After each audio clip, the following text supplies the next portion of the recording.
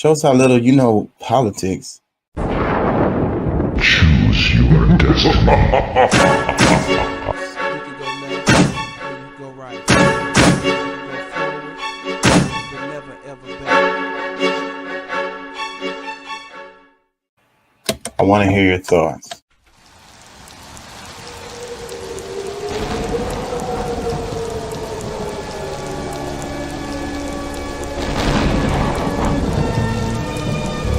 Good evening, my little one.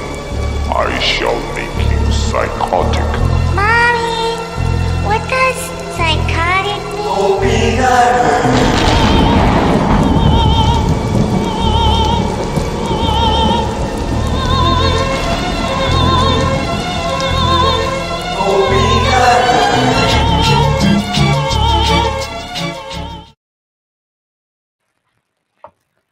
King Chaka ENT. Y'all can check out the music on Spotify, Apple, and other services. I want to hear your thoughts. Choose your destiny. You can go left or you go right. You can go forward, but never ever back.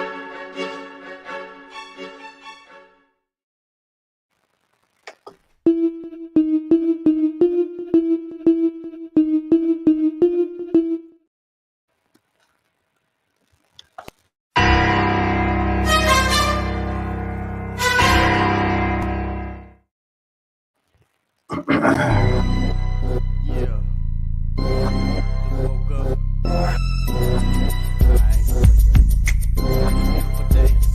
I ain't feeling your side. Hey, how y'all doing out there? How y'all feel? Remember, an educated public cannot be controlled. Learn to be active. The views and events expressed here are totally whacked and not necessarily the views of anyone. ¿Cómo estás? Bien. ¿Podemos ayudarnos más? I think we can.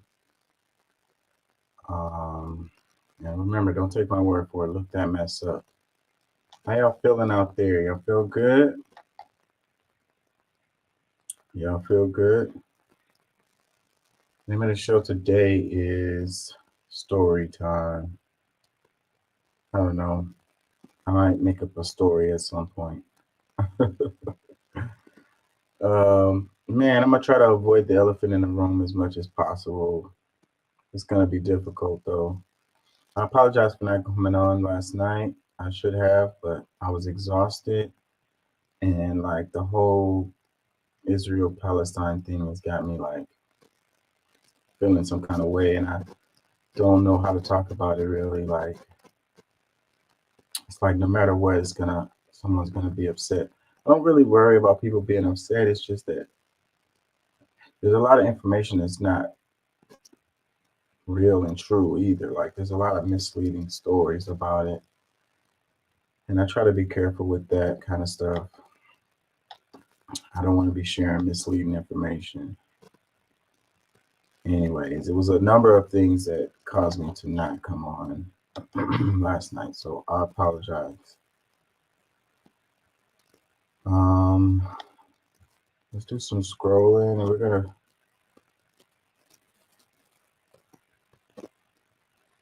we're gonna skip past some of the stuff that's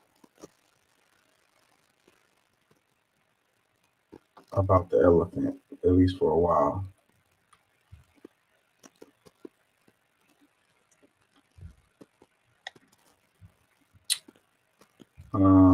And I gotta be careful when I scroll. It's been so many terrible videos on my timeline. It says, if you want to know how to fix a problem in the world, you have to ask who is profiting from the problem, not who is suffering from it. That's something to think about.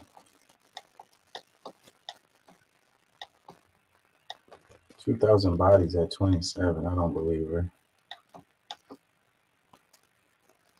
says children who come from dysfunctional families have big dreams. They only dream of having a home. It says children who come from dysfunctional families don't have big dreams. They only dream of having a home without slamming doors, parents shouting at each other, and everyone just fighting their own battle. They dream of having a home which is calm and quiet. A home where everyone supports each other, where no one cries themselves to sleep, where love is expressed openly, a home where children don't hate their parents, a home where children don't feel suffocated, a home where parents know what their children are going through, a home where children sleep with hugs and kisses from their parents and not the trauma, a home where relations are built on love and trust rather than compromises, a home where laughter echoes rather than silent cries. They dream of having a home and not just a house. Wow, that could bring tears to my eyes. I'm not gonna let it. I'm not gonna let it happen. No crying in baseball. There's no crying in baseball. It says, happy is the man who can make others better, not merely when he is in their company, but even when he is in their thoughts. Okay.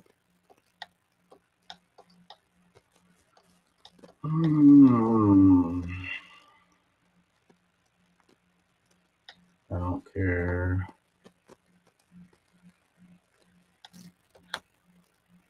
Don't care.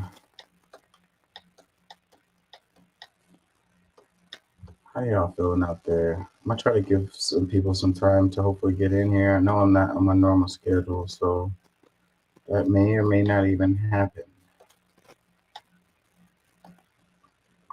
Y'all get bonus content today.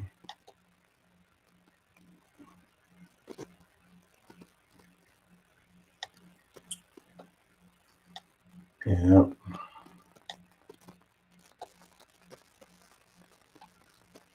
Learn the elephant. Says home is not where you were born. Home is where all your attempts to escape cease. I like that. No need to escape.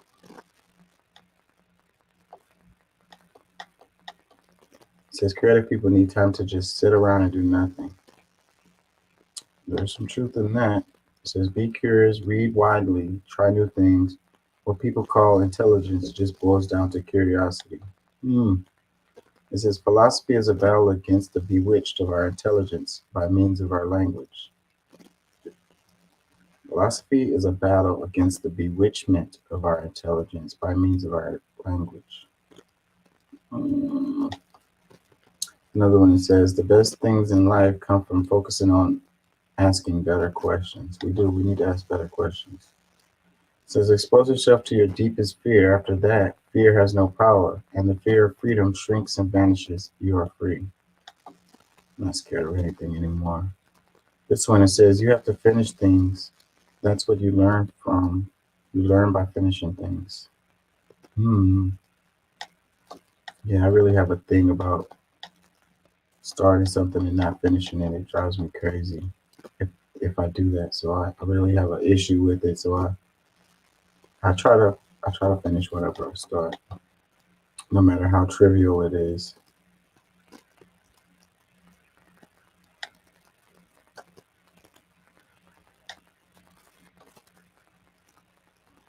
Stop chasing a stimulation. It's okay to be bored, to be silent, or be alone. Sometimes we need to detox from sensory overload and re-enter our spirits and path. That involves turning down the volume on the outside world so that you can hear what's going on inside.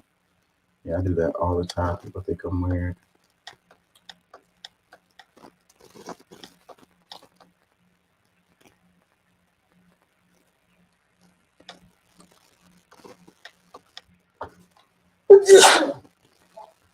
Excuse me. The weather is part of the reason why I didn't do the show last night, because the weather change has got me. It got me a little bit. And then I was exhausted. I just worked a lot, way too much. So I think I'm gonna stop procrastinating. This guy here. Come out of attacking, murdering, kidnapping, raping innocent civilians, and the carnage from the innocent civilians in Palestine is horrible to see. It's disgusting. You don't see any Jewish people, you don't see any supporters of Israel going, ooh. You don't see any Israeli people dancing in the street. You don't see any supporters of Israel cheering, going, fuck them, like we saw last Sunday. It's disgusting all the way around. It's a fucking nightmare. An unprecedented new millennium nightmare. But what did they think was going to happen? What did Hamas think was going to happen? I don't have the maniacal brain to even conceive any ideas of what they thought was going to happen. Freedom fighters? Where are those freedom fighters now? Why aren't they protecting the people in the street? Why aren't they showing their faces? Why aren't they giving the innocent civilians of Palestine medical equipment, fighting them, since they're such freedom fighters? They're terrorists. It was a terrorist attack. You could say this, that, and the third, an open air. It was a terrorist attack. What did they think was going to happen, and where are they now? Have they offered to free the hostages?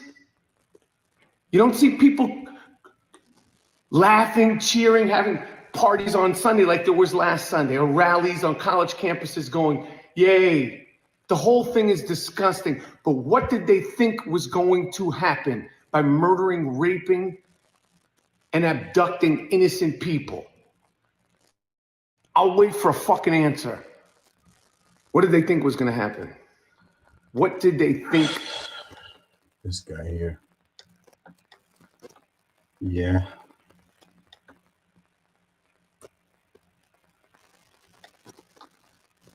Some people just have something to say added to this, just have an opinion.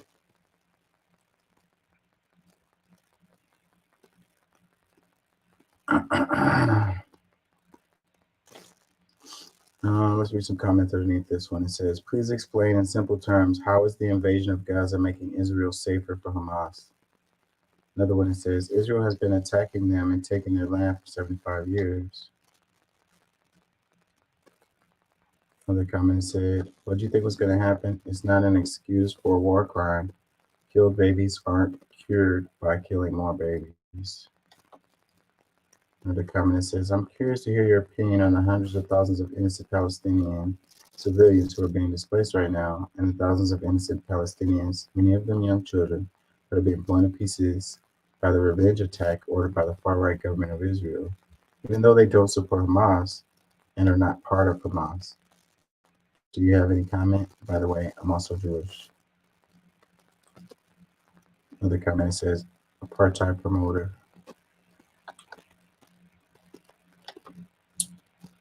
There are some clips. There's one, let me see, did I put it in here? The one where the guy, because, you know, Israel, not everybody in Israel is religious. A lot of them aren't very.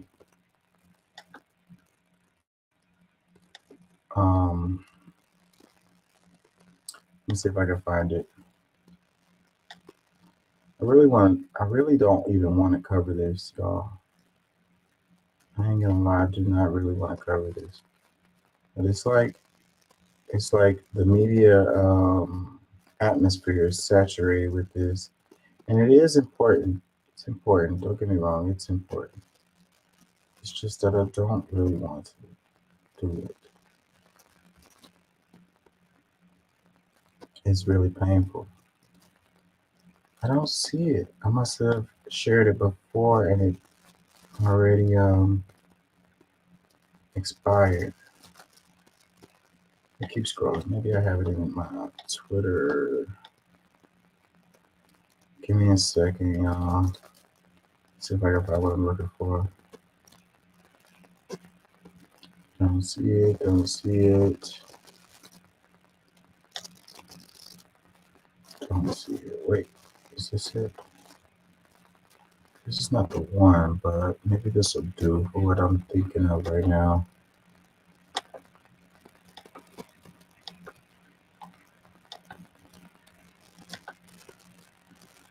יהודי כ-150 שנה, החל באירופה תחת שמות שונות, הקיאה את התנועה הציונית שהשתלטה על אדמות פלסטין והיא אף חותרת במגמה לחמוס. Yeah, I don't want to have to read the captions. It says the presence of the Zionist state on the Temple Mount and its interference with people is unacceptable. It is persecution committed against Muslim and Masjid al-Aqsa. It is unacceptable for Zionists to pretend to be Jews and interfere with Muslims on the Temple Mount. Wow, Jews are forbidden from going there. What the Zionists do against the Torah and the Jewish religion, they do whatever they want in Palestine and Jerusalem. It is a great sin for any believing Jew to climb the Temple Mount, that is, the Masjid al-Aqsa. In our religion, Judaism, it is strictly forbidden for Jews to go to the Temple Mountain. Jews can never be there and pray. Zionists and thief settlers are irreligious people who defy the Torah and break into the Temple Mount by appearing to be Jews. Again, this is so freaking hard to talk about, but yeah, that's kind of what I was getting at with this. It's like the people who are really religious, the real Jewish folks, you know, you have to be able to separate Zionism from that. And like I say, a lot of those people are secular. And then you have the ones that are pretending. Because if they were true to their religion, they wouldn't do the things that they do. I want to talk about this. Let me see. Let's not talk about this for a while. How about that? Let's talk about some other stuff for a while. Let me see if I can find some other stuff. I have it here. Here's something. Ink. Let's go to this.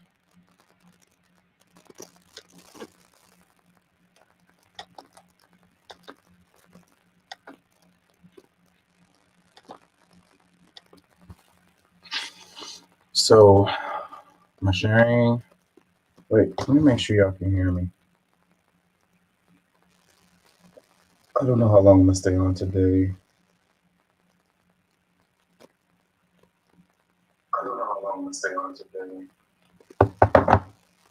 Okay, so breaking, it says Harlan Crow, Clarence Thomas billionaire benefactor, has a financial stake in 4 cases coming before the Supreme Court. One of those cases could even block the United States from taxing billionaire wealth gains. Thomas must recuse himself. It says, recusal will be great. It would also accept lawmakers actually doing something to rein in corruption at the Supreme Court.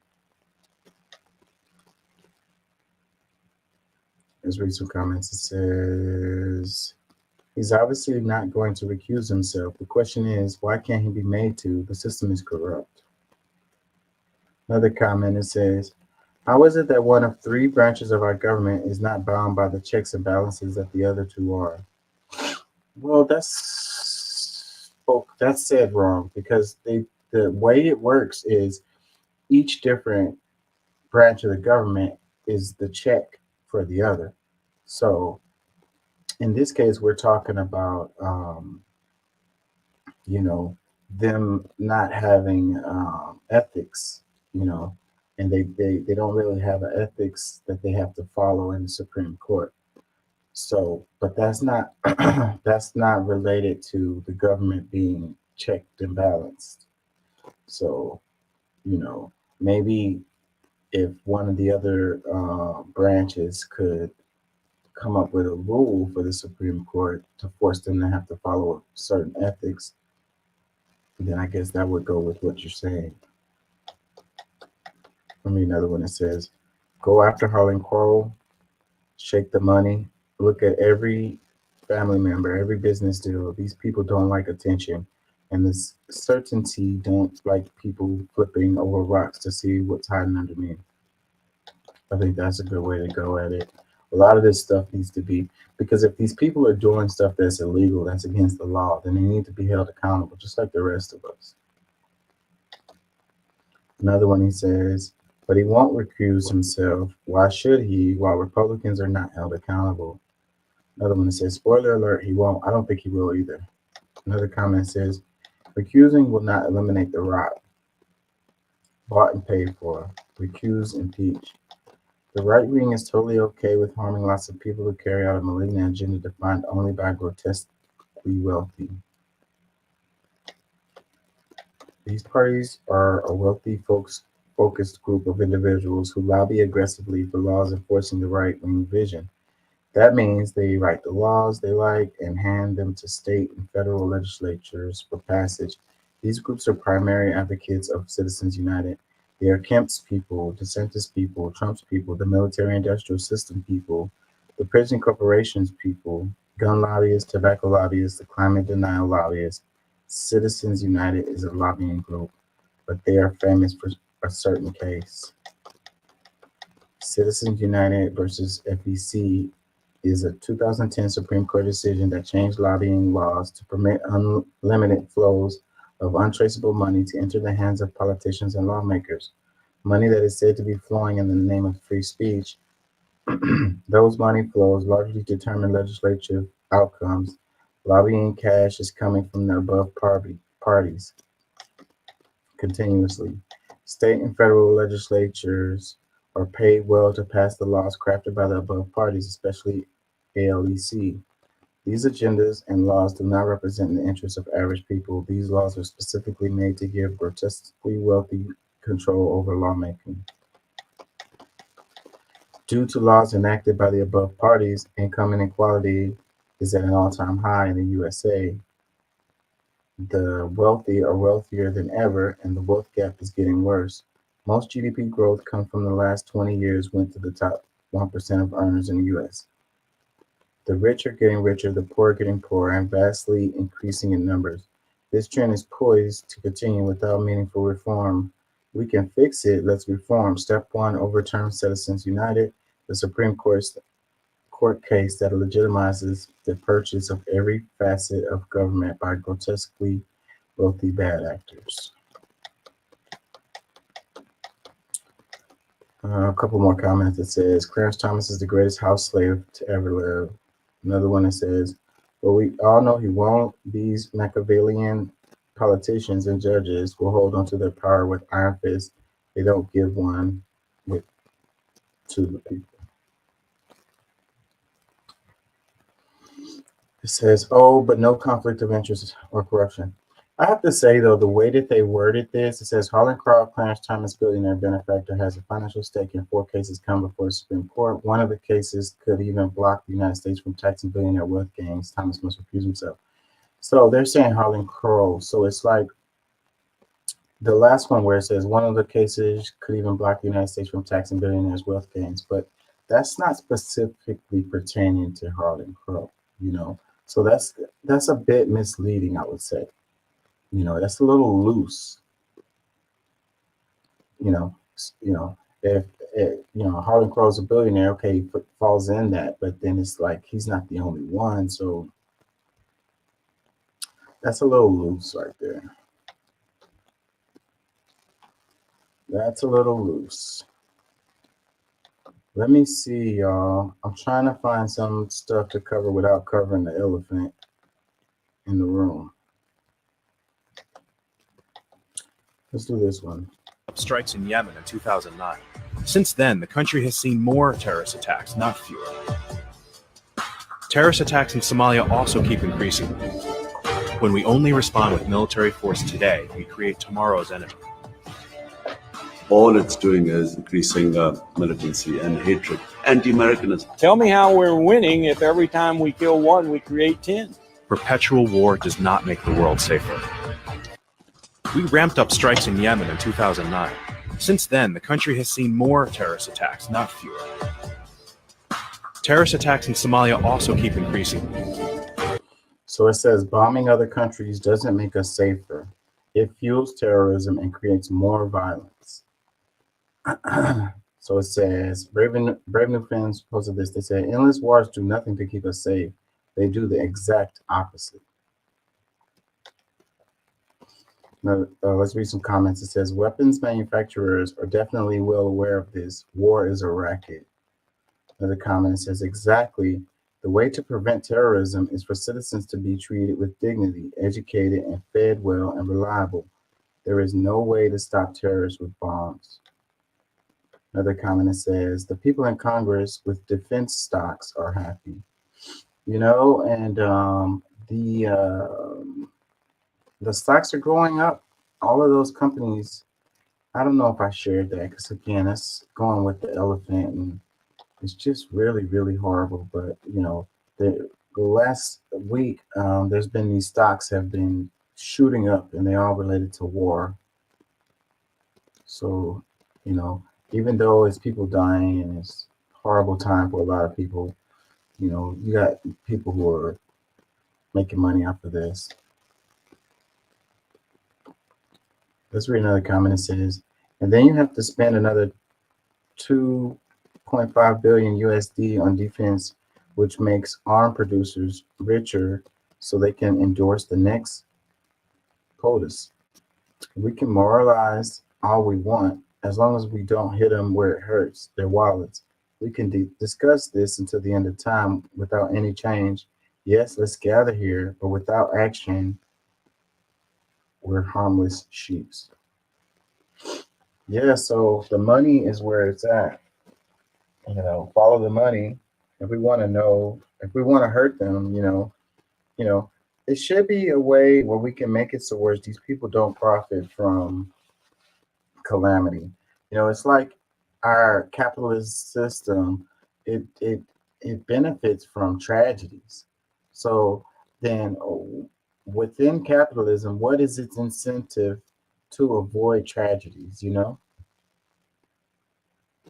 It's incentivized to create tragedies.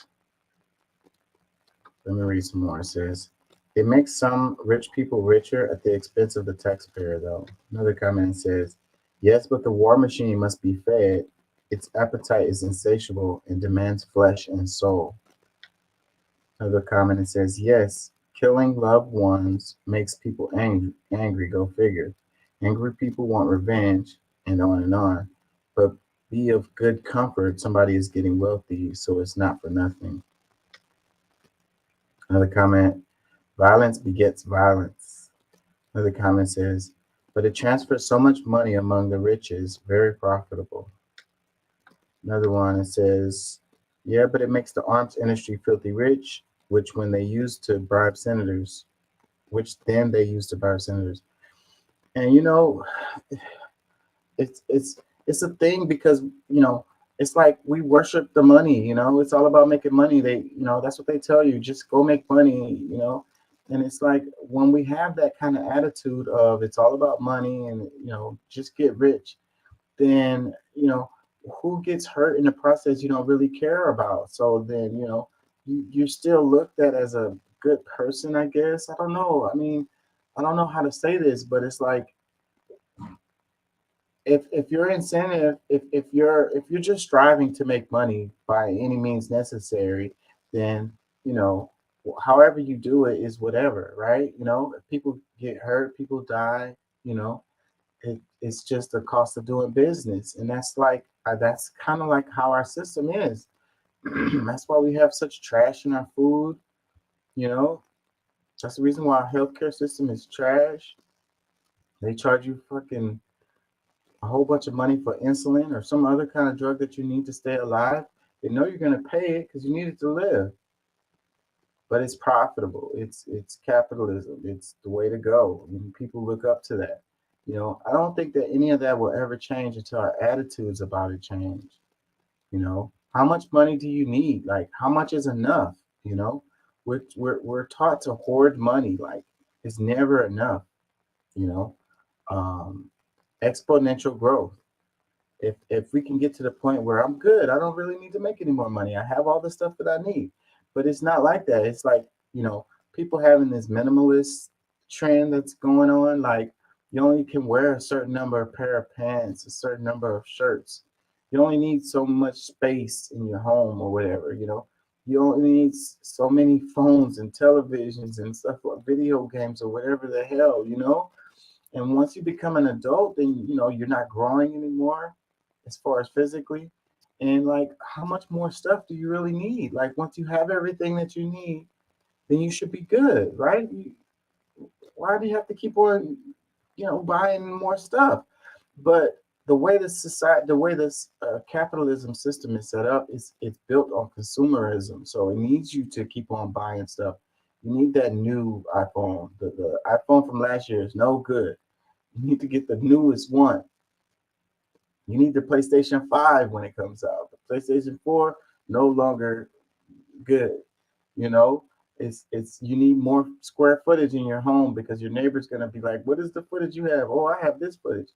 You need to buy the newest car, you know, because the car you bought last year is trash now. You know, they got the new car with new stuff in it. You know, those pots and pans you bought 5 years ago, no good. Gotta go buy new stuff. You know, it just never ends. You know, and then the big part of that is the ads. We're inundated with ads. They're just like an avalanche of ads. It's like the ad apocalypse.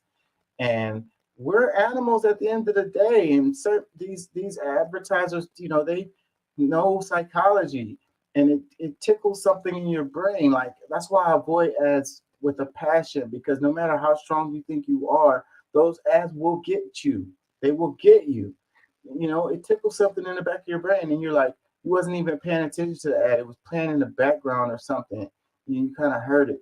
And then you find yourself on Amazon or wherever it is, or going through this drive-through and buying something, or, you know, Walmart or whatever, and you're buying some random ass thing. And like, you didn't even know it was out, but your brain did. Like, your subconscious took it in and it knew, and it guided you to go buy that thing. Like, the ads are the devil, man. Let's read another comment. It says,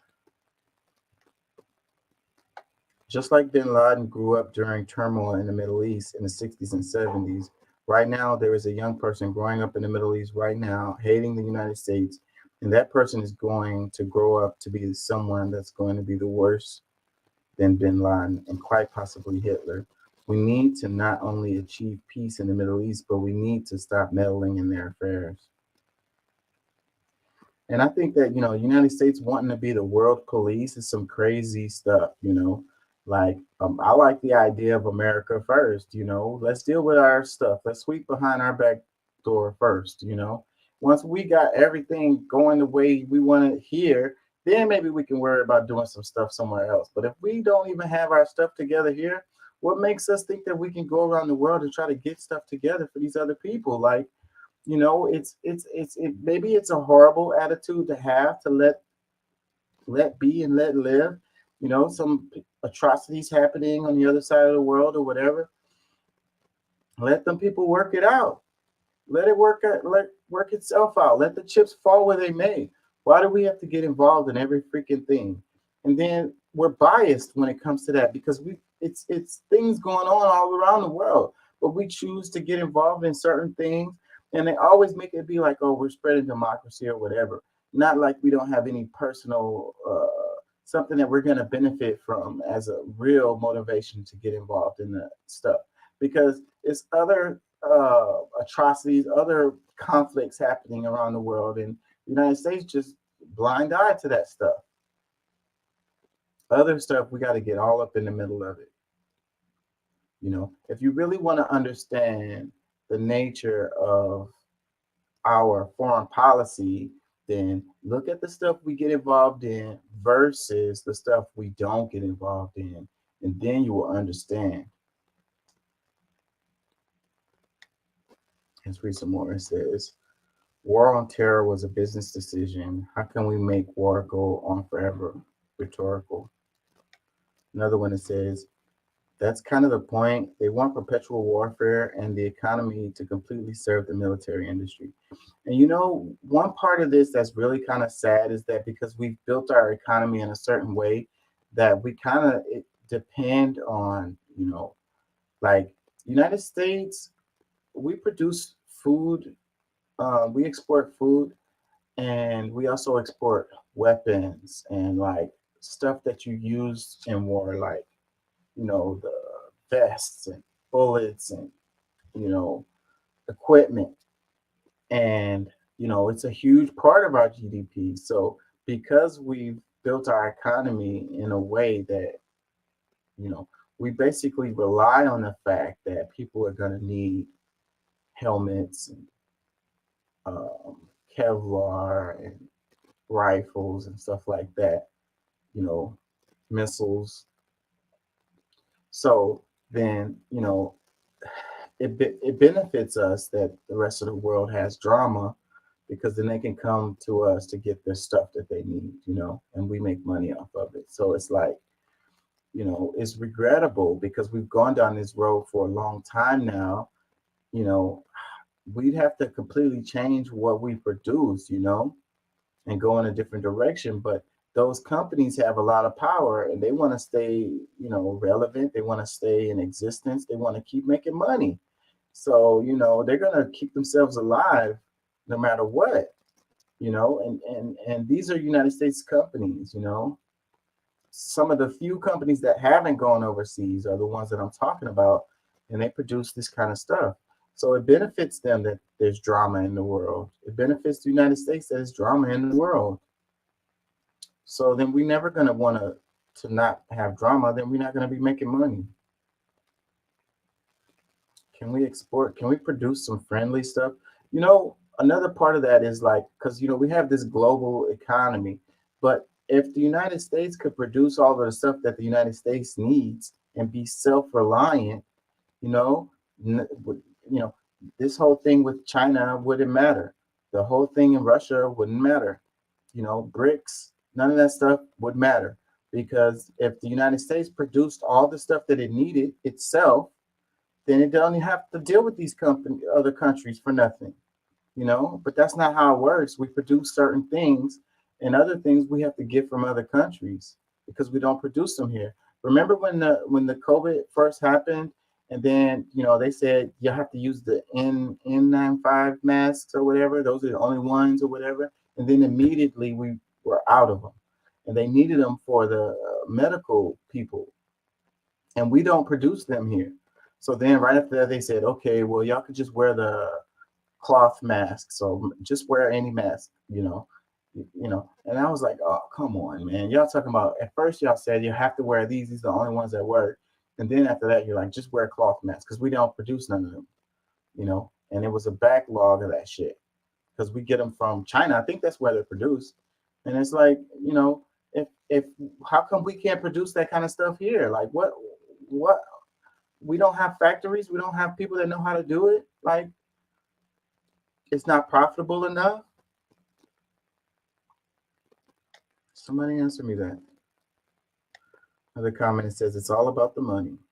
Another comment says, thank you. It's also terrorism in and of itself.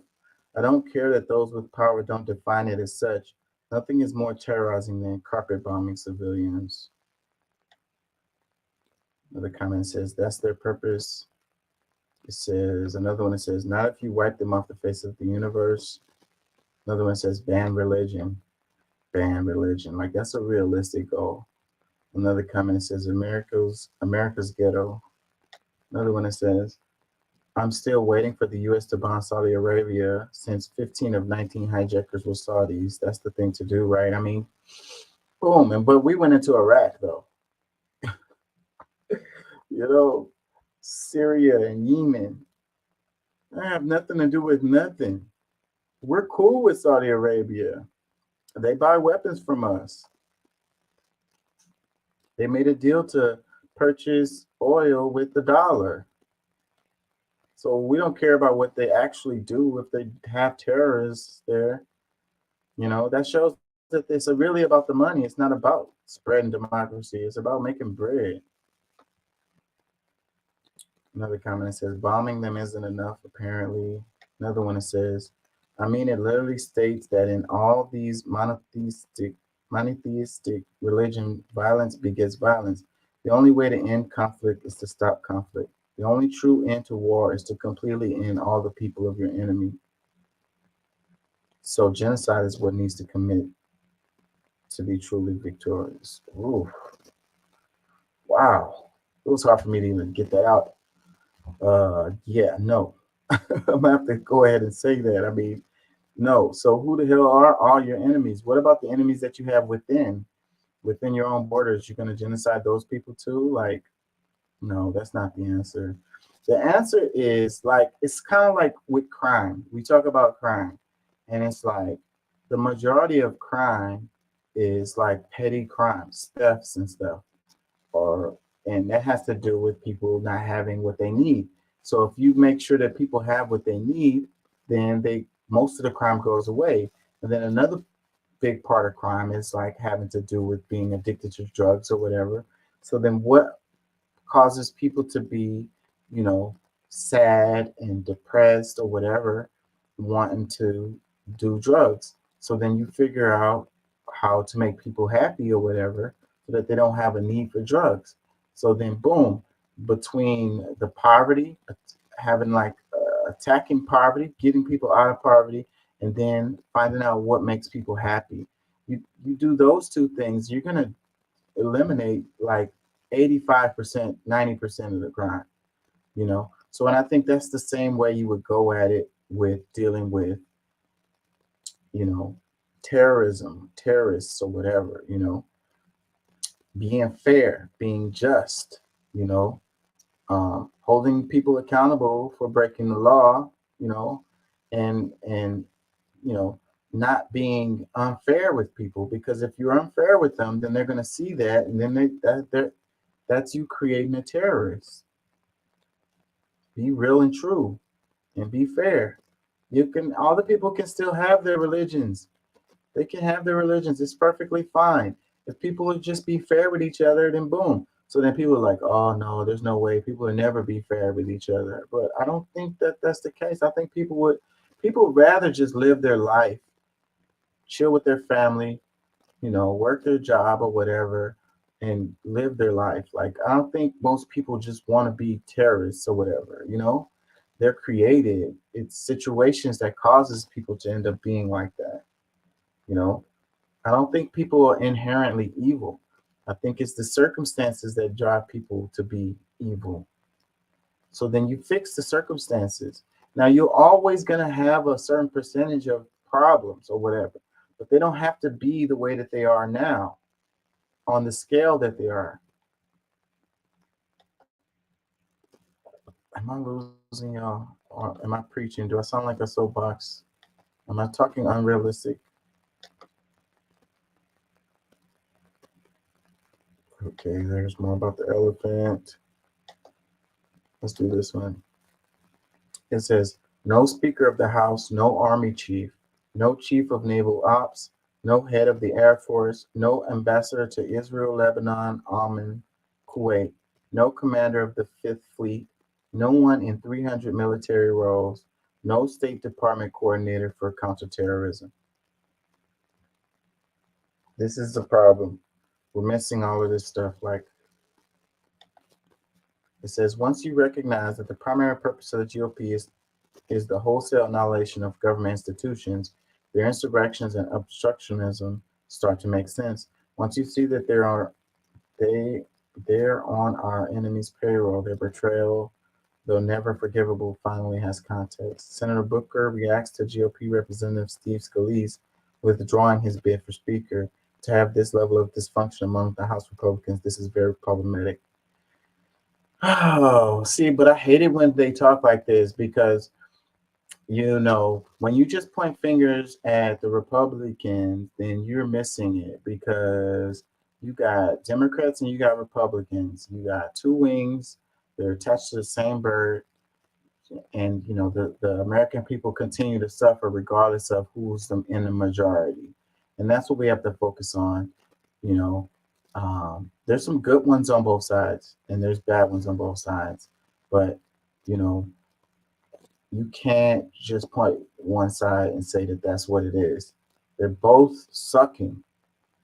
You know, because we go back to this little list right here. How come this is the case? You know, the Democrats are the ones that are in office right now. So how come they don't have an army chief? They don't have a chief of naval ops, head of the Air Force, da da da da, going on and on and on. It's because of the Republicans, but the Dems are in charge. They're the ones that can make these, put people into these roles. They're obviously not making it a priority. In the country, and we have important issues we should be dealing with. Resolutely supporting the effort in Ukraine, resolutely standing with Israel, helping to aid in their defense and the protection of citizens and the evacuation of Americans from Gaza to Israel. There are many important issues, not to mention funding the government. So to have this level of dysfunction amongst the House Republicans, and especially a number of small group of right-wing folks who are undermining the functioning of government, this is very problematic at a terrible time going on in our world right now. This is a problem. We are in crisis right now. Cory Booker. This guy, I think he just says what he thinks sounds good. Like he thinks what, you know, what people are going to want to hear. Like this guy says what, you know, they're going to cheer. He thinks people are going to cheer him on. I think he's one of these people that like listens to what he says when he goes home and listens to his own speeches and like, God, that guy was spitting some fire. like he's his biggest fan. Like, you know, like, I don't know, man. Like,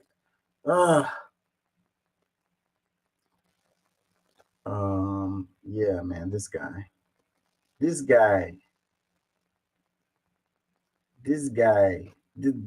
guy with the guy, he's the guy. That's the guy. Let's read some comments. It says, while draping themselves in flag and classifying themselves as patriots, the GOP is single-handedly the largest threat to domestic security. I disagree. Another comment says, this is their plan, their only plan, destroying our country. That's the same thing that they're saying about the Dems and the liberals. So we don't get anywhere with talking like that. Like, another comment said the GOP lawmakers, Senator Richard Shelby, Steve Daines, John Thune, John Kennedy, Jerry Moran, John Hoeven, and Representative Kay Granger spent July 4th in Moscow's U.S. Embassy in 2018 ahead of Trump's visit to Putin. Same year, makes sense now. Whatever, man. I don't know what you're trying to, what's your point with that? Another comment, it says, create instability and blame it on Biden and the Democrats. That's their plan. Create instability and blame it on Biden and the Democrats. That's their plan. So, well, then what is Biden and the Democrats doing? Like, are they steadying the ship? Another comment says, we always knew the true enemy was within. The so-called conservatives are Putin's puppets. These are the same thing that they're saying about the Dems. So, like, it's a lot of puppets in the government on both sides. Another comment that says, but the GOP will save me from drag queens and socialism. You got to give me that. But only the GOP will save me from drag queens and socialism. Yeah. Well, they get us stuck on these damn cultural freaking arguments to keep us from having the real arguments related to like class solidarity, related to money in politics. You know, I saw a post that said the Pentagon lost another $2 trillion that they can't account for. Like, it doesn't matter what side of the thing you're on. Like, that should be something that you'd be like, what the F? But one side's going to point to the other side or whatever. And then this like crazy obsession we have with socialism, like, you know, and people to think that the media doesn't control them, you know, that they don't be spitting media narratives left and right. You know, we had the Cold War and we had McCarthyism and all of that stuff. And the information came out later that all of that stuff was propaganda and they were just trying to scare people or whatever. but it was so effective that people still think exactly the same way. And that's the reason why I don't like it. The media makes a news story and then it turns out that it's wrong, and then they don't correct themselves. Like they blare it loud on every station, and then they're wrong, and then they'll quietly put like a addendum at the bottom of a fucking newspaper or something on the last page, and no one ever sees it. And they still think that those news stories was true because they didn't hear the media come out and tell them that it wasn't. A good example is the thing about the damn babies. And there we go to the elephant again. But it was like it came out that that story was absolutely not true. It was a hearsay thing, and the media jumped on it and played it over and over and over again, and everybody thinks it actually happened, and it didn't. It has no evidence to support it. You know, even Biden said it. Then they came back and said the White House was like, Biden wasn't clear, whatever, he misspoke or whatever, da da da da da. It's like, come on, you guys. How can y'all even you need to be more responsible, You're gonna tell a story that's all the way not true and unverified, and you're gonna freaking just roll with that shit. And the damage is done because the people aren't gonna hear the retraction.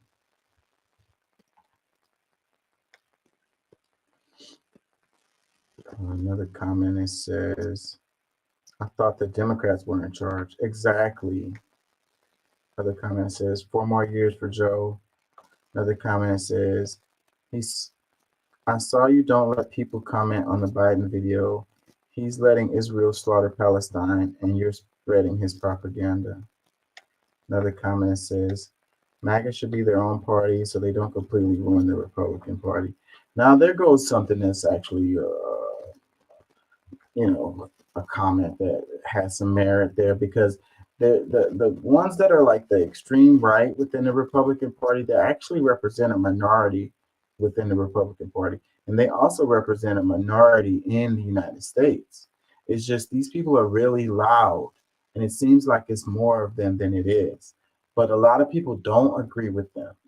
They might agree with some of their points, and they might be happy to see someone pushing back against the structure of things and shaking things up, but they don't agree with their philosophies or their politics necessarily,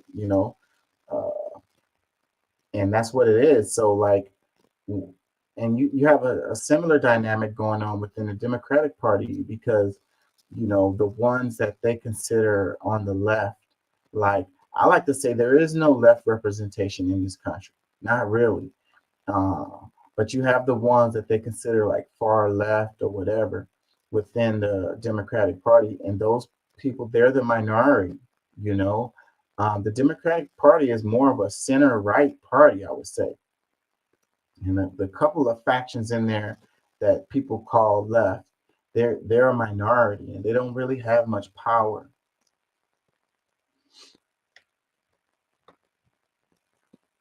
Yeah, this guy Cory Booker, man.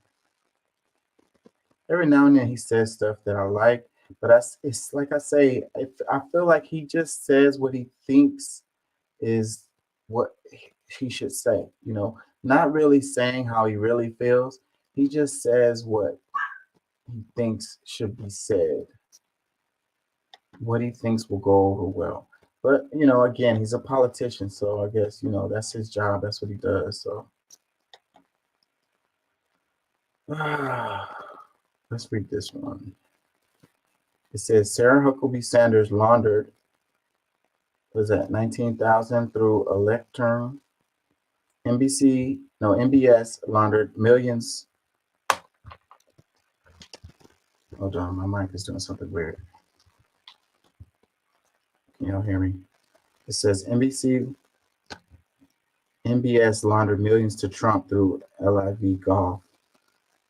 Saudis laundered billions to Kushner through investment funds. Russia laundered millions to the GOP through Deutsche Bank and NRA. Deutsche Bank. Is that how you pronounce that? GOP is nothing but a criminal laundromat. I would say that the American government is.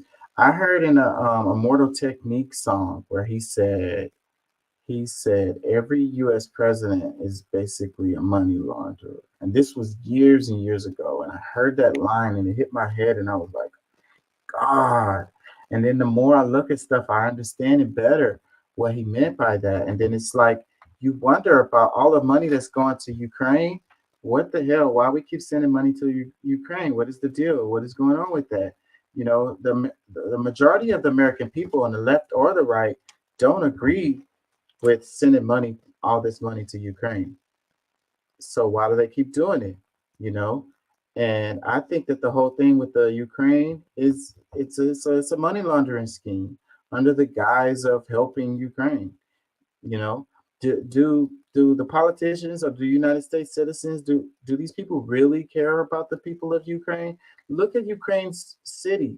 I mean, look at Kyiv. Look at how the country is basically been destroyed. You know, of this prolonged war. Like, if they really cared about the Ukrainian citizens, with they're being destroyed, bro. Like they don't even have anybody in military age. They're allowing women to join now. They're forcing people to join the military because they done lost all their fucking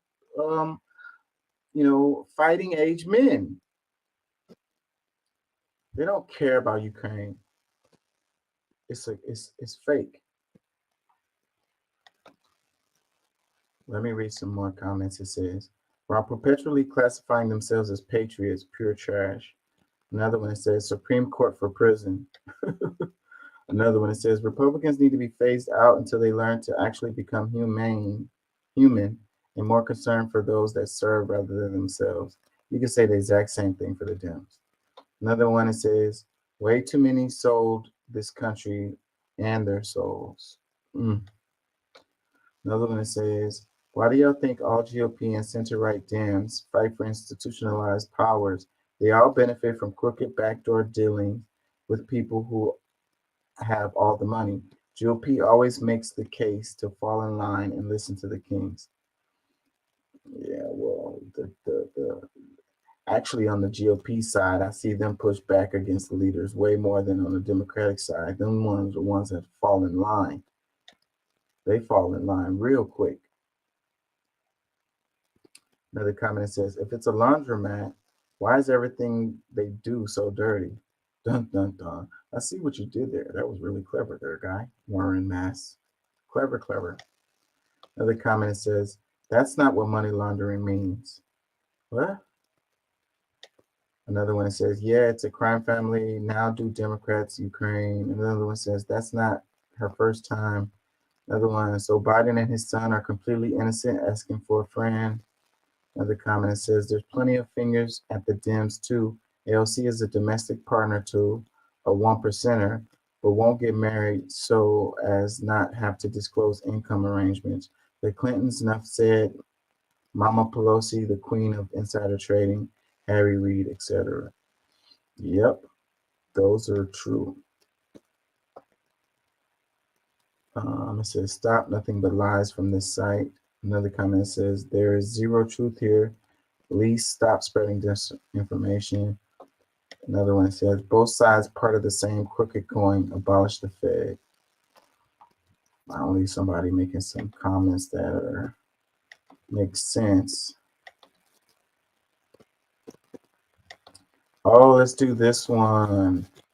The State Fair of Texas in Dallas. 3 people were shot and wounded on the fairgrounds. The crowd forced to evacuate. Some people were stuck on the Ferris wheel as the gunfire erupted. A suspect is now under arrest. The victims are all expected to survive.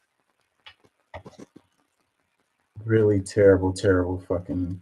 So another tonight, shooting. the scare at the State Fair of Texas in Dallas. 3 people were shot and wounded on the fairgrounds. The crowd forced to evacuate. Some people were stuck on the Ferris wheel as the gunfire erupted. A suspect is now under arrest. The victims are all expected to survive.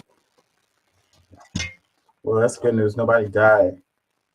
And I was thinking about going tonight. The scare at the State Fair of Texas in Dallas. I saw this on the list. I called this place and I asked them, what are some stuff I can do with the kids this weekend? And even though I'm pretty far from Dallas, but this popped up And they gave this as a suggestion of something to go do with the kids this weekend because I was looking for something. And so it's really frightening. I come home and then I see this on the news and I'm talking about shooting on the dam. Really terrible. So let's read this. It says, frightening moments as gunfire erupts at the State Fair of Texas, with 3 people wounded and fairgoers are forced to evacuate. A suspect is under arrest. The victims are all expected to survive.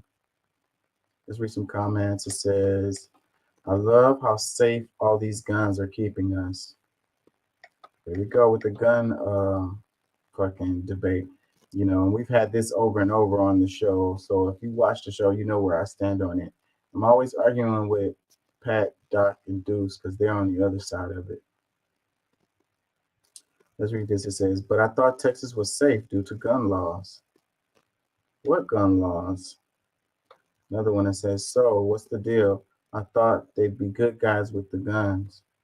Another one that says, this is the country that's supporting Israel when they can't give safety to their own citizens.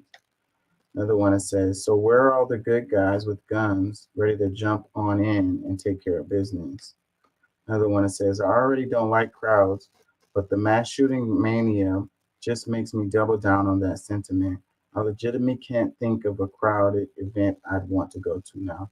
I don't like crowds either, and I've always been that guy. Just I made the example before, Invasion of the Body Snatchers, the old one, and I was a kid when I saw it, and when everybody turned around and pointed at the people, I was like, just didn't say anything, just pointed at them.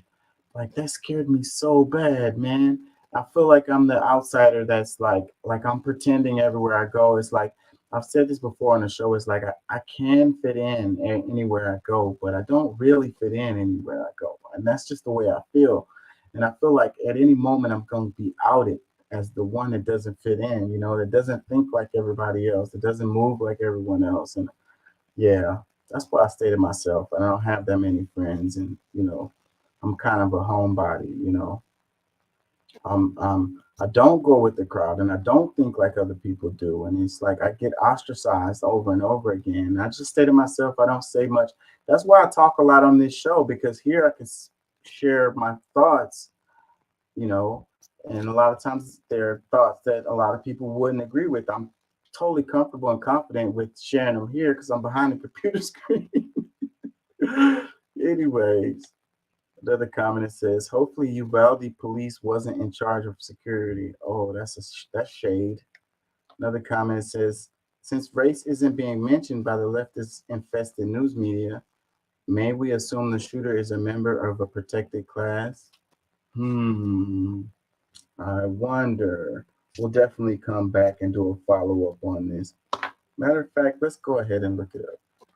So let's see if they came out with some more information about the identity of the shooter or whatever. So what are they calling this? State Fair shooting.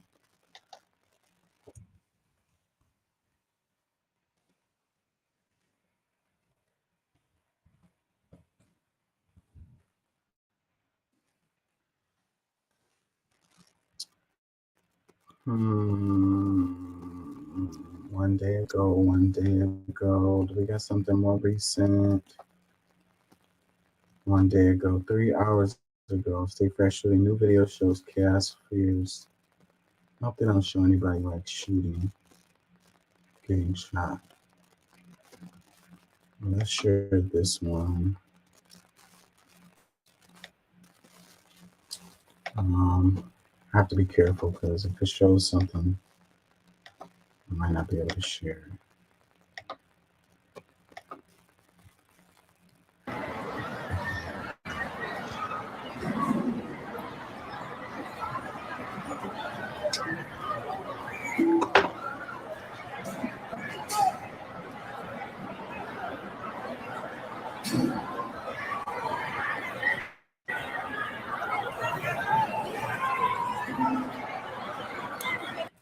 Can't really see anything, just people running. I wonder, do they have a story that tells us more about suspect arrested? 29 seconds. This is probably the same one. And frightening moments at the State Fair of Texas in Dallas. People running for exit Saturday after they heard gunshots. Organizers quickly closing down the fairgrounds. Police say 3 people were shot. They all suffered non-serious injuries. Investigators say they do have a suspect in custody after they saw a man running from the scene. Police did recover a gun yesterday. So far, they have no word on the motive involved in that shooting.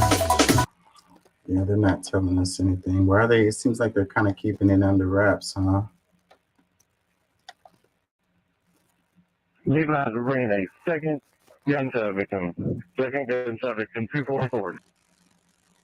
This is just coming into our newsroom. Terror in Dallas tonight. Right now, police are evacuating the Texas State Fairgrounds after reports that 2 people were shot.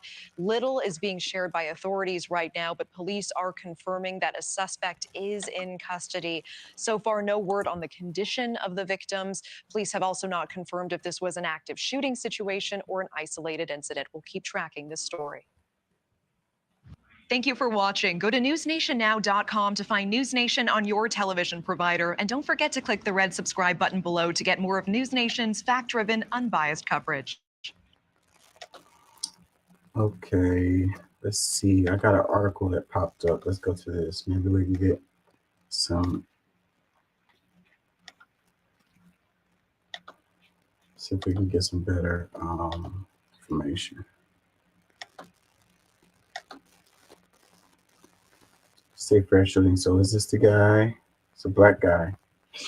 Looks like. So maybe that guy, the comment was right as far as I wouldn't consider black people a protected group, but what he was getting at was that it was a minority and it doesn't fit the narrative of shootings of the normal narrative related to mass shootings. So it looks like he was right. Maybe that's why they were staying away from it.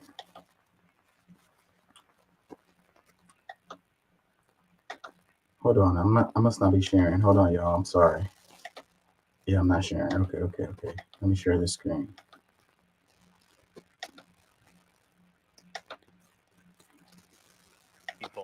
Happened around 7:45 last night in the Tower building at Fair Park. Witness video shows people rushing to get out of the fairgrounds when the gunfire erupted. Many others hiding for safety. Police arrested the suspect minutes after the shooting, and he is now charged with aggravated assault. Fox 4's Rebecca Butcher spoke with witnesses and a State Fair rep about security concerns. Well, usually this time of day, thousands of attendees would be at the State Fair of Texas, but on Sunday morning, it was only vendors. The fair didn't open until 1:45 p.m. Sunday after Dallas police say one man shot at another, injuring 3 people, 2 men and a woman. All of a sudden, there was 4 gunshots, this pow, pow, pow, pow, and then there was about a minute delay, and then there was another gunshot. People fled. The shooting took place in the Tower building, which is a food court. Witnesses, some of them Fox 4 employees, recorded the scene as Dallas police evacuated the park. Food court vendor Jessica Metlin was working at the time. People were jumping over my counters. I was pulling people to safety. I was pulling people behind the counters. All of the victims are expected to recover. At least one appears to be an innocent bystander. Dallas police say the suspect, 22-year-old Cameron Turner, ran from the scene, but officers located Turner and took him into custody. A gun was recovered. He's charged with aggravated assault. Fox 4 News producer Cassandra Crump was at the State Fair with her sister when they heard gunfire. I literally saw the smoke clearing from, how gunpowder or gun smoke happens. The 2 were inside the food court ordering a drink when they ducked down trying to get to safety. Out of nowhere, everybody just starts running, and then we're trying to get out the place, and people just trampled us. It was chaos. They actually ran over my body a lot of people. Nisha Crump says she had footprints all over her body. Someone stopped them and said, let them get up, and so we got up. It had to be an angel. The fair prohibits weapons on the property. However, its policy does make an exception for licensed gun owners. We don't allow weapons in the State Fair of Texas. However, we understand that Texans have rights to carry their weapons.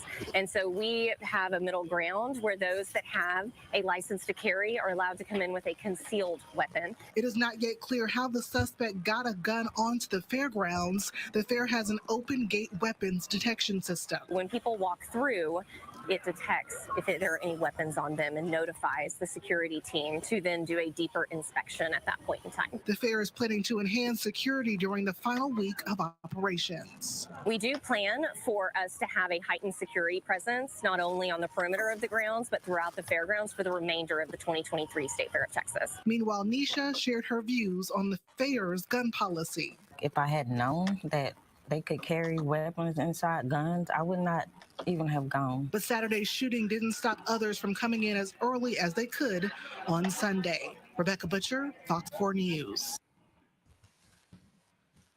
Popcorners. Oh Lord. There we go with the damn ads. So yeah, it was a black guy. So I wonder, was it just like a personal thing that was going on? He ran into his ops. Every time I go to the rodeo in Houston, I run into, because there's so many freaking people, I run into somebody I haven't seen in years. It's like every time I go, I run into somebody. Sometimes it's a good thing, sometimes not so much. But maybe that's what it was. It was just like the guy ran into someone he'd been trying to get at for the longest, and it doesn't fit the usual narrative of a shooting where you just wanted to kill innocent people. We're obsessed with these mass shootings, what they call it. Listening to this story, they didn't call it a mass shooting. Maybe it's because no one died. This one is doesn't fit the narrative story. And that's probably why when they were talking about it initially, that they were kind of like dancing around who was the suspect or what they looked like or whatever. And they didn't throw race into it. Let's look at this a little bit. It says, typically on Sundays, thousands of people attend the State Fair of Texas, but this Sunday morning, only vendors were there. The fair didn't open until 1:45 p.m. Sunday, after Dallas police said a man shot another man Saturday night, injuring 3 people. The victims, 2 adult males and an adult female, are all expected to recover. At least one appears to have been an innocent bystander. Dallas police identified the suspect, 22-year-old Cameron Turner. He ran from the scene after the shooting, but officers quickly located him and took him into custody. A gun was also recovered. 22 years old, is basically a kid making bad decisions. Good thing nobody died. And then they only charged him with assault. Is that what it said? Right? Yeah, it says Turner is now charged with aggravated assault. Aggravated assault. Aggravated assault. Is that a felony? I think that is a felony. The shooting happened around 8 p.m. in the Tower Building, which is a food court. Jessica Midland was working as a food vendor at the time. It says, all of a sudden, there were 4 gunshots. It was pow, pow, pow, pow. Then there was about a minute delay, and then there was another gunshot. People fled, she said. People are jumping over my counters. I was pulling people to safety. I was pulling people behind the counters. So they're just going to go into what they said in the video.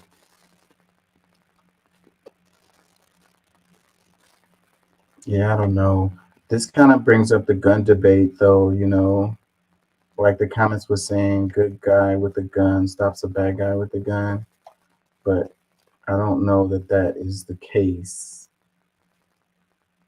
all the time. Sometimes it is, but, I don't think more guns is the answer.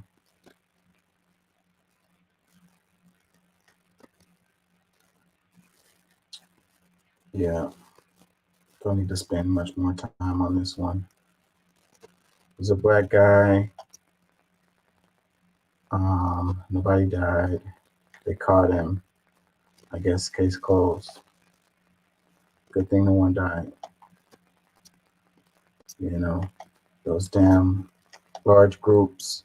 You know, how safe, you know, how free are we? Are we in a free society if when we go to a fair we got to worry about catching a stray bullet?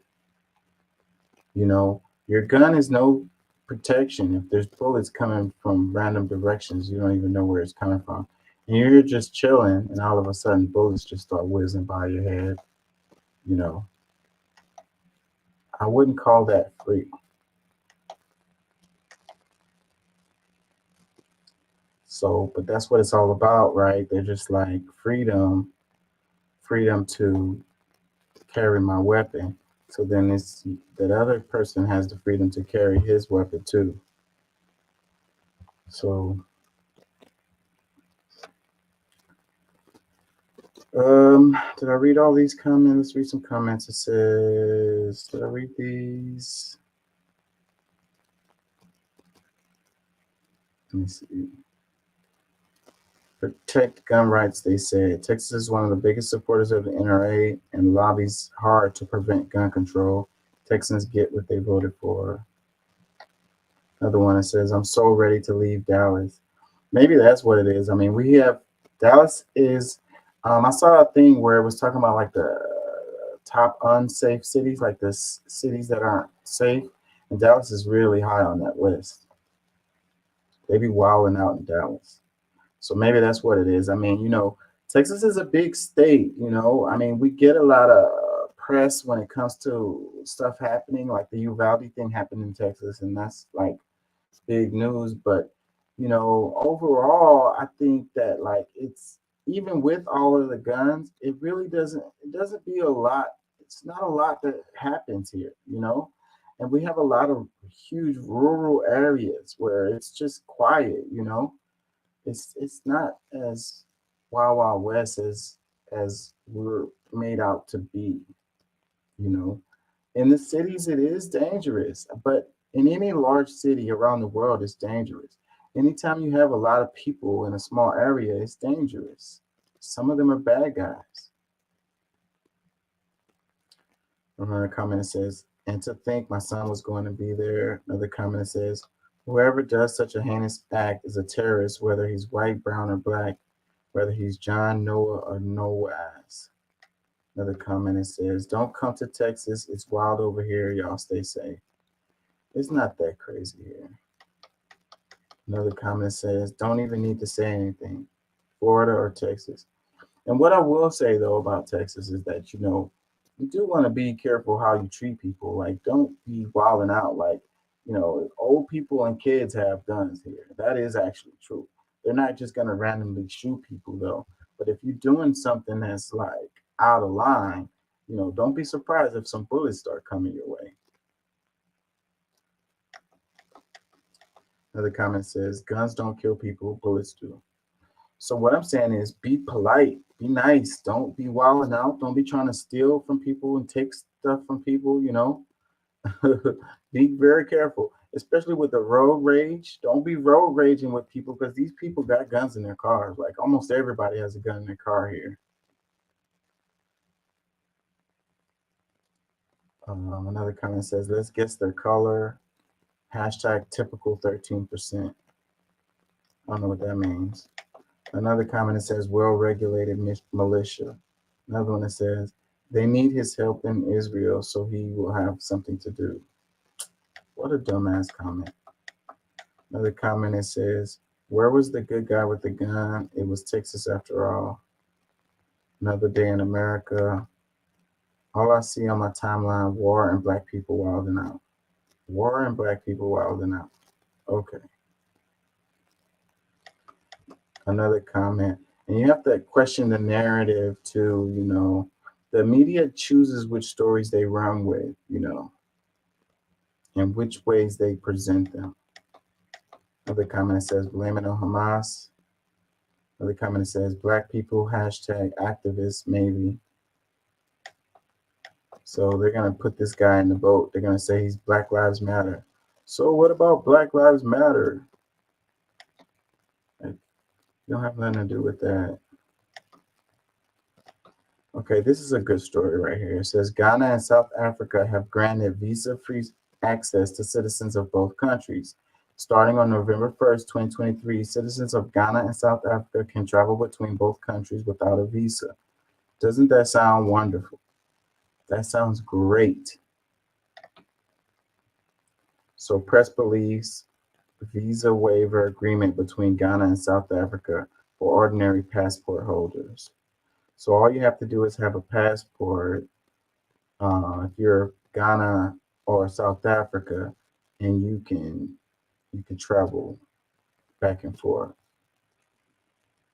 That's really cool. October 13th, 2023, the Ministry of Foreign Affairs and Regional Integration wishes to inform the general public that the Republic of Ghana and the Republic of South Africa have entered into an agreement on a visa waiver regime for holders of ordinary passports. The agreement takes effect November 1st, 2023. Travelers may transit through, depart from, and stay in the territory of both countries for a cumulative period of up to 90 days without recourse to work. Oh, so it has to be for work? It says the traveling public is thereby advised to take note of this development. That's great news right there. Ghana and South Africa have granted visa-free access to citizens of both countries. Starting on November 1st, 2023, citizens of Ghana and South Africa can travel between both countries without a visa. Let's read some comments. It says, until we realize that Africans shouldn't require a visa to visit their own fellow African country, then we'll still be under the captivity of those who made us adopt that system. Another one, that's beautiful. I am Angolan. Can't wait for the day our countries will be visa-free. I can't die without trying the variety of jollof rice all over the continent. Another comment that says, Ghana leads the way on the so many things. I can't wait to visit. Another one that says, now the whole continent. Another one that says, it's Nigerians. These African countries are scared. It says, it's Nigerians. These African countries are scared of on this free movement ideas. I don't blame them. Even I'm afraid for them if they tried it with us. Eventually, this is the future for Africa. Ghana leads the way on so many things. Another one, nice, I love it. Now make it the whole of Africa, please and thank you. It's about time. Another one, top 2 African countries visited by African Americans. So what you want about us, about our impact, always shift cultures when we are involved. Got a feeling these 2 countries will have the largest AA communities. All African countries need to do this. Da, da, da, da, da. That's good news, I gotta say. You know, these borders, they go through people. They separate people. They restrict people. So check this out. It says 9 ways to celebrate Dia de los Muertos around Houston, from parades to ofrendas. This is cool right here. This is really cool right here. I was just learning about this. I had to write a paper about this a semester or 2 ago. And, you know, it's really interesting stuff. And I didn't really know about this. And a lot of this stuff influences on this side of the border, too. And stuff from this side of the border influences this stuff. It's really cool stuff. It says Houston's Dia de los Muertos festival is only 3 years old, but the popular fall celebration has long-standing ties to the community. Dia de los Muertos, or Day of the Dead, is one of the biggest holidays in Mexico, traditionally held November 1st and 2nd. It's a time for family and friends to gather and honor deceased loved ones.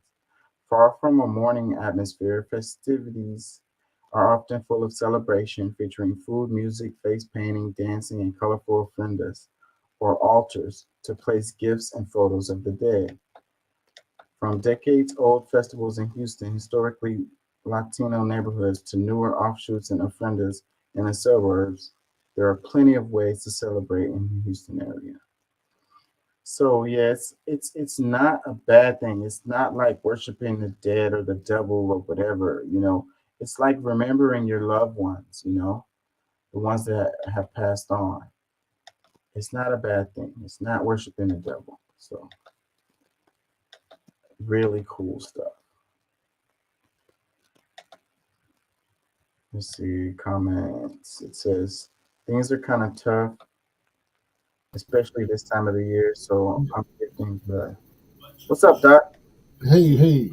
Yeah, I love Dia de los Muertos. It's a great holiday. It's the one time of the year that the dead come back and to life, and they visit their families, their extended families, and you get a chance to speak with the dead and all of that, and you get to say things you never could to them before, and I mean it's about that. It's about, you know, loving the lost and about being able to share that, you know, you the families come together and share the moments of the loved ones. It's really cool. I mean, I'm really butchering a lot about what it is, but you know, for a gringo that has gone to a couple of festivals, I'm still new to the whole thing. But yeah, I mean, it's a great holiday. It's a great tradition. I've actually kind of seen it in a couple of sites. Babylon 5 used something like that, except they actually shut off an area and it did bring people back for, you know, an evening. Yeah, there was the opening scene to one of the 007 movies. I can't think of which one it is.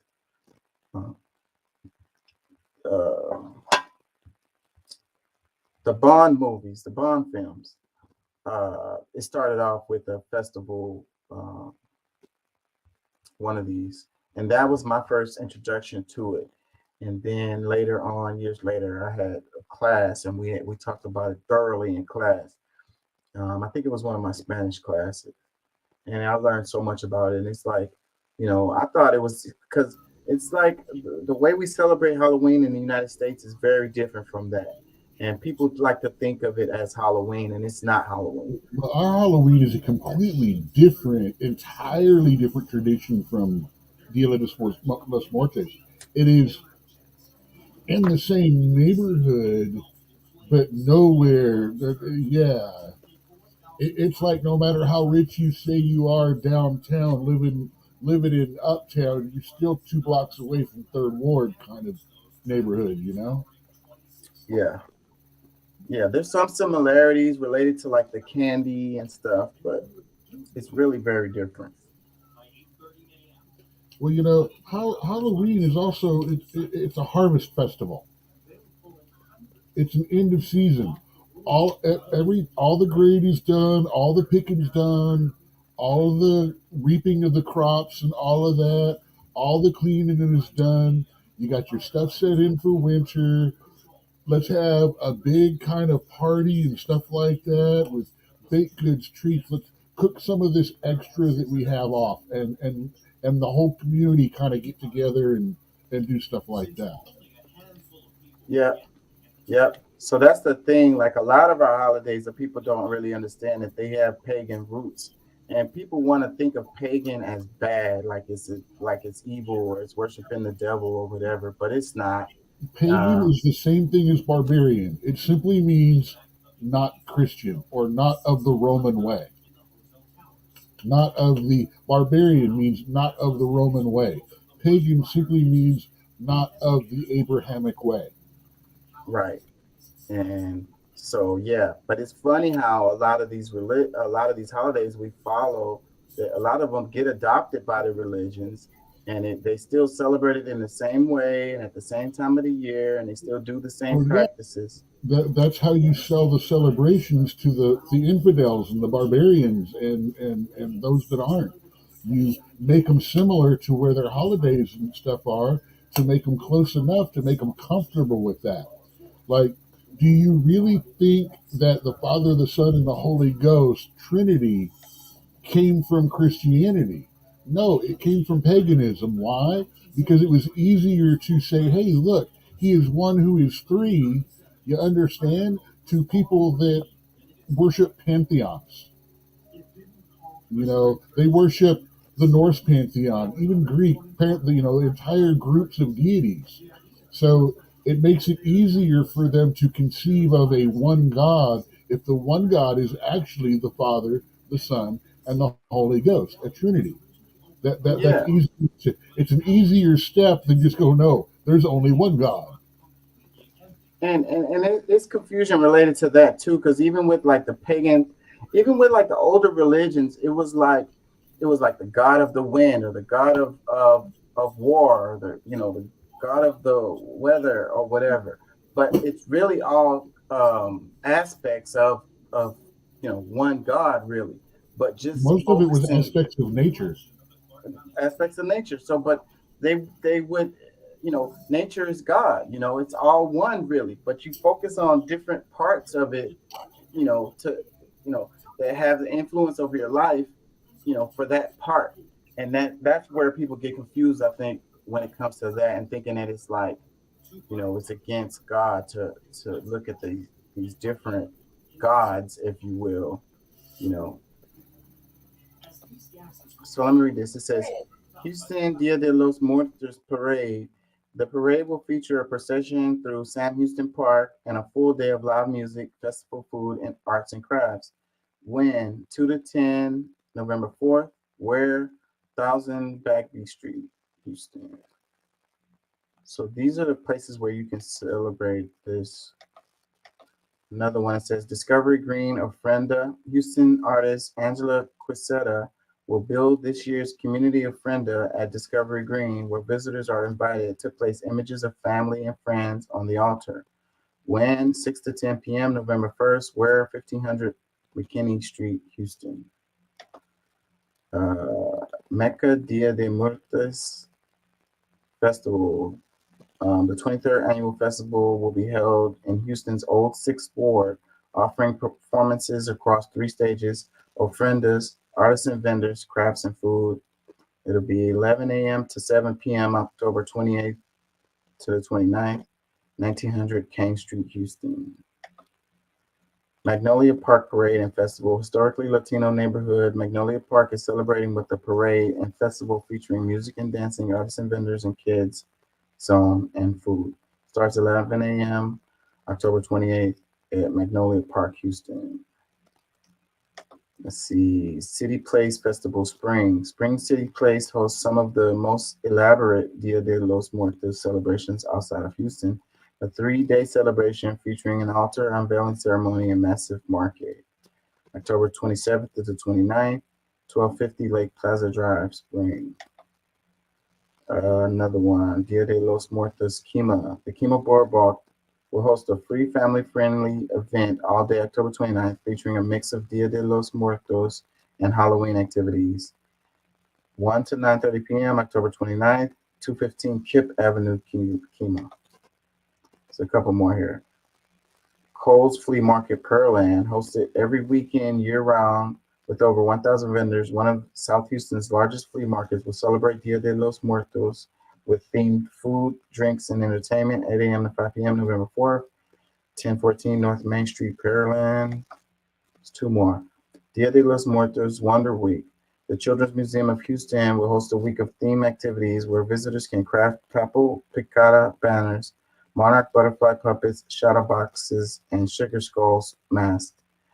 October 31st, November. Why say that? October 31st through November 5th. Okay, I was reading it wrong. 10 a.m. to 6 p.m. Where 1500 Ben Street, Houston. Last one, Sugarland Town Square. Sugarland Town Square will be filled with color October 21st as it celebrates the Day of the Dead with mariachis, ballet, folklorical Aztec dancers, face painting, and an artisan and food market. 12 to 5 p.m. October 21st, 2711 Plaza Drive, Sugarland. So yeah, if you want to do something with the kids, that's maybe a little bit different. Maybe want to check out some of this stuff here.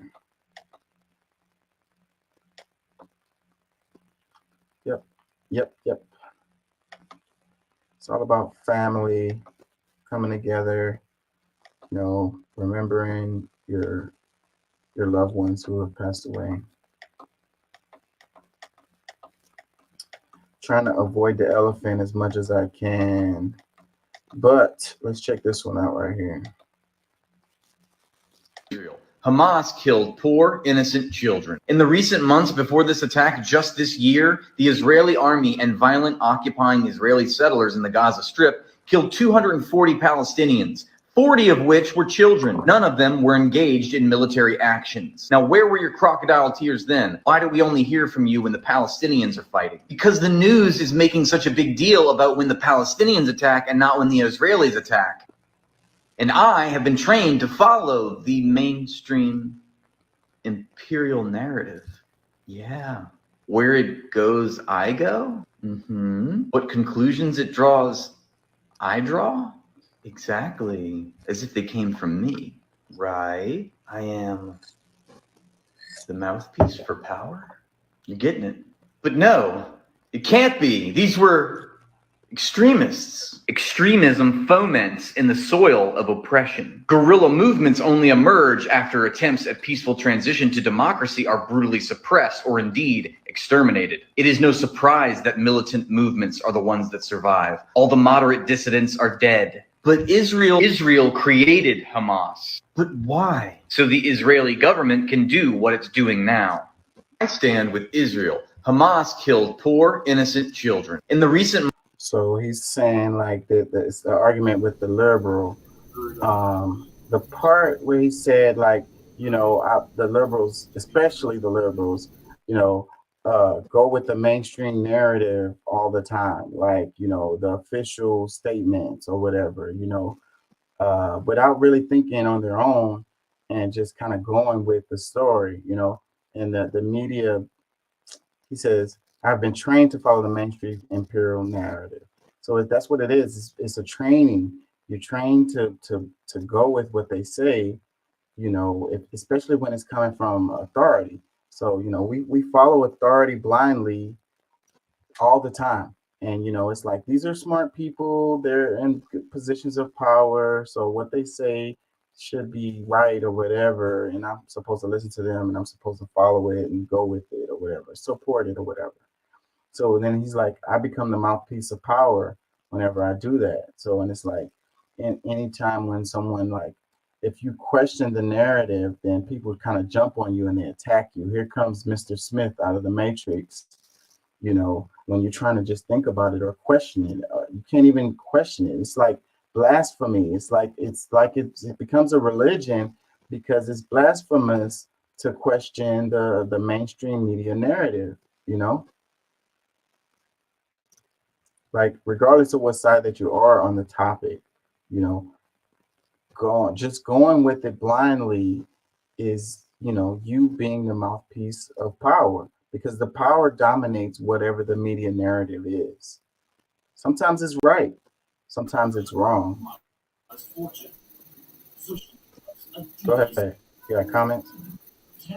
What a wonderful way to shut down the conversation.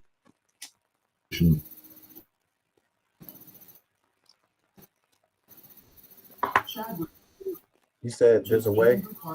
What are we saying? There's a way to shut down.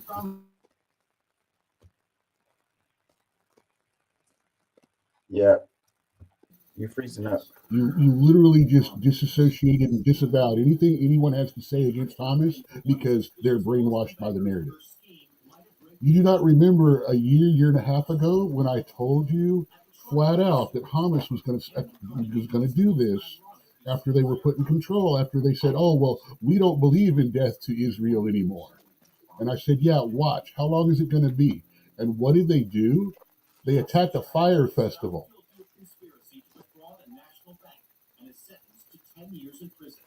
That's basically what it was them attacking Burning Man or something like that.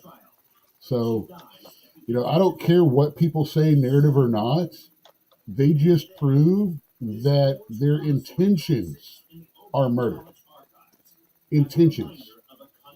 And there's both sides to this. There's a lot going on. I put that one that was he tried to be very neutral about explaining both sides. I thought the guy did a good job.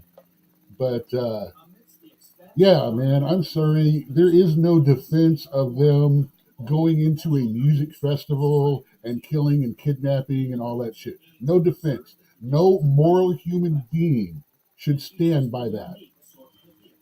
That was that was a terrorist an actual terrorist action.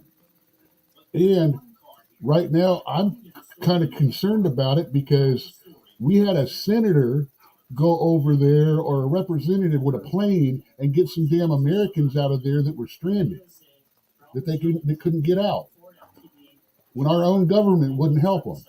So we got some serious problems. I don't care what side of this argument you're on. Oh, they did it first. They did it first. They did it first. Oh, maybe these 7 countries that attacked Israel within the first 6 years of its formation might have had a little bit to do with this going on too. Maybe going all the way back to, who was building the temples and all that. There's a whole lot. It's a whole bunch of complicated shit. But to attack basically an outdoor concert and just start killing people, no, man, you will never convince me that's the actions of a good of a good group. And like I said, Hamas has always been death to Israel. Then all of a sudden they came in charge of Palestine, and they're, oh well, we're not like that anymore. I put that attack on the same level as Putin going, I will not be invading Ukraine 24 hours before he rode in tanks. Bad form. Bad form. I don't care what side you want to fight on that. Bad form. Yeah, it's really terrible. The situation is really horrible. Let me see. This Roman clip you sent to me. I got something that's funny that's popping up. That's like, what's going on here? Have you gotten a call from the CDC yet? No. I've gotten calls on both of my phone numbers. CDC people asking me about my vaccination status. Do you have any children or teens in your house living there? Oh, what's their vaccination status? Yes, on both of my phone numbers, the one I use for my number and then my work number, I've gotten survey calls on both of them. It's like, doesn't the CDC, don't people have this? Don't they have this information already?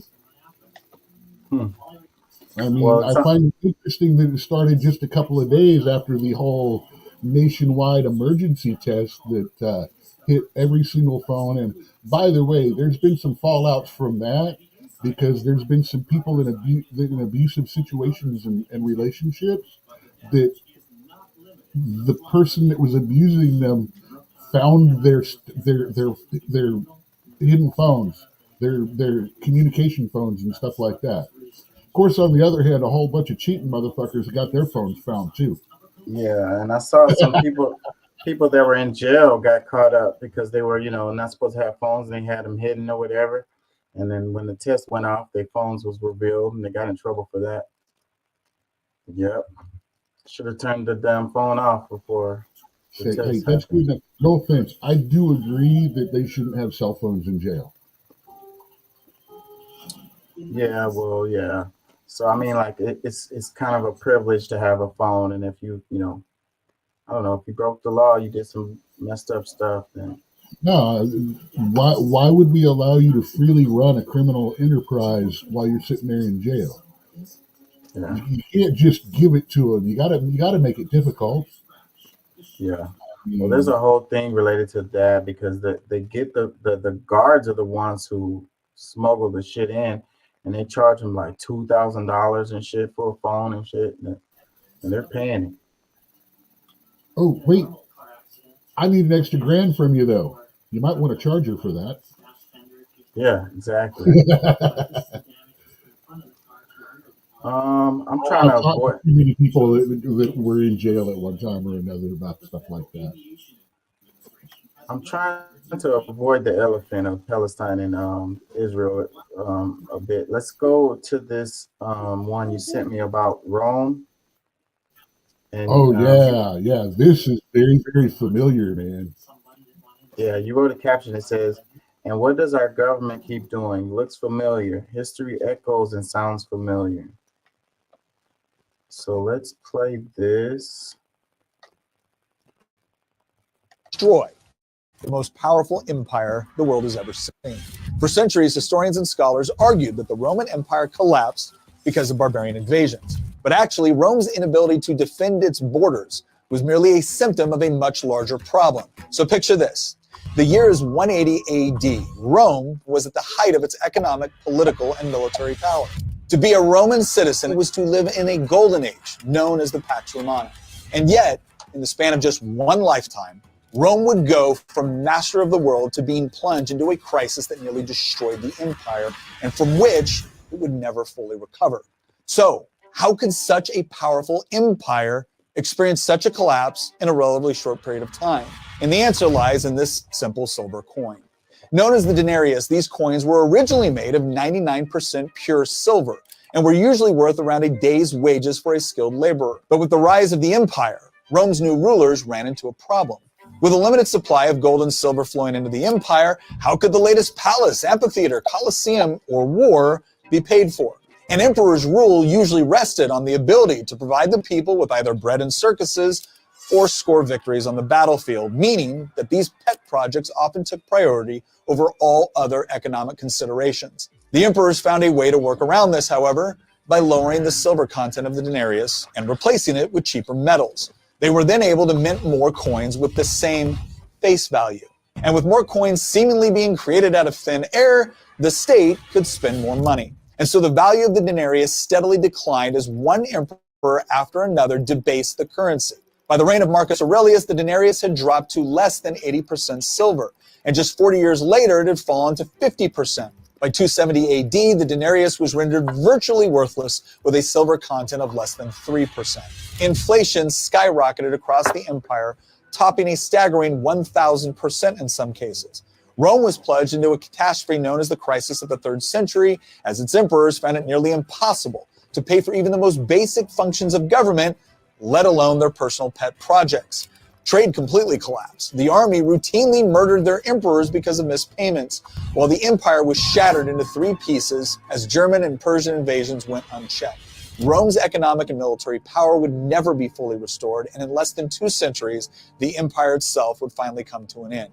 The story of Rome's economic collapse teaches us that the consequences of inflation are not always immediate, and it's this delay that can make inflation so dangerous, because those who mint, or today, those who print the money first, get nearly the full value of it before its inflationary effects are felt throughout the rest of the economy. But while the emperors used this debased currency to fund new projects and military campaigns in the short run, not even the might of Rome could save them from the consequences of undermining one of the most critical features of a strong economy, a reliable medium of exchange. Why did this small... Yeah, so, you know, it's like we're going down that road, right? When we move from the gold standard, and it's like the money's not backed by anything now, you know. And then they're Here it getting is. rid of It's built coin. backed by our word, Holding people up at gunpoint. Yeah, which yeah, that's changes from politician to politician and yeah, leader that to doesn't leader. yeah, that doesn't And if you look at hold our much last water. few, if you look at our last few leaders, faith and believing them are not exactly high on the caliber or high on our priority of voting people in right now. Let's read some comments. It says, sounds more like the American future. It says, and this method is going to repeat with the USA. Another one, it says, pretty much what's going on today is as the dollar is getting ditched by more countries, so the American empire crumbling. Another one, looks familiar. It's what the US Mint been doing, the government's been doing. It says, those who do not study history are doomed to repeat it. Another comment, it says, this is so stupid. Constantine moved the capital of the Roman Empire to Constantinople. That didn't fall until 1453 AD. It says, like, look, Council of Nicaea, 325 AD, presided by the Roman Emperor. Oh, wait, I thought the Roman Empire was destroyed. Who built the Hagia Sophia then? Another one that says, do you still think Trudeau isn't destroying our country when he spends and prints money? I think it is. It definitely had an impact. There is some flaws with this story, but if the money is backed by something that's worth something, like it actually represents some gold or silver or whatever, then I think that that would avoid a lot of the problems that we have. When they made it about the oil, when they was like, what do they call it? My brain is going blank. But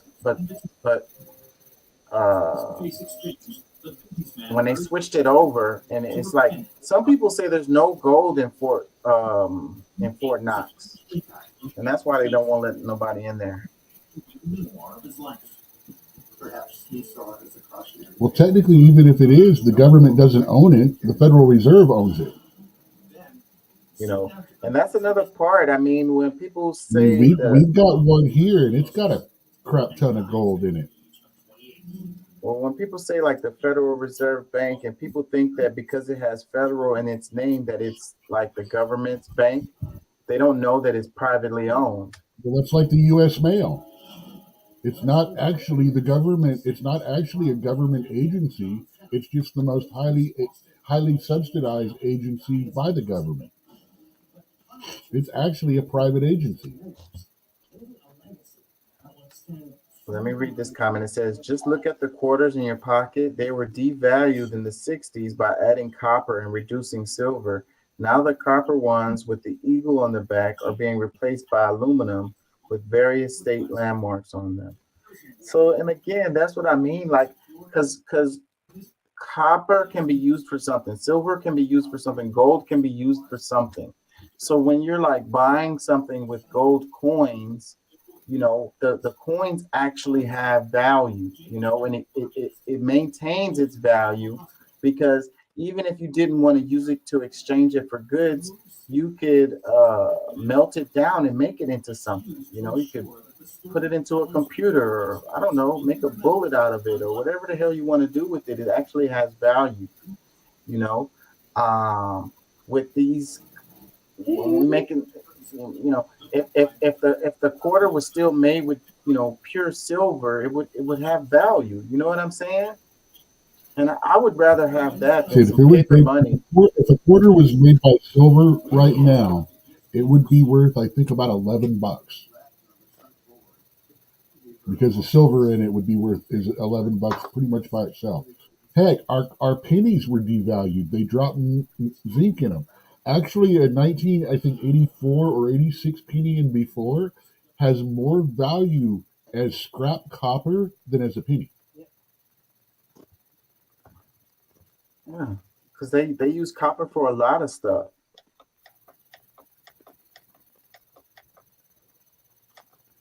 Couple more comments. It says, are you listening, USA? Another one that says, this does not bode well for the USA. Another one that says, that's exactly what is happening today in the USA. 1964 was the last year of 90% silver coinage. Now that 0% silver, just like the Rome, we are doomed. We're not doomed yet. That's what I keep telling people. Everyone wants to throw up their hands and say, it's over, we're doomed, we're in late stage capitalism, there's nothing we can do. That's not the truth, though.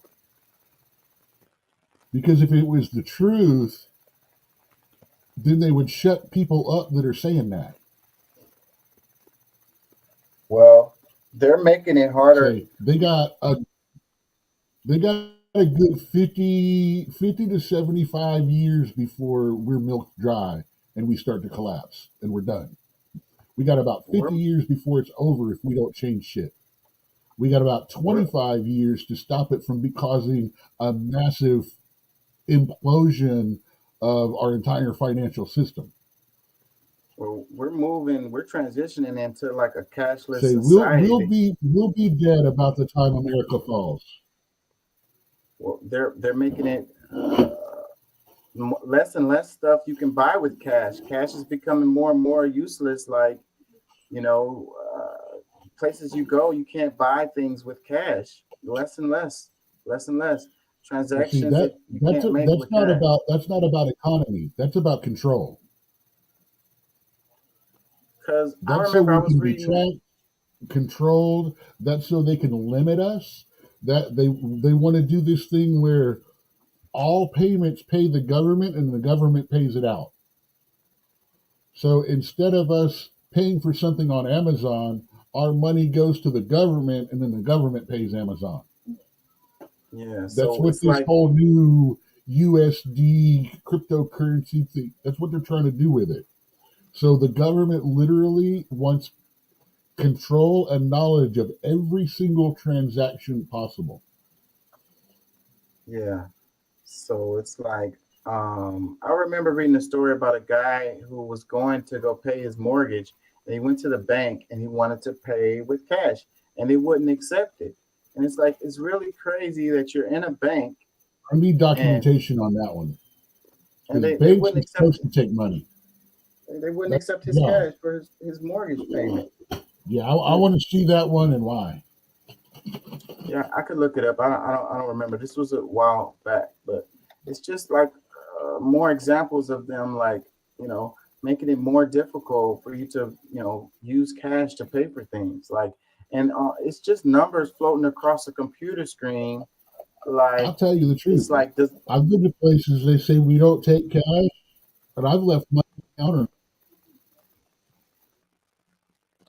Yeah, there was a video that went viral not that long ago because this guy, he went to a grocery store. It's one of those stores. It's like, I think it's the Amazon store. I can't think of it. It's the ones where you just walk in and you pick up your items and then you just walk out, you know, and then it charges your account or whatever. And the guy went into the store and he went to the help desk and he left like some change on the help desk and he left out of there with some strawberries or whatever. And they were like, God, sir, stop, sir, you can't do that or whatever. He's like, I'm giving you legal tender for what I got out of here. So like, what's the issue? They was trying to stop him from leaving out of the store. He had to go around like the turnstile deal because it wouldn't let him out the store, you know, the little metal gate that was there. So I don't know, it's just crazy. And like I say, the idea of the numbers just floating around the computer screen, like, does that money, is it even there? Does it even really exist? I saw something where it was talking about how much money is in the world, including assets, and it doesn't even add up. Like, it's less than the amount of money that gets transactions. So it's like the money isn't real. Like, it doesn't really exist. Like, it's you know, it's just numbers on a computer screen. Say, it seems to me from the different articles I've read that there's about somewhere between 40 to 60% of the money out there is virtual. You know, it's like, Totally. well, we don't exactly know where it is, but it's money, so we can spend it. We don't know if it's real or not. You know, it's like 40 to 60% more than should be available. But then again, we just dropped, what, 30, 40%? And you got to realize by printing that without backing, that devalues, it not only devalues the currency, it creates a thing where more money is needed from the very first stage of every bit of production forward. So not only does it make it worth less, it makes everything cost more from, you know, the idea from conception forward.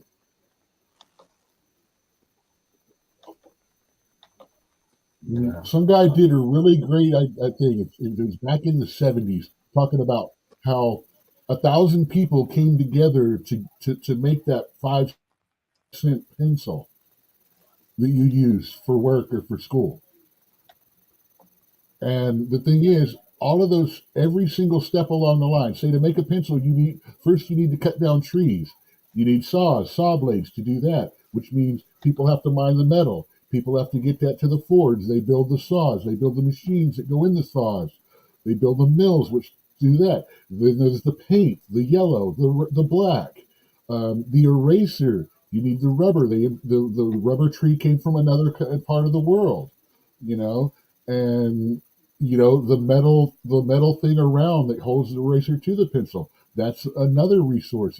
And if you think about it, every single thing that comes together to make that pencil, their costs are now affected by both minimum wages increases and the fact that money is worth 30% less. And that is what's causing the inflation. It's the combination of all these factors that causes the inflation, because the cost of doing business, literally from the harvesting to the putting it on the shelf, every single step on the way costs more now. You know, I think that most people would be okay with paying what things cost, like what, you know, what they're worth or whatever. You know, this idea that has been sold to us, where we just want to get the cheapest price for everything, is an issue. You know, being okay with paying what things really cost, what they're really worth, I think is an answer It will to a lot of destroy, problems. it will cause even more low-income families to become powerless and broke and to fail and fall apart. That's the whole thing about inflation. It doesn't bother the people that have money. Inflation hurts the people that don't have money. Yeah. And the people that have money, they can make that choice. I'll pay 35 cents for this pencil. If you're fighting to survive, you can't pay 35 cents for a pencil. You can barely pay a nickel. Maybe 12 cents is what you can get one for. Maybe you can do that Chris Rock. Hey man, how about you break one of them off and just sell me one for a quarter? You know, kind of stuff. I mean, is what you got to start doing. That's why the big box stores got so popular real quick. It's like there are things in our house that we use a lot of more than others. If we go and get those at a box store, we're not just saving $5 or $6, we're saving $10, $15 over the course of a month. And if you've got 10 products, now you're saving $150 a month. And that's a lot to a lot of the households that I grew up in. $150 a month goes a long way when you're poor. And I hear you. I just think that it's a lot of stuff we don't really need, you know, and we can become more self-reliant too. We can learn how to make some of this stuff ourselves, you know. There's answers, you know. Also, it'll drive in competition where Anyone that uses that argument, I guarantee you, has never made products from scratch. well, you can have more competition and have locally made stuff where like it was in the old days where, you know, you had a family who made shoes or a family who made But whatever. you got a local in the guy neighborhood. making your pants, having to sell them for $60, $70, or you got the big box store selling it for $30. What is a poor family going to choose? What choice do they have? See, that's the thing. You say there's a choice, but the choice is not viable to such a large part of the population, especially now that the middle class has been separated into the lower poor class and the lower rich class, or the upper rich poor class and the lower rich class. Yeah, See, and I hear you. That's the real thing there. We don't need to find answers for fucking rich people. We don't need to find answers on how to make life easier for people making $100,000 or more.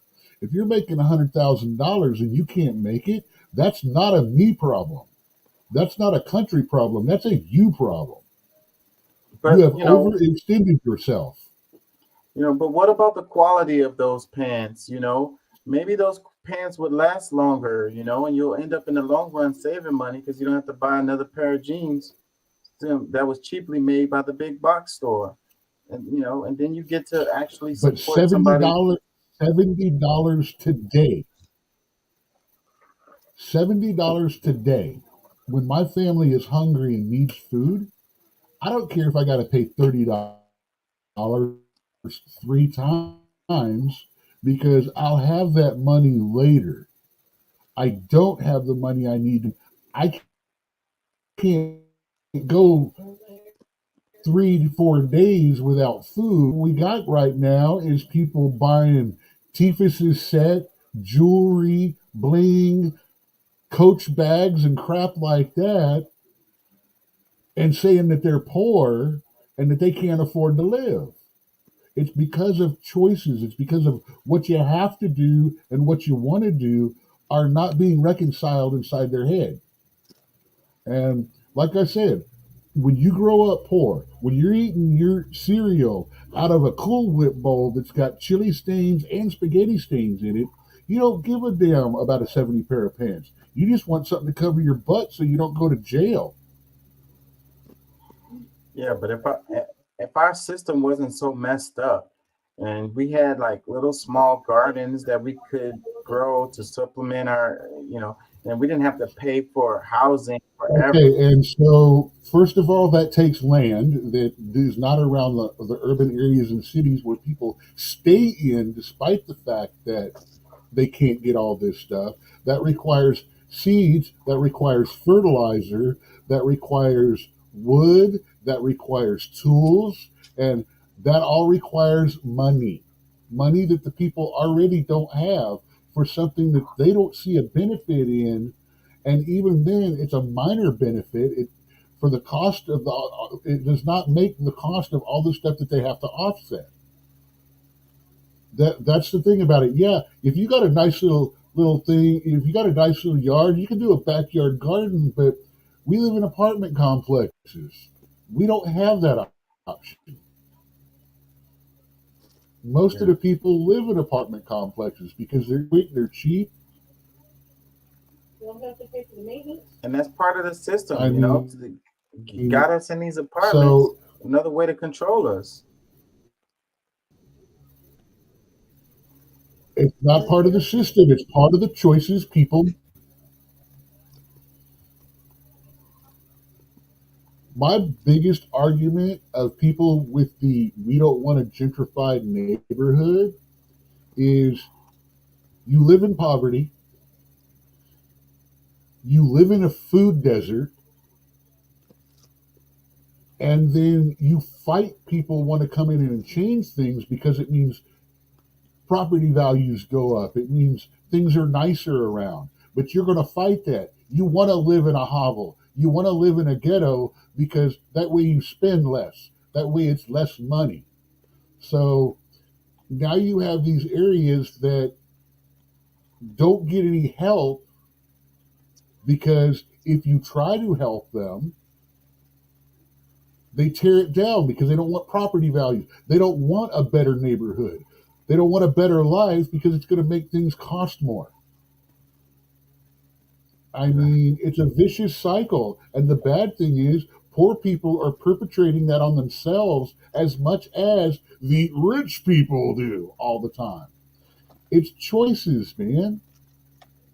We're making bad choices, and we're making bad choices in reaction to other bad choices, or we react so far to the outrageousness of something going on that we go overboard in one direction, and it causes more suffering than the original problem was in the first place.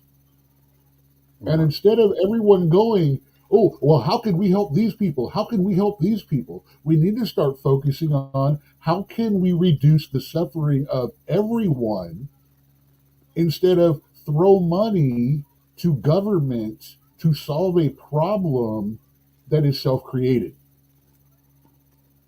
Because the government spends money badly. The more money we give them for these problems, the more money is going to end up in the Ukraine and more money is going to end up in corporation pockets. That's the thing. Everyone wants to, oh, well, let's raise taxes. Taxes are already so high that, like I said, people are trashing their own neighborhood, so taxes don't go up. Why is rent going so high? Because, well, Let's tax the land. Let's tax the landlords. That's a good way. They've got the money. Yeah, you know why they got the money? They got the money because they collect rent. It's a profit-based business. If you raise the base of everything that I have, then I have to raise my costs. So the more you tax me as a landowner or as someone like this, the more your prices are going to go up. So you want to get relief from the people who supposedly have all the money, but at the same time, it's just causing your own, it's one of those shoot yourself in the foot kind of situations.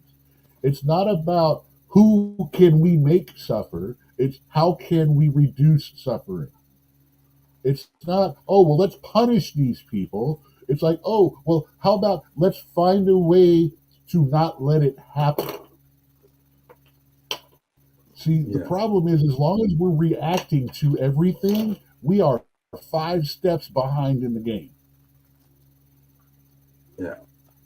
But it's going to take some pain that I think that a lot of people aren't willing to do. It's going to take some sacrifices, to make fundamental changes.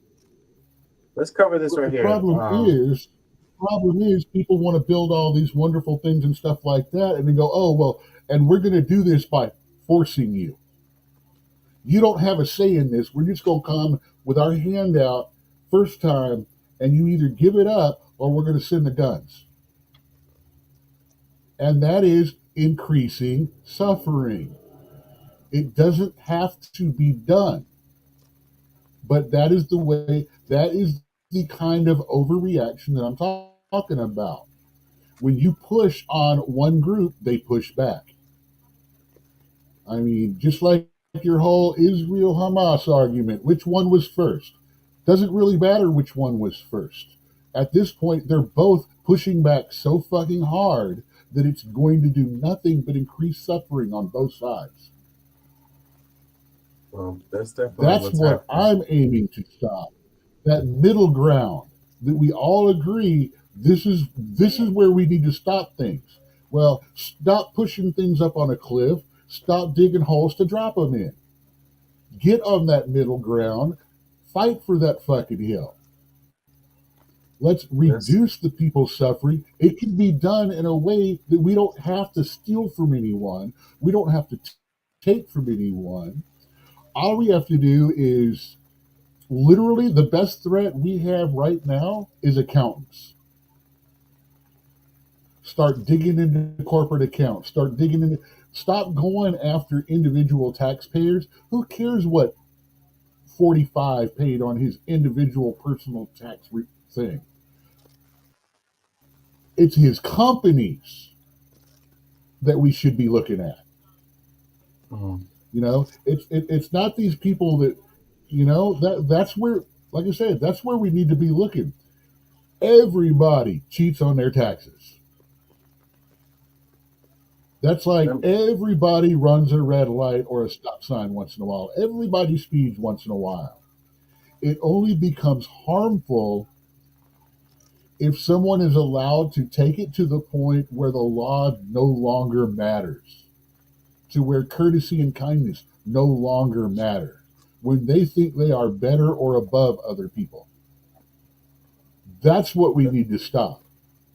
We need to stop these leaders that we send to Congress and Senate. We need to smack them down and make them realize you are our representatives. You need to stop telling me what my country needs and let the country tell you what we need. That's how we start to get out of this. That's how it changes. That's what democracy in America really is. Let's cover this right here. Speaking of democracy, Robert F. Kennedy Jr. drops Democratic primary bid, will run for president as independent. Where's the sound? To declare our independence from the tyranny.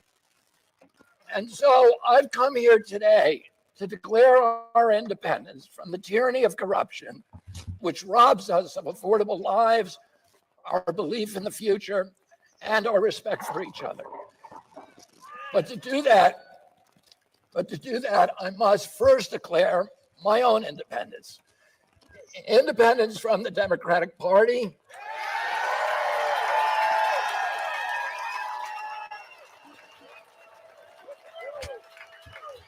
and from all other political parties. The Democrats are frightened that I'm going to spoil the election for President Biden, and the Republicans are frightened that I'm going to spoil it for President Trump. The truth is, they're both right. My intention is to spoil it for both of them. And So yeah, it's kind of funny because Cornel West decided to not run as a Democrat and then no longer running as the Green Party. He's now independent. And now you've got Robert F. Kennedy who's going as independent.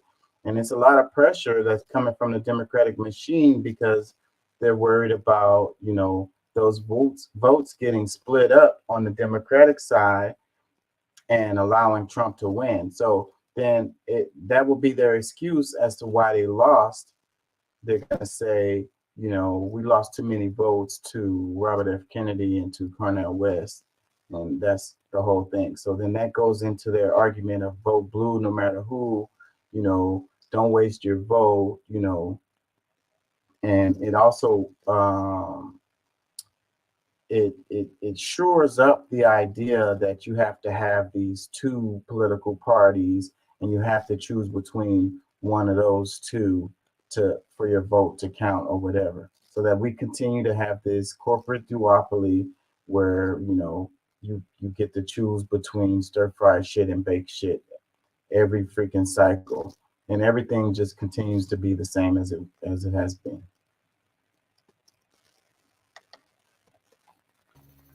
You know, I have more respect and he's more likely to get my vote now as an independent than he was as a Democrat. Because I've always identified myself as a JFK Democrat, you know, kind of 49-51. I really am.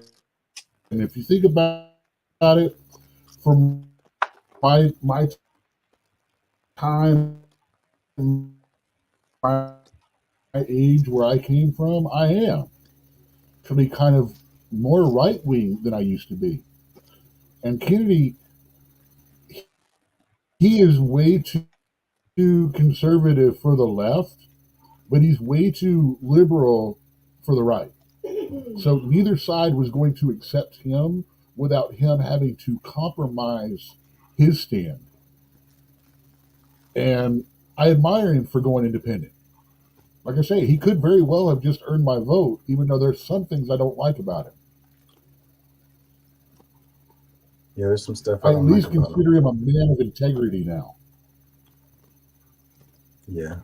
Well, the Democratic Party is a freaking ship that's freaking sinking. So it might be a good idea to jump that ship. Let's read this. It says, Washington presidential candidate Robert F. Kennedy Jr. announces his dropping his Democratic bid for president and re-entering the 2024 race as the White House as an independent. Kennedy, an heir to the storied political family, said Monday he will no longer be running as a Democratic candidate, instead opting to pursue an independent bid for president. He says, I'm here to declare myself an independent candidate for the president of the United States, he told a crowd of supporters in Philadelphia. And that's not all. I'm here to join you in making a new declaration of independence for our entire nation. Kennedy, during a speech on Monday, criticized swaths of the economy and American political system, saying his campaign would declare independence from corporations, Wall Street, technology, and pharmaceutical companies, military contractors, and the mercenary media. He also called the traditional two-party system in the United States rigged for voters. Kennedy said he did not make the decision to run as an independent lightly, saying that it's painful for him to let go of his family's longtime party. Yeah, so it's interesting, but I think it just kind of reveals the story that we're going down into, where, you know, what's going to happen in 2024 between Trump and Biden. You know, And it's not looking good for the Dems. I ain't gonna lie. Even with all of the trouble that Trump is going through, it's still not looking very good for the Dems for this presidential election coming up. And they're scrambling, trying to see what they're gonna do, trying to see how they can figure out how to beat Trump. Well, the question is, who do you think he's going to take more votes from right now? As an I think he's going independent, to take more from.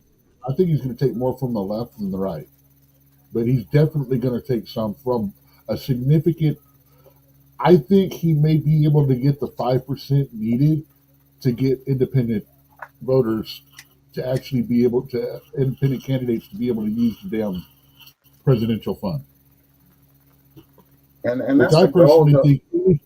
I personally think any candidate that gets on the ballot in all 50 states deserves to be able to use that money. And that's the goal, to hopefully have a viable third option in the presidential elections, which presently we don't have, you know.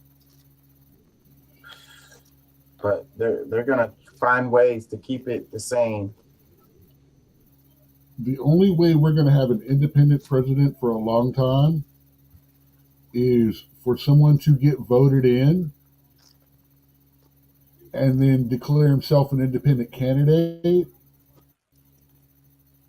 when they run for the next time. I don't know if they can actually do that, because once The you're in there, non-major party is going to make it. I mean, we know that. I don't know if you could do that, because you're automatically the party's Even in nominated. our general talks from day to day, there's too many people that will walk in that booth and pull the all blue or all the red lever without even thinking. Yeah, that's because that's how it's set up. That's what they want you to do, you know. But they've been changing. Like I say, the voting machines have changed, and you have to go through line for line now. At least here in Texas, that's the way it is. You have to go line for line. I actually supported that and signed that bill back in the day to remove the all ticket lever. Right, and it's paper ballots now, and it prints out. Well, see, now they want to color code them too, which I think that they shouldn't do. Matter of fact, I don't even think they should put DNR on there. I think they should just put the names. You know who you're voting for. You need to know who you're voting for. If you're voting for them because they got a D or an R, then you're not voting for them. Yeah, but Which you means know, you're not voting for your own best interests. Yeah, well, you know, most people are going to be lost if there's no D or R there. They ain't going to know what to do. I'll tell you, since high school, I have never at any time in my life, of all the elections I've been part of, I have never voted a straight ticket. Let's It's read this. mostly one. There's always been a couple of the other people, because I look and go, who do I think can do the job better? Yeah. I don't vote by. You're breaking up pretty bad. Let me read this. It says, just in, 17 deputies from the Broward Sheriff's Office in Florida have been charged with wire fraud related to obtaining COVID-19 relief loans totaling approximately $500,000. In November 2021, the Broward Sheriff's Office in Florida received a tip from one of its deputies alleging fraud in obtaining loans from federal pandemic relief funds. The tip led to the discovery of falsified IRS tax forms, business records, and loan applications submitted by Broward deputies. resulting in nearly 500,000 fraudulently obtained from the Paycheck Protection Program and an economic jury disaster loan program. Good Lord, I can't read today. My tongue is twisted. We know it was a lot of shadiness going on with these paycheck protection programs. I gotta say, anyone that sits there and goes, "Well, all cops are bad. All cops are bad," they need to reread that, because one of the deputies called in and sold them out. Which thumbs up to that man. Yeah. That's the kind of cops that we actually friggin' need. Yeah, shady. So when people are doing something that's against the law, they should be held accountable regardless of who they are, or what job they have, Hey, this guy is risking his life and his career for speaking up, because unless something happens, he can never trust any of those brother cops to have his back in a bad spot again. Well, hopefully it came out as like an anonymous tip or something, and they don't know. Well, that's what they're saying. They received a tip, and I'm assuming this is that they just got charged, so now they know the tip came from amongst their own people. Yeah, hopefully So they don't it know. could very well be one of the people that got charged. Is also the tipster. Yeah, hopefully they don't know who it was. But yeah, man, I got to say, they're saying one of the deputies tipped them off. We need cops like that. The law works for both sides. Yes, I agree. I completely agree. It says 17 Broward deputies, including 8 from law enforcement and 9 from the Department of Detention, were charged with wire fraud as a result of this investigation. 2 sergeants were among those charged, marking one of the largest waves of indictments to hit South Florida agencies since the 1980s. The Broward Deputy Sheriff's Association, representing law enforcement deputies, acknowledged the investigation but did not comment on the allegations, emphasizing due process. Attorneys representing some of the accused deputies stated there was more to the story and that some deputies had legitimate side businesses for which they applied for the loans. U.S. Attorney Mackenzie LaPointe stressed the severity of defrauding emergency government relief programs and indicated that federal investigators will continue to pursue those who took advantage of it. It kind of just shows how people don't really respect these types of programs, and they're all like anything that the government is doing when it comes to that, everyone is looking for a way to take advantage of it, fraudulently or not. It says, these cases are among the latest charges brought against individuals accused of misappropriating COVID relief funds, highlighting the challenges in tracking the distribution of these funds during the pandemic. Because I guess, with all the shit that was going on, it was just craziness and money just flowing, and people were just like, I want to get some of this.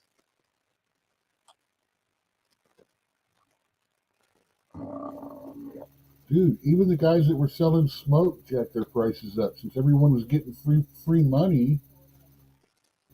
They're like the hookup guys are all like, well, we're going to start charging a little bit more, and that shit ain't come down neither. Let's read some tweet replies. One, it says, cops make their own worst publicity. Let's see. He said, well, it's for Russia. What the hell is that supposed to mean? Another one that says, good catch. They need to be fired and charged. Broward County is always in the news. That's true. Broward County is always something's going on. It's a meme right here. It says, Florida is a banana republic. Changed my mind. Another one that says, let me guess, they're Trump supporters. Where do you get that from? Another comment that says, there are billions of China virus funds that cannot be accounted for. We are paying invaders to break into our country. Members in Congress are trading stocks and making millions of dollars after getting a little heads up. We sent $100 billion to Ukraine. Criminals are being released back on the streets at record pace, upwards of 50 million for the big guy. I wish I could scream and holler to send them to jail, but I can't. Charge them with some misdemeanor and have them get a new job. Anything more than that will be criminal. Craig Gibbs. Let's see. It says, I'm sad to learn this. Looks like this breaks down to less than 30,000 per individual if it were divided evenly. Though this action is wrong, I remember reading about millions stolen by some individuals. I only hope there is some proportionality penalty. Well, they were going at a lot of people who got in trouble with those PPP loans and all of that later on. Okay, 1, felony for all of them. 2, they're police. Double penalty. I'm sorry. People that we have hired, chosen to protect us should be held to a higher standard of law and should have twice the penalties of normal civilians. If we're going to give them a little leeway in their day-to-day activities of their jobs to and question a little less the use of violence, question some of the things that they do a little less, then things like this, they should be friggin' fried for. They should know the law. So we are like giving you authority over us, and you are using that authority to steal from us. So for people that maybe some of them wouldn't be committing as many crimes if you didn't have their money in your fucking pocket. And if you wasn't committing crimes yourself. Like I say, dirty cops need to be held to a higher standard. Yeah, you're still kind of breaking up. Yeah, they should be setting the example. You know, they're holding other people accountable for breaking the law. My browser real quick. Okay, they're holding other people accountable for breaking the law. Then they should be walking around, you know, setting the example for everyone else and following the law to the letter, you know, to the T. And when they don't, they should be held accountable just like everyone else. Let's read some more. It says, well, they had DeSantis as a role model. Another one, it says, when are Republican members of the House going to be held responsible for their fraudulent COVID loans? And the Dems too. Another one, it says, what do you want to bet DeSantis helped himself to some too? I really wouldn't be surprised, actually. Another one, it says, that's really not that much for 17. Now investigate tax-free religion. I can get on board with that. Another one that says, hey, do Matt Gaetz, he got the same through fraud. Shocker, Republican members of Congress whose PPP loans were forgiven. So yeah, this is a thing. Matt Gaetz, 476,000. MTG, 180,000. Greg Pence, 79,000. Vern Buchanan, 2.8 million PPP loans forgiven. Kevin Hearn, 1 million. Roger Williams, 1,430,000.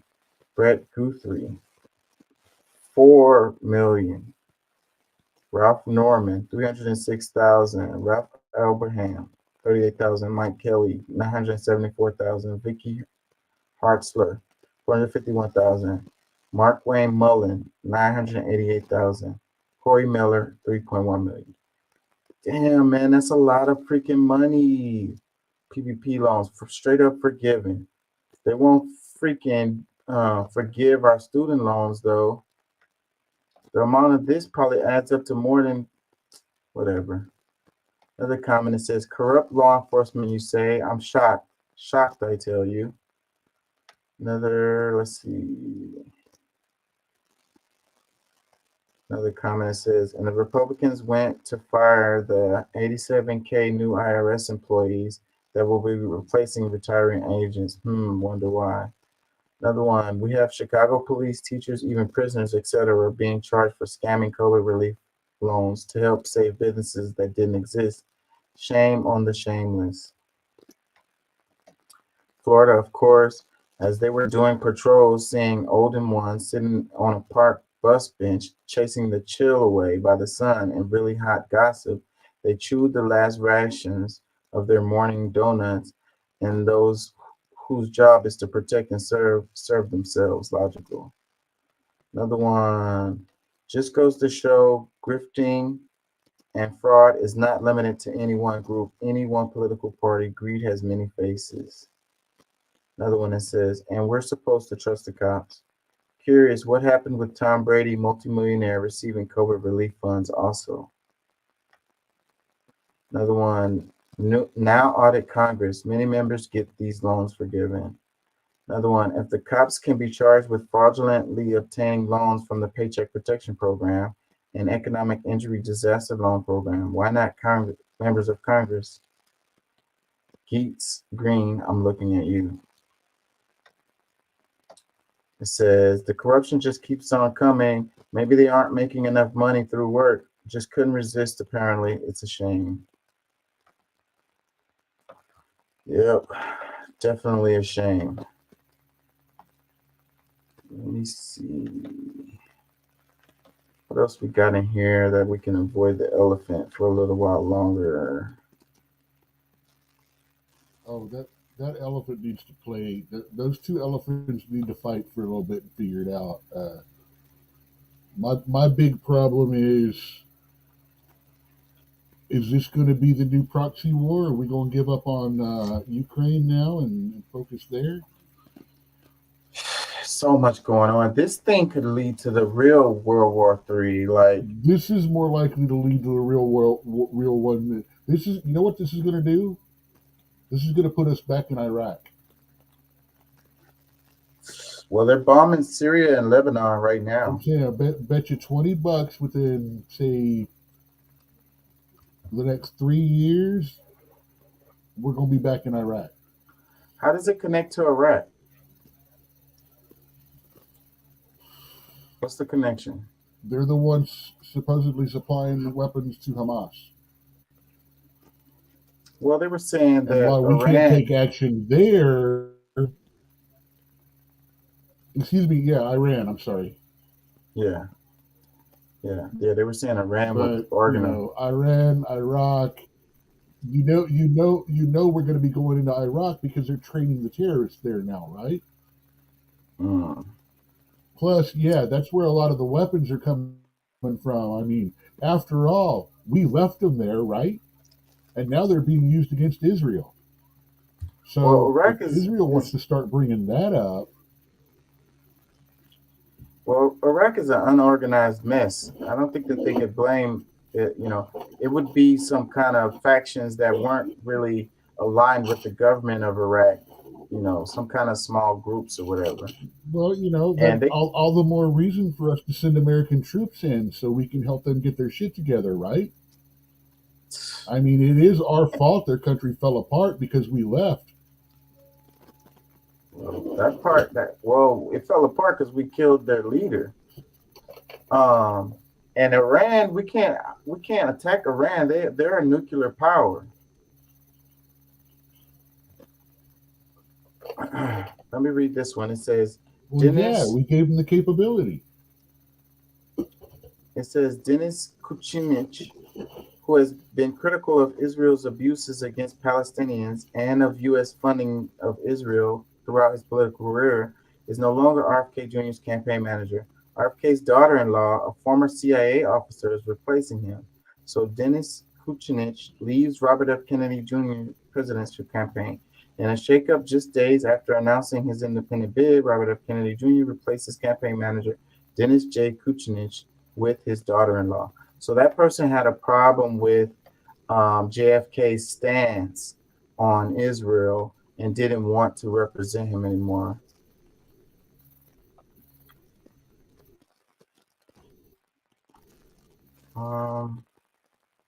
Let's do a little bit of this. You announced in Philadelphia that you're going to run for president as an independent. You're from one of the most famous Democratic families of all time.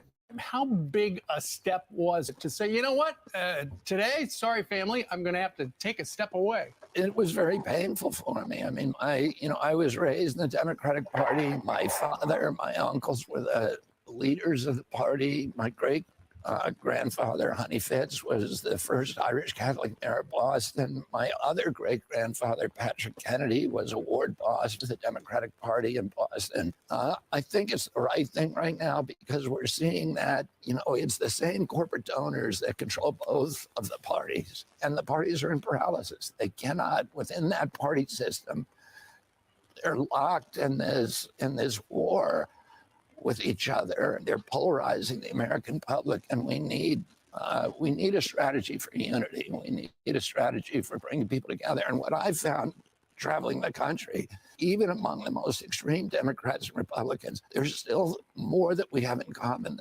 than the issues that are being used to drive us apart. Everybody wants a clean environment. Everybody wants to take care of our veterans. Everybody wants our kids to have a good education. Everybody wants to make sure the regulatory agencies are serving the public interest instead of working for the corporations that they're supposed to regulate. And I think we need somebody who's going to find those areas of agreement, the values we agree on, rather than focus on these little issues that have us at each other's throats. I think he's right about that. I think that even the extreme sides still have more that they agree with than they disagree with. It's just that the media likes to cover the issues that we strongly disagree on instead of covering the issues that we do agree on, to keep us in this paralysis so that we can't move forward, and making things better for people. Dude, I've been saying that the whole time, man. We have more in common. We have more middle ground. The problem is the water is not so deep that we can't wade across, but everyone's too busy focused on the burning bridges. Say, we don't need the bridges. We've got common ground. We just have to get there through whatever path we need to take and realize, hey, man, you want the same damn thing. We want the economy to get better. We want prices to go down. We want the rich to stop walking over everything and creating their own system of laws. And we all want a chance to be able to do better, to create generational wealth, and to make the lives and the entire world a better place than it was than the day we walked into it. I mean, that's what we all want on both sides of this argument. We just want a better world than it was. The problem is people get stuck up in what kind of world they want and their vision of the future. And then they lose grip of, well, what do you want? What is your idea? Where can we make things better instead of where can my idea make things better? I don't care how many people have to suffer for this decision because it helps these people. That kind of mentality, we don't have anything except the rich that are gangrenous that need to be cut down or cut off. But everyone's looking at, oh, well, it's selective surgery. We're going to cut. But the problem is, instead of using antibiotics or instead of cutting out the wounded tissue, they want to cut off the whole fucking limb and then penalize the people that are lacking a limb and trying to make it their own fault. I mean, just a thought on that. I mean, like I said, like he said, I'm more inclined to vote for him now. He said the quiet part out loud. We kind of all agree on stuff, but the way the sides have it fixed up, we're keeping you fighting each other, because as soon as we realize that we all have the same goal in mind, just different ways of going about it, we might start coming together and going, well, maybe we can think of something that me didn't. Let's And do a that's the way I couple. say it, because you take that W or you take that M and you flip it upside down and it becomes we. Yeah. Let's do a couple of stories. I got 2 or So 3 you want to stories I burn the want to. system. I want to flip the system. Yeah, I want to burn it.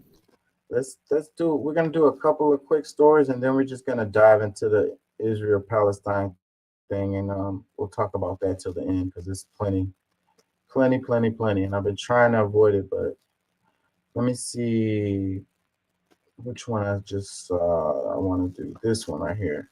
It says I want to end the day with focusing on the new 5th generation of warfare. Psychological operations is the first war where the observers are involved in the conflict. It's the most important secret in politics right now.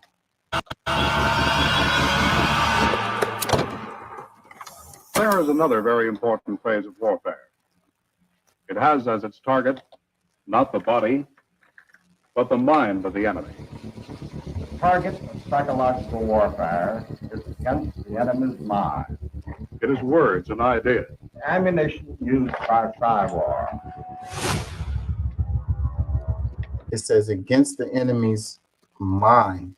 And then when you think about that, because then the enemy may not be someone outside of the country or whatever, from these people's point of view.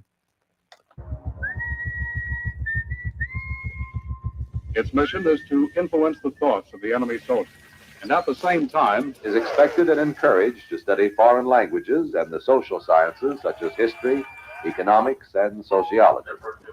He must have a broad and sympathetic understanding of all phases of human experience. Gripping at my skin, the walls of night closing. But the use of this force as an integral part of combat has now taken on new form.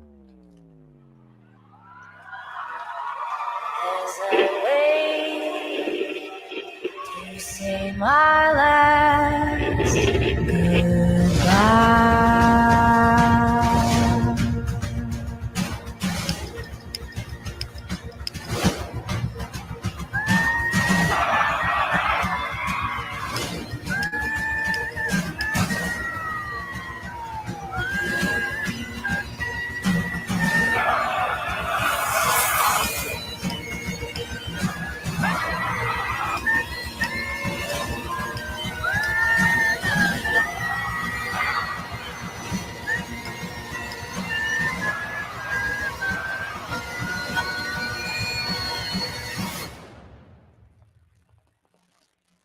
I wish they didn't have to put so much. It was so loud. I apologize, though. I didn't know it was so loud. I apologize, y'all.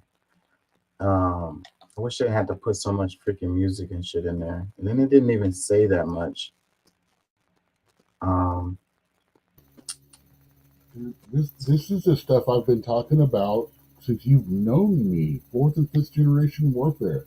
How we're in a fight that we don't even realize. The whole idea about 5th generation warfare is you are in a battle for control of your mind. And it's a war that you don't even realize that you're in. Yeah. And it started, and seriously, it started with the liberalization in the education system back in the 60s and 70s. The early communists, I can't remember his name, actually said, 60 years from now, you're going to welcome ideas. We don't have to invade the United States. Give us 60 years and they will welcome us with open arms and our ideas. And that's exactly what's been going on. And it's like we learned from that, and now it's being used on a governmental level. It's like, how do you fight a war? Why do you think they want all that data on us? They want all that data because they want to know what we're going to think about something before they even ask the question.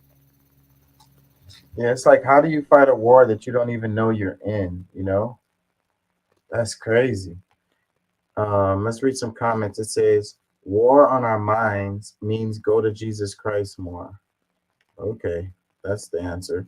Another one, it says, "Don't underestimate the power of psychological warfare. They need you to be deceived. They need it. Think about that." Yeah, they need you to be deceived. That's their tool, that's their weapon. So if you become a critical thinker, if you actually look stuff up, like literally people talk about, I do my research, whatever. Watching a TikTok video is not doing your research. Like you got to type some stuff in your search bar and actually do some reading and stuff, like checking out some books out of the library or something, and listening to some audiobooks. Like you got to put in effort. If it's easy to just let them freaking manipulate you. Let's see. Comments. It says, those who are not well educated in mind control are probably victims of it. Ooh, dun dun dun. Another one, it says, it is becoming painfully obvious, is it not? It says, insightful. Political language is designed to make lies sound truthful and murder respectable. Orwell. Another one, it says, PSYOP and PSYWAR is very powerful tools used against humanity for centuries. Every angle you think of will distract you from the truth. There are 3 stages of propaganda: white, black, and gray. This been going on since 1300 of Catholic Commission. Says on May 10th, 2012, Smith Modernized Act of 2012 was passed by Congress. This bill's purpose was to amend the United States Information and Education Exchange Act of 1948 to authorize the dissemination of propaganda right here in the United States. Boom. And what I always be asking is, how come they can get away with telling outright lies, you know, and not be held accountable? Even in the ads that we watch, they straight up lie in ads. You know, you got politicians or whoever, news media sources straight up lying to us, and they never get held accountable for that. They could just keep on telling us lies after lies after lies. Like that shouldn't be. Because an honest mistake is not necessarily a lie. When they're up here spouting mostly facts and things like that, if they get some numbers wrong or something like that, that's not necessarily a deliberate lie. It's to their best information. So you can fact check every debate you want to, and both sides are going to lie because nobody has 100% information. And I can use 20 sources from information, and you could use 20, and we can both use 10, say, that are the same, but those other 10 are the ones we're going to argue from, not the ones that agree with each other, but the other 10 that disagree. Yeah, That's where the PSYOP comes in. No, that's where you are just not aware of that's not necessarily lying. You have data to back up your statement. And I hear you, but that's where, you know, that whatever media source it is, if, you know, someone made a mistake or whatever, they need to come out and clarify that shit. And not on page 23, right, in the softball scores for kindergarten. And that's what I was about to say. Do it loudly.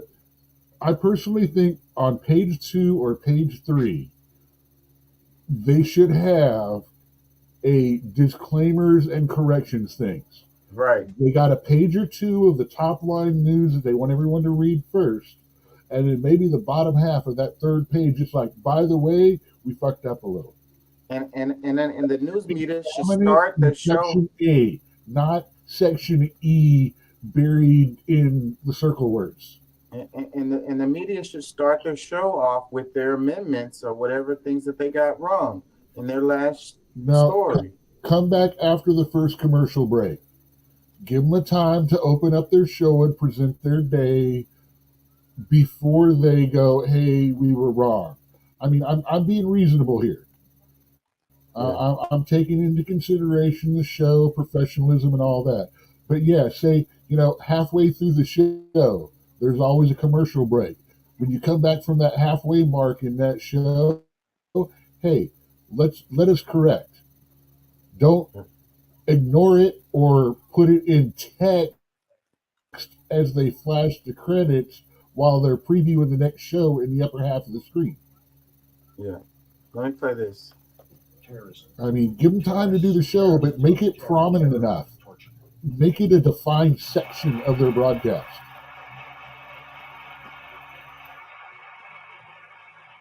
Third time I've said that. I'll probably say it 3 more times. See, in my line of work, you got to keep repeating things over and over and over again for the truth to sink in, to kind of catapult the propaganda. Terrorism. Terrorists, or terrorists, a tool of terror and torture. He said you have to say things 3 times. He said you got to catapult the propaganda.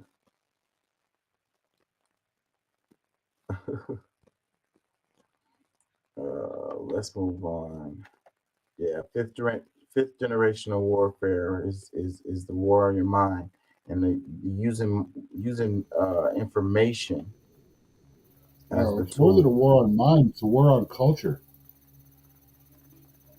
One of the things the Christian and the alphabet community, that's one of the things that's, it's part of the 5th generation warfare. I mean, tell me how less than 1/3 of 1% of the population has managed to become the target or opposition of all of society right now, and a complete powerful enough to stand up to the religious right and stuff like that without it being part of a psyop, part of the culture war. The culture war is part of this 5th generational warfare. Definitely. To undermine the integrity of a country. You can't trust Christians because they're Christians. You can't trust these guys because they're grooming freaks. Yeah. Oh, wait. Well, that means you can't really trust anyone, right? Yeah. That's the point. And we're so confused. For one thing that makes, it's like, oh, God, I watched this thing the other day. It's like, it is perfectly okay to judge you if you're a Republican because you're a horrible person. You believe in this and this and this. And all of that makes you a horrible person. So it's perfectly okay for me to judge you, and I have no problem with it. Right, because and you're I'm a like, bad person. that is disgusting. That is disgusting. I'm sorry. Unless you're a pedophile or...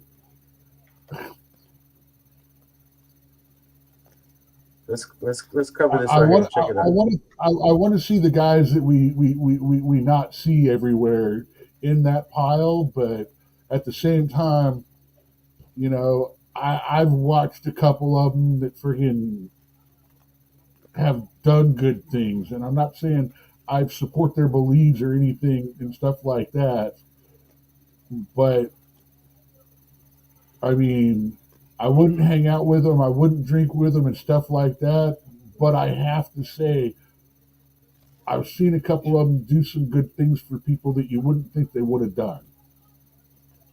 Yeah. And I'm Let's putting cover this. Like bikers, there's a lot of things that everyone supposes about them just because of the way they look and what they do. But in that case, some of them will surprise you. In the Nazi guys, no, they don't. As soon as it gets out of what they did and goes into talking with them, no. Yeah. It's like, I got to get something. Let's cover this. It says, wait, don't scroll past this personal request from Nancy Pelosi.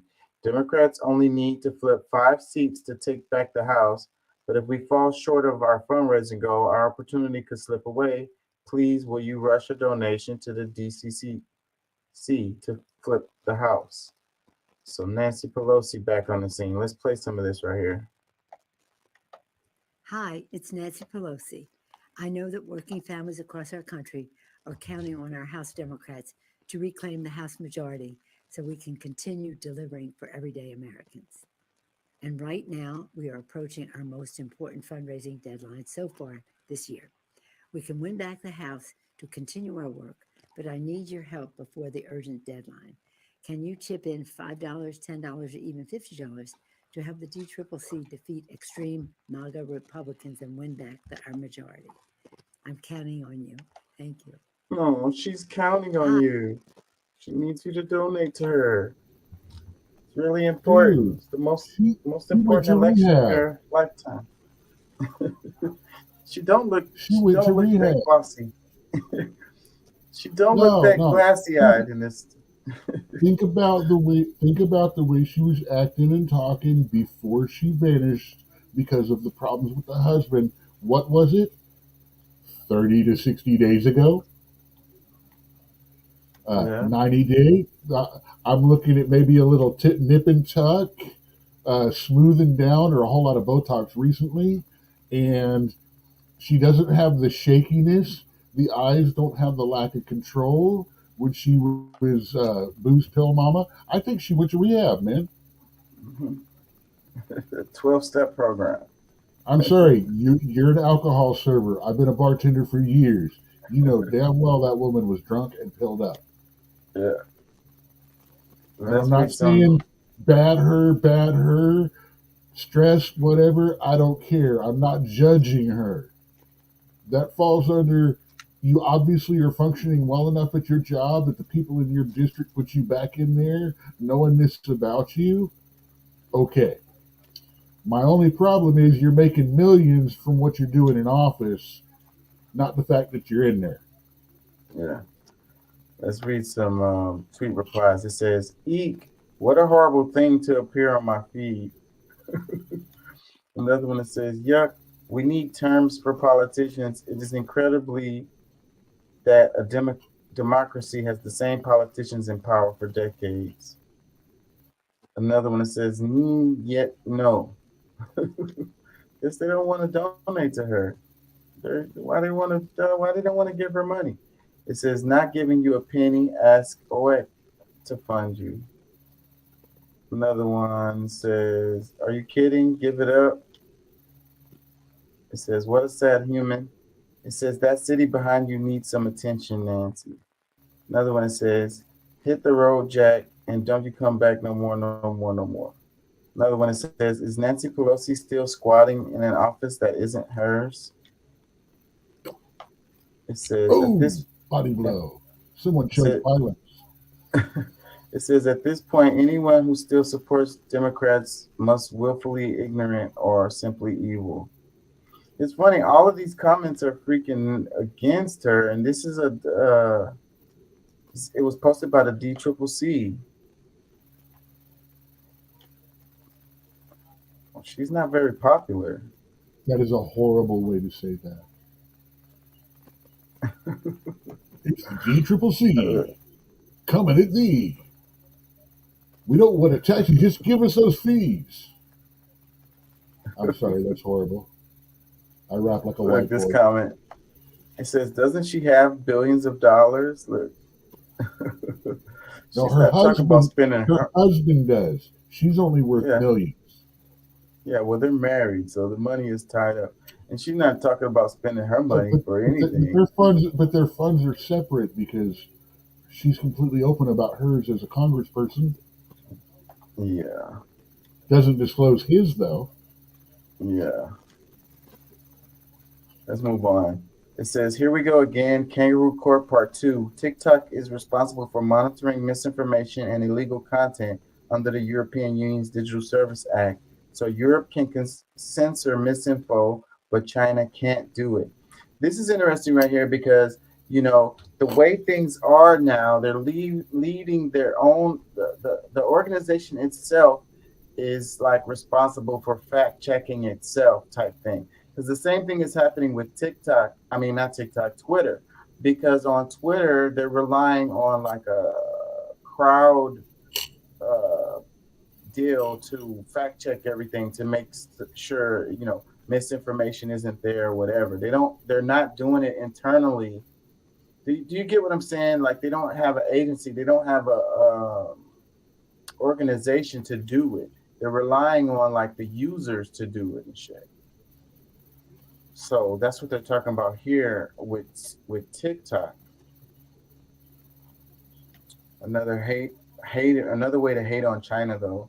It says, so we get to decide what is misinformation. Anything that does not vilify Palestine or anything that reveals Israel's atrocities, LOL.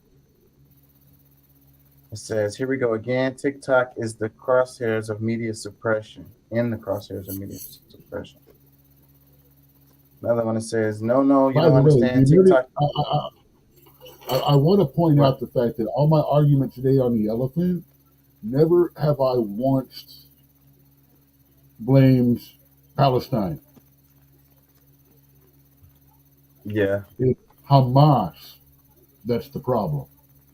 Yeah, we're about to get into it because but that's I need to stay more out of that. We have research from different sides, and I've been researching it quite a long time. But still though, if they feel like it's Hamas, then why are they bombing, the whole thing? Well, see, you don't understand why I don't agree with you from your research, and I don't understand why you think the way you do from my research. So that it's not just an elephant. That's one that's not going to go. I'm not. Yeah, that's one I'm going to stay away from. Yes, it's ugly. Let's do this one right quick. It says, pay attention. New York Times has identified Chinese-owned or operated Bitcoin mines in at least 12 states, such as Arkansas, Ohio, Oklahoma, Tennessee, Texas, and Wyoming, collectively consuming as much energy as 1.5 million households. It says, first it was Saudi Arabia, and now it's China. They want our resources while safeguarding theirs. Microsoft's National Security Threat Assessment Team raised concerns about a Chinese-owned crypto mining operation proximately to a Microsoft data center, proximity to Microsoft data center supporting the Pentagon and an Air Force base controlling nuclear-armed intercontinental ballistic missiles in Cheyenne, Wyoming. So, yeah, that's taking the plot of 3 different 80s movies and smashing them together to try to make people scared. Yeah. Okay, now, to be fair, China has bought a lot of land near a whole lot of military bases across the country. I personally don't think that we should allow I know this is going to sound bad. I don't think we should allow foreign owners of American property. I think if we're going to do this, we should do it like most of the rest of the world. You can't own property. Of course, their answer to that is going to be send someone over to immigrate, have a child who is now American, and then have it put in their name. Yeah, but why the hell does China need to be Bitcoin mining in the United States? Like, that just sounds like, why? Crypto mining operation. And then it's like using all of this energy. It says consuming as much energy as 1.5 million households. Well, that is so... Okay, Bitcoin mining... by the way, everybody, do not take information on finances and things like that from any random person on the internet. I am not an expert. I am not trying to convince you of anything. I am not trying to sell you into Bitcoin mining or anything like that. This is just a brief overview that I know. I am not an expert. Please look into it if you are interested or want to know more. I have to say that to be for you and for me. Now, Bitcoin mining and stuff like that uses a lot of energy. That's one of the biggest costs of it. You got to keep the computers cool. You got to keep them running. And we're not talking about server-like computers. Most of these Bitcoin farms are made from either they're these actual miner things that are about the size of, say, like a cigarette carton or something like that. And you literally just plug these friggers in. They all draw. They mine the Bitcoin and stuff like that, send it off into their data. But it is a high heat producing and high energy cost production. If I were to run a home built Bitcoin miner, which can be made out of 8 to a dozen high end graphic cards and stuff like that, it would cost me probably $150 to $120 or more a month just to run it by electricity. Now, mind you that these things mine $8 to $12 worth of Bitcoin a day. So each machine you have, you're making $20, $30 a day on it. And then they just buy a whole bunch of them, bring them over from there where they cost really, really cheap, set them up in mass, and, you know, each month they make enough to pay off, you know, 20 of them. They got 100 or more in there, and I mean, it becomes free cash.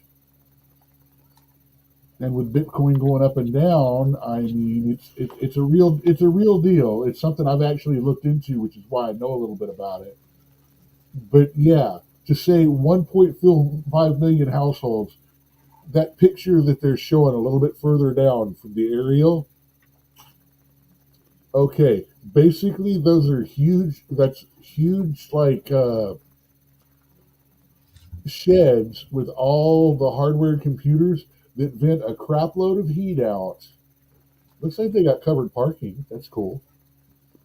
but I think, you know, what this makes me think about is, you know, with the global warming and all of that, they're like, they're the emissions that people do, you know, right? They're like save the environment or whatever. And then there's this competition between one country to the other on the amount of emissions that they're releasing and so forth and so on. And there's, you want to know why they do it here? Because if they did it in China, they'd have to give up 60 to 80% of the stuff that they mine to the government. Well, that's their problem. What I'm saying is, that's why they buy the property and they do it here. well, that's fucked up. That's the basic point that I'm making, you know. And then with them talking about the environment arguments that they're making, well, the drain on the energy grid? Yeah. So then why are they okay with them doing this then, you know? Let me read a post reply. It says this location. I asked shit like this like a year ago, and you were all like, "Oh, it's okay, blah blah blah, it's fine. Why are you worried about China? China's not that bad." It's case by case basis. Let's read this. It says this location could pose intelligence collection risks, leading to worries about potential intelligence gathering by Chinese. This revelation reflects broader concerns about the surge in Chinese Bitcoin mines across the United States, given their immense energy consumption and their potential to stress power grids, disrupt grid balance, and pose cybersecurity risks.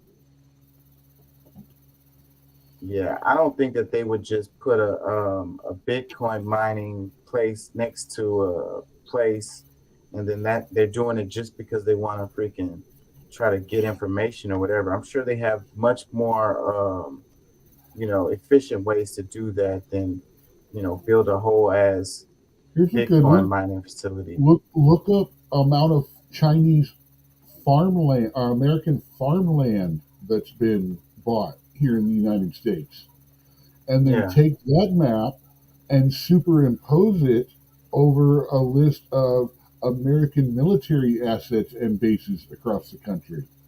That's going to make you go, Yeah, we looked at that a bit, not with the superimposed maps, but we did cover that a bit in the show. It says the Times identified Chinese-owned or operated Bitcoin mines in at least 12 states, including Arkansas, Ohio, Oklahoma, Tennessee, Texas, and Wyoming, consuming as much energy as 1.5 million homes. Bitmain, a Chinese company, dominates the market for specialized Bitcoin mining equipment using these operations, raising cybersecurity concerns. Concerns are growing about the cybersecurity and energy grid impact Chinese Bitcoin mining operations in the United States. Basically the same thing I just read. Why did he put that there if it's the same? So because this that picture was is a showing the different site. operation than the one that they were talking about. Let's see, it says They're not necessarily all owned by the same people. They're not Chinese government, they're right. Chinese owned. Individuals, right. Just like Miss Lee's Laundry or right. Fu King Bucket or whatever your local, they're owned by Chinese nationals. Right. So yeah, that's kind of like the argument where you got to separate the government from the people because they don't necessarily align with each other. Let's read this. At the same time, it is one of those communist countries that the people and the government are supposed to be kind of the same. And I'm not saying, oh, great communism. I'm talking more like the bad communism, kind of like we're in the bad capitalism right now. Let me read this one. It says, since they can't mine in China, they move here. Okay, but why the fuck are they allowed to do that? It says, they sure do love capitalism and freedom. What does he mean by that? Another comment, it says, you may recall Governor Ron DeSantis recently blocked China's purchase of land in Florida. Another one, it says, China owns land 12 miles from AFB and owns Tyson Chicken, Arizona water for Saudi Arabia, and the biggest oil refinery in Texas. Another one, why do I feel a feeling Washington State may be as well? Another one, it says, how and why do they consume so much? Another one, it says, is the concern that these mining operations pose a national security threat and or have the potential to tap into the energy resources or systems supporting these critical facilities? Yes. Hey, if you make sure you're on a power grid near a military base, that means if anything happens to the big power grid, you're going to be one of the first ones that come back up. Just like if you want to live in Florida or somewhere where power, or you live in a state where power gets knocked out a lot or does rolling brownouts, try to live on the same block as a hospital, because you will be on, or live in a rich area. And remember, the worst, nastiest address in the best neighborhood is still in the best neighborhood. And if you live right off of Westheimer, your power is going to come back on before Richmond. Using Houston for example. Right. So if you live near a hospital or a police station, your power is going to come back on. You're going to be in a priority zone for them to fix your stuff if things ever go bad. Yeah. Or live near rich people, because as soon as emergency services are back up, then it's the rich people that get the power first. Yeah. Or when tax money comes. Let me read this one. It says, why would anyone let China own anything in America besides greed? Another comment, it says, how much evidence do we need? And then they would turn around and point to U.S. overconsumption. Get them out. That's the point I was making right there. Another one, it says, the greed in this country will be its downfall. Guaranteed that those countries would not allow Americans to go over and do the exact same thing. See, I don't think so either. I mean, do we have American companies with Bitcoin mining facilities in China? No, but we sure as hell, Disney is sure as hell willing to adapt, change, and rewrite its intellectual properties to make sure that we don't offend them so we can get their money. This one, it says, in Texas, Republicans pay them millions to curb their energy during energy shortage.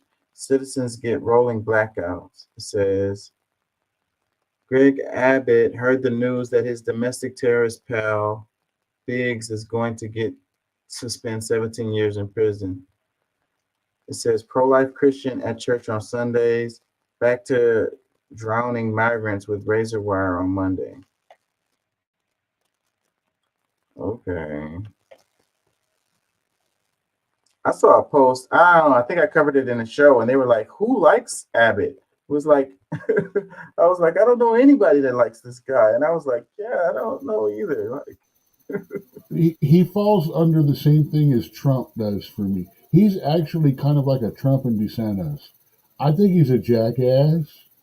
He's done okay, but it's like he did a bunch of some okay stuff, and then it's like all of a sudden he's become unhinged. Yeah. You know, and started being a bully. Like DeSantis is, you know, he was like, okay, I may not agree with him, but I get where he's coming from. And then all of a sudden he starts being a bully. Well, they say power corrupts. Another but he comment didn't gain power. He just, well, yeah, I guess he did. A voice is power. He gained a following of people that that he gained an echo chamber. Yeah. Let's read this one. It says, how Republicans in these states let it happen? Good question. Another one, it says, not only proximity to bases, but Bitcoin mining uses lots of water, and water is becoming a very valuable resource. Why the hell does Bitcoin... Dude, it's computers running. Probably because of the heat. Like you said, it produces a lot of heat. They need something to cool it down. And the traditional way to cool stuff down is water. But liquid cooling is done in an internal system in computers. You don't bring fresh water in. That's just dumb shit right there. Yeah, I don't know. I can't really say. That guy right there probably thinks you can hold a Bitcoin in your hand. Couple more comments, and I'm gonna move on. It says, pay attention, all Republican governors. Another one, it says, in Arizona, we stopped giving water to the Saudis. Those states should do the same. Since most of those states are red, it won't be easy. Should give it a go if you care about our country. Another one, I can't verify this is correct. Contractors on plant in Tennessee. Another one, what do our presidential hopefuls have to say about this? Someone asked. Hey, Arkansas, heads up, Chinese owned or operated Bitcoin mines in the state. We don't need this. Another one, what's next? Selling our water rights to Saudi Arabia. Another one, America is going to be sold to other countries. Not sure how American politics will change. Americans tend to be very slow to catch up to new realities and rely on old habits until they dramatically fail. Yeah, it just sounds really kind of fishy to me. That's the reason why I shared it, because, you know, a lot of this kind of stuff always runs underneath the radar. Like, again, we be arguing about cultural stuff, and then we miss stuff like this. And then it's like, at the same time, they're like, China, China, China, China. But the stuff that they're doing, then people aren't really paying attention to the details.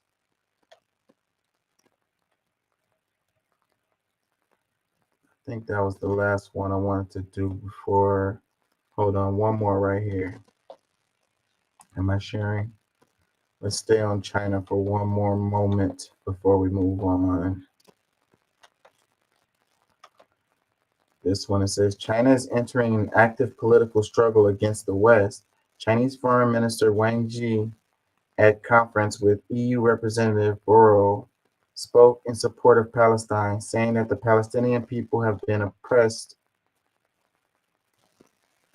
by Israel for more than half a century. He also added that he would speak in emergency consultations of the UN Security Council in support of a cessation of hostilities, and China would provide humanitarian assistance to the Gaza Strip. Hopefully this is in English. 巴勒斯坦问题始终是中东问题的核心，是当今世界不断被撕开的伤痕。巴勒斯坦问题始终是中东问题的核心。 Okay, I'm gonna just read it then. It says the issue of Palestine 巴勒斯坦问题始终是中东问题。 has always been a problem of the Middle East problem. I'm gonna take the volume out because I'm just reading it. And it remains a festering wound in the world today. The root of the issue lies in the long delayed realization of the Palestinian people's aspiration for independent statehood and the historical injustices they have suffered, which have yet to be rectified. While Israel has the right to exist as a nation, Palestinians also have the right to establish their own state. The Israel people have received assurances of their survival, but who is ensuring the survival of the Palestinian people? The Israel nation is no longer in a state of diaspora.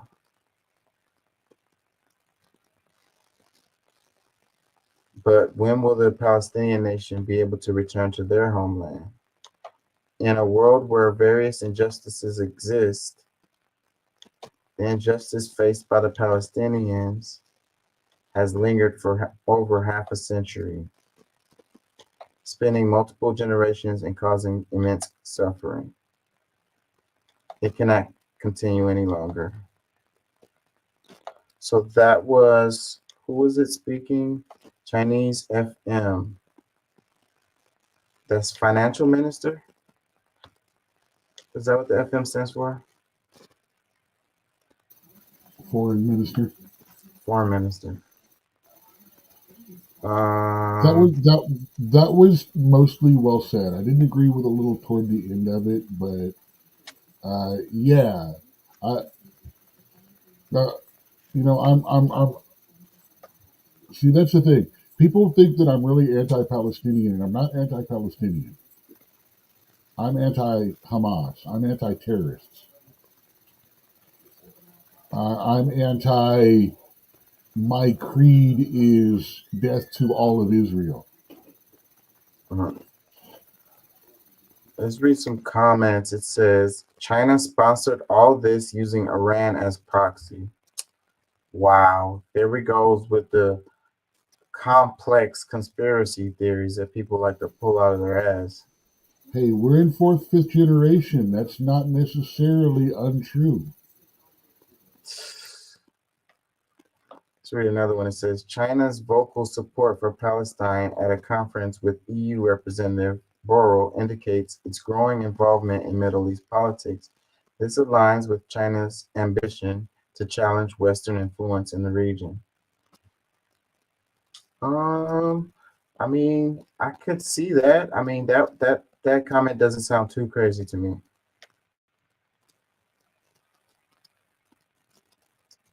It says World War III looming. Whew. Another one, it says, how ironic that China is turning out to be more civilized than the so-called Western democracies. Let's see. Another comment says, China, look in the mirror. Says, I love China now, great man. Another one, it says, and with Biden in their pocket, they will win. So Biden's in China's pocket now? I don't know where you come to that conclusion. Another one, it says, thank you, China. They are aware of the changing political scene and are playing their cards right. Betting on the Seriously. apartheid state is a lost bet. Go ahead. What do you say? I didn't get you. For you to say that there's no connection with China, Biden and China, means you have either ignored or completely fucking dismissed a whole lot of shit going on in the world. It's a lot going on. tied to China, it is not even funny. Problem is, 45 was too. Yeah, well, I wouldn't go as far as to say as Biden is in China's pocket. Like that's a stretch. That's a huge stretch that I wouldn't say. Let's read another comment. It says, while I support the creation of the state of Palestine, we need to stop the hypocrisy of turning real issues into political games between the so-called superpowers.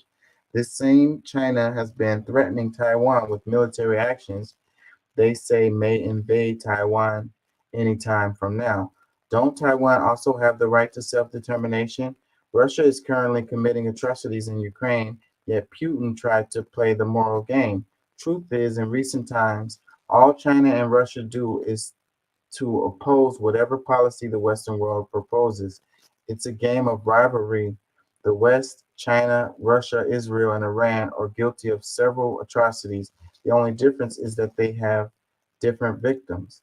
It's time for us to forgive atrocities, start all over, heal wounds, fight the right battles, and resuscitate the spirit of humanity. Together, we can make the world a better place. Thank you. Yeah, it's not a bad comment right here. Where he said, forgive atrocities. I think a lot of people would have a hard time doing that. You know, ask the mom that just lost her kid or the kid who just lost his mom to forgive atrocities. You know, Ask the person who blames me for an ancestor in slavery. Yeah, we wouldn't want to forgive atrocities of any kind. Let's not forgive the atrocities of the white people against the American Indians, but we will forgive the atrocities of the Comanche against the Cheyenne and the Dakota versus Lakota. That's something that we can forgive, right? I mean, we have to start looking for. It's not forgive. It's draw a line and get better. You can't start getting better until you stop. Now, there's no way to forgive all of that, but throwing fucking money at the problem, all of that bow down and suck a friggin' toe crap. Here's where the whole bleeding heart thing comes in. Stop worrying about that and start worrying about stopping it from ever happening again. And I agree with you. That's what we need to focus on. Yeah, but it's hard for a lot of people to admit that certain things has happened. To move forward and to stop it from happening again, we have to start with life is not kind. What happened? Life is not kind. Reality is not kind. The choices we have made to have these corporate masters tell us what to friggin' do and us be okay with it, that none of that's kind. We have to change. We have to become kinder than the world.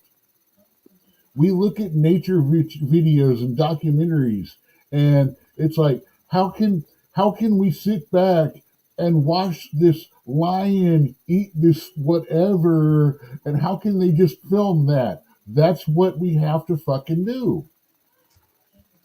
Sometimes it's not our business.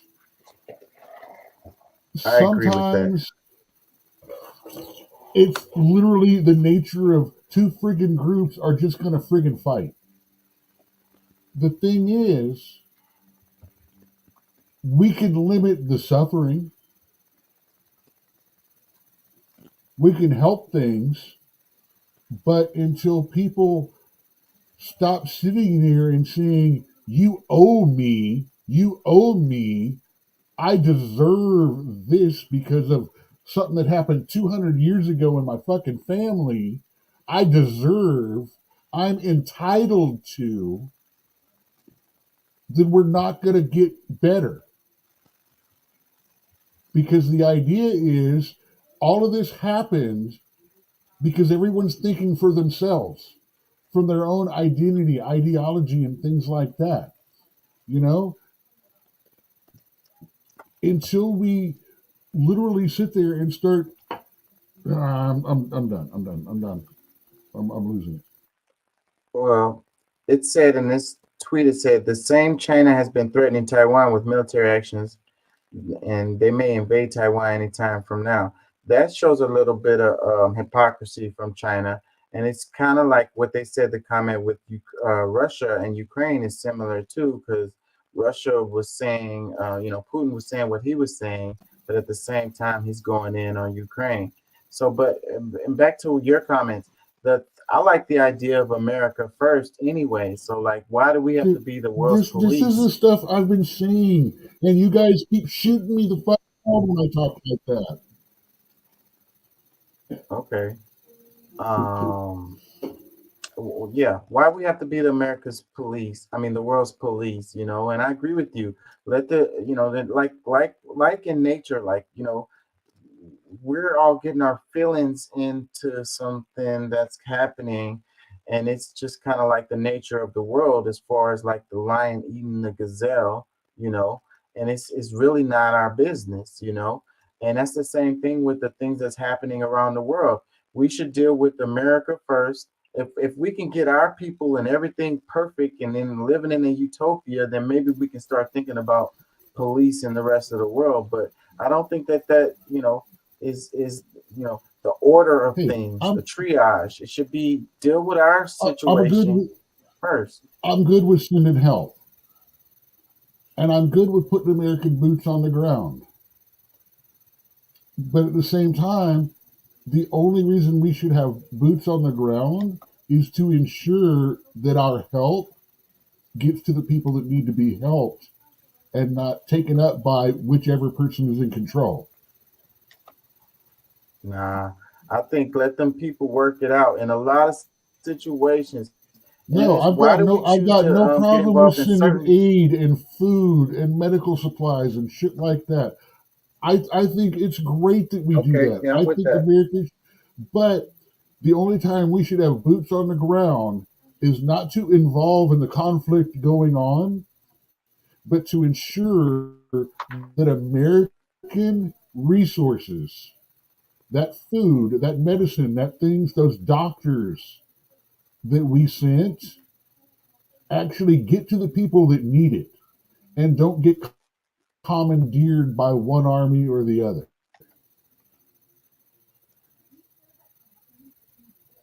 That's the only reason we should be there, is to make sure that the people we're helping, you guys fight it out. We just want to get these villagers out of the way. We want to get the townspeople out of the way. We want places where they're okay. And because you guys can't afford to do that because you guys are too busy slapping your fucking dicks on each other's face. Yeah, but I don't think the troops boots on the ground. I think, and then it's like revealing when we decide to intervene in certain problems and then we avoid the other ones. It's like why do we choose to get involved in this one and not that one? That's like it's too much. It's too much going on. Let's segue into boots on the ground. Let's play this right quick. It says the U.S. is preparing to send troops to Israel. It isn't the first time the U.S. has sent troops to protect an apartheid state, and I'm sure it won't be the last, but I hope the world is prepared for what happens next. The empire is entering its endgame. At President Biden's direction, we have moved urgently to respond to this crisis and to send a strong message of deterrence. The USS Gerald R. Ford Carrier Strike Group is now in the region, led by the largest aircraft carrier in the world. We've augmented U.S. fighter aircraft squadrons in the Middle East. The U.S. Department of Defense stands fully ready to deploy additional assets if necessary. As President Biden has said, for any country, for any group, or anyone thinking about trying to take advantage of this atrocity, to try to widen the conflict or to spill more blood, we have just one word: don't. The world is watching, and so are we. And we aren't going anywhere. Oh man. What do you That think? was actually kind of classy. It was much less of a direct threat than I. These guys don't do veiled threats very well. That was a very good veiled threat. Yeah. That was one of the best press releases I think I've seen coming out of this administration so far. Yeah, it had an ominous tone for me. Oh, that's exactly what I'm saying. It is a veiled threat. I mean, I'm not trying to deceive you in that. I just thought it sounded really classy and a whole lot less like, bring it on, dude. We dare you. We coming to fuck you up. Shit, I'm sure that Like others heard it. like the normal thing we hear out of our government. I'm sure others heard it that way though. Let's read some Oh well, tweet yeah. replies. Everybody, it is subjective. I am viewing it from a point of view of how far can they go without actually threatening with a threat. I mean, we all know it's a threat. Let's read some tweet replies. It says, "Here we go again," Sadie Sabs. Another one, it says, "Why is there an Israel flag in the background?" That struck me too. I noticed that. You got the U.S. flag and the Israel flag in the background while he's talking. So it's like official words coming from, the government, and then he's got the Israel flag. So where is he at? Where is he at when he? Yeah, I don't know. Let's read some more comments. Oh, I That's like a weird. that. Yeah, it's an interesting little meme. I So that's like Trump, that. Biden's face. That is awesome, Trump. dude. Trump's face on Biden's. If you can copy that and send it and put it in Messenger or something, that is so. I'm gonna make some memes, dude. Let me see. I can share it. Yeah, I can send it to you through Messenger. Or I you got could you right post now. it in Activate. I mean, All right, cool. That'll be easier. yeah, that way everybody gets it. That is an awesome. No matter what side of the fence you're on, that is just, dude. I'm gonna send that to the guys that just randomly text me and say, we need a subject for tonight. Give us something to think about. That's where I keep posting those in our group chat. That's where those come from. I've got some guys that do a podcast that, like, give us an idea, man. Let me read some more comments. It says, "Our military generals need to say enough is enough. They know better." Another comment says, "Putting it out there for the world to see." Yeah, I don't know what that is. Another comment that says, "I think you know the reason why there's 2 black generals that he appointed running the military. I'm sure you can figure that out. Look at the black press secretary, transportation secretary. He did that for a reason, and it stinks."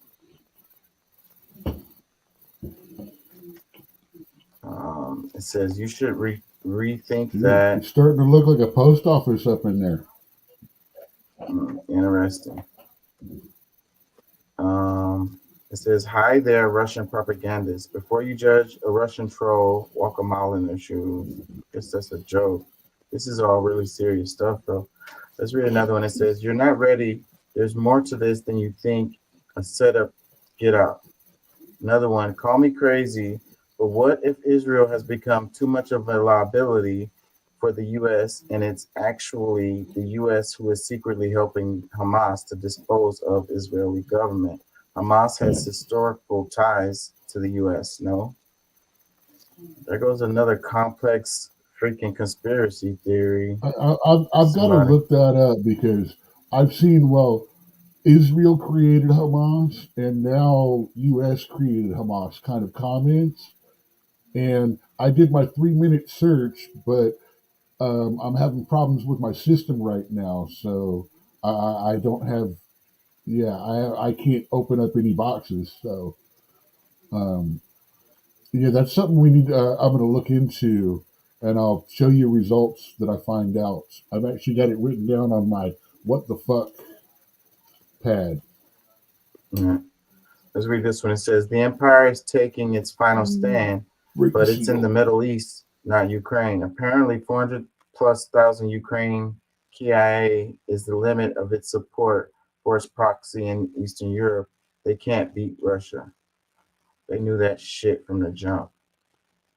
Another one, it says, "Wait, I thought Israel had the toughest military on the planet. Guess Israel isn't willing to risk their lives behind their own press." Ooh, dun dun dun. And this comment right here, so KIA killed in action. So yeah, man, and the media isn't covering this, but Ukraine has lost like all of their fighting age men.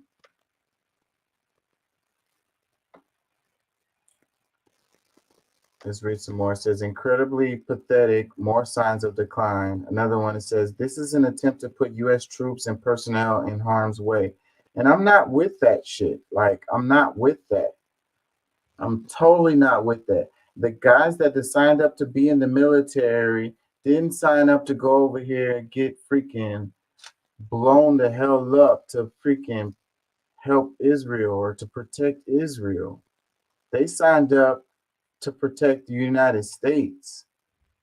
That's bullshit to put them in harm's way for some shit like this.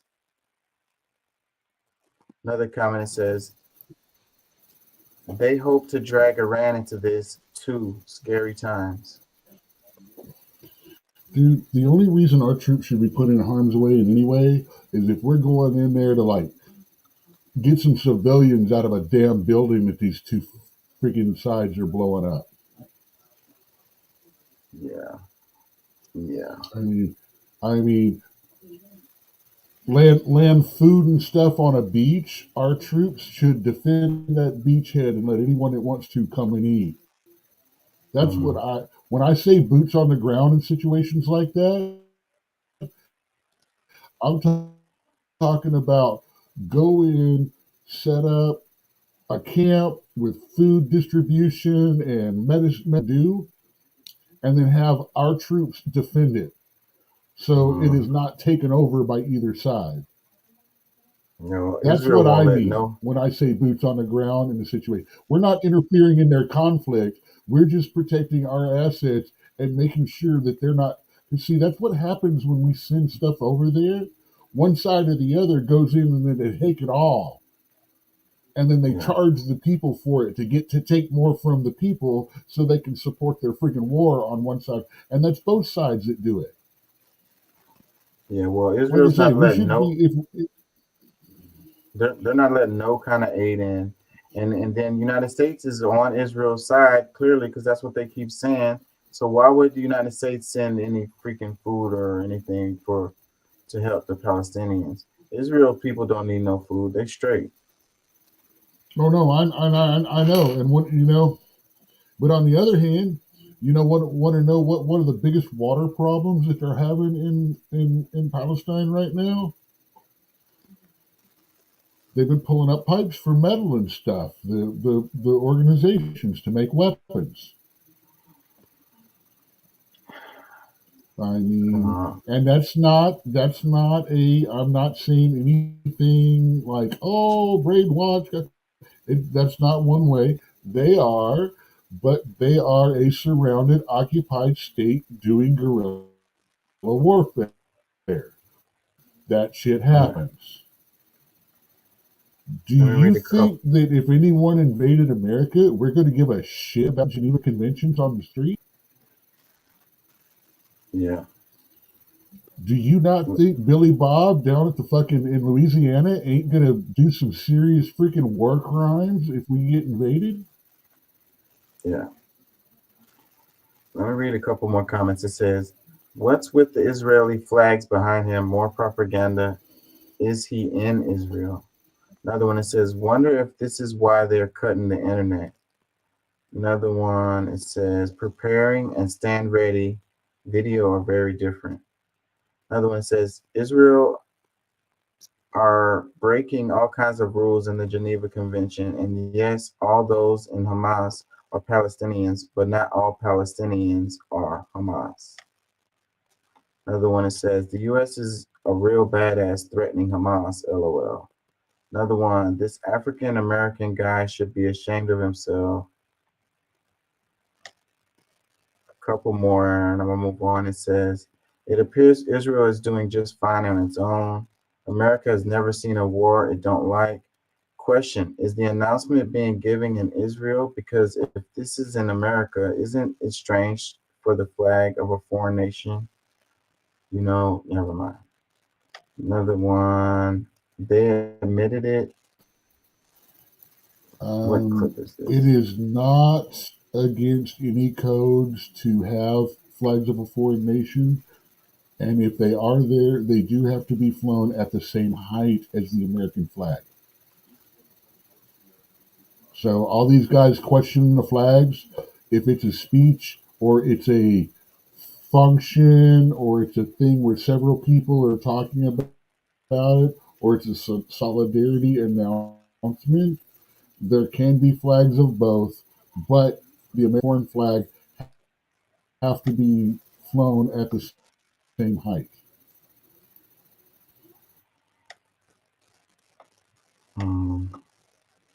What is this? Hold on, let's see. אני חושב שהמחשבות והרעיונות שאפשר להמשיך ולעזור. I can't even see the captions to read it, so. Let's see which direction we want to go in with this. I have a story here. Let's do this one. I'm gonna go back to Instagram. Play a little bit of this right here.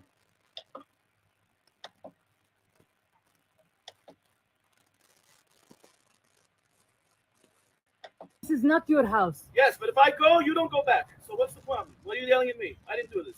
I didn't do this. But it's easy to yell at me, but I didn't do this. You are stealing my house. And if I don't steal it, someone else is going to steal it. No one is allowed to steal it, يا عمي. זה לא שלי להחזיר. בוא נגיד שזה יש. זה לא שלי.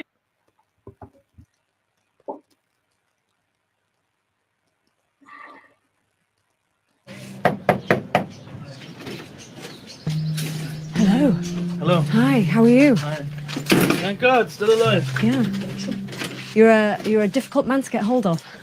Yeah, this is Vice clip, so I probably can't play this, and they've got the sounds in there. They're gonna ding me for copyright. Yeah, so but the first part you could see the guy was like, you know, hey, if I don't steal it, somebody else is. They're like, why are you in my house? Like, this is the kind of stuff this is an old clip, by the way. I saw this a few years ago, so this is old, but this is the kind of things that's going on over there. Let's do this one. It says, landlord charged with hate crime and fatal stabbing of 6-year-old.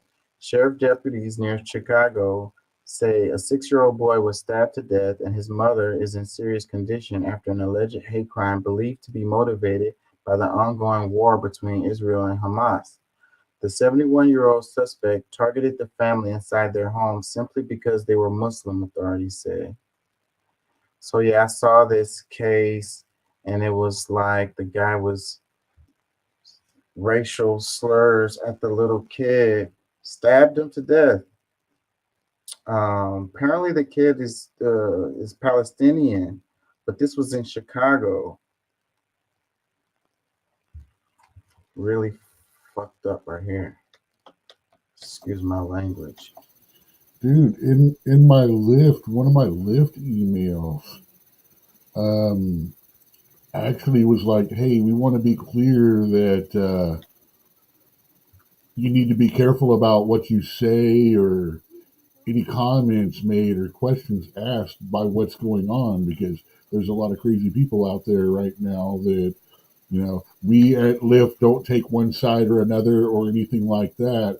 And be careful about what you say when confronted with this subject, because people can get volatile, is basically what the email said.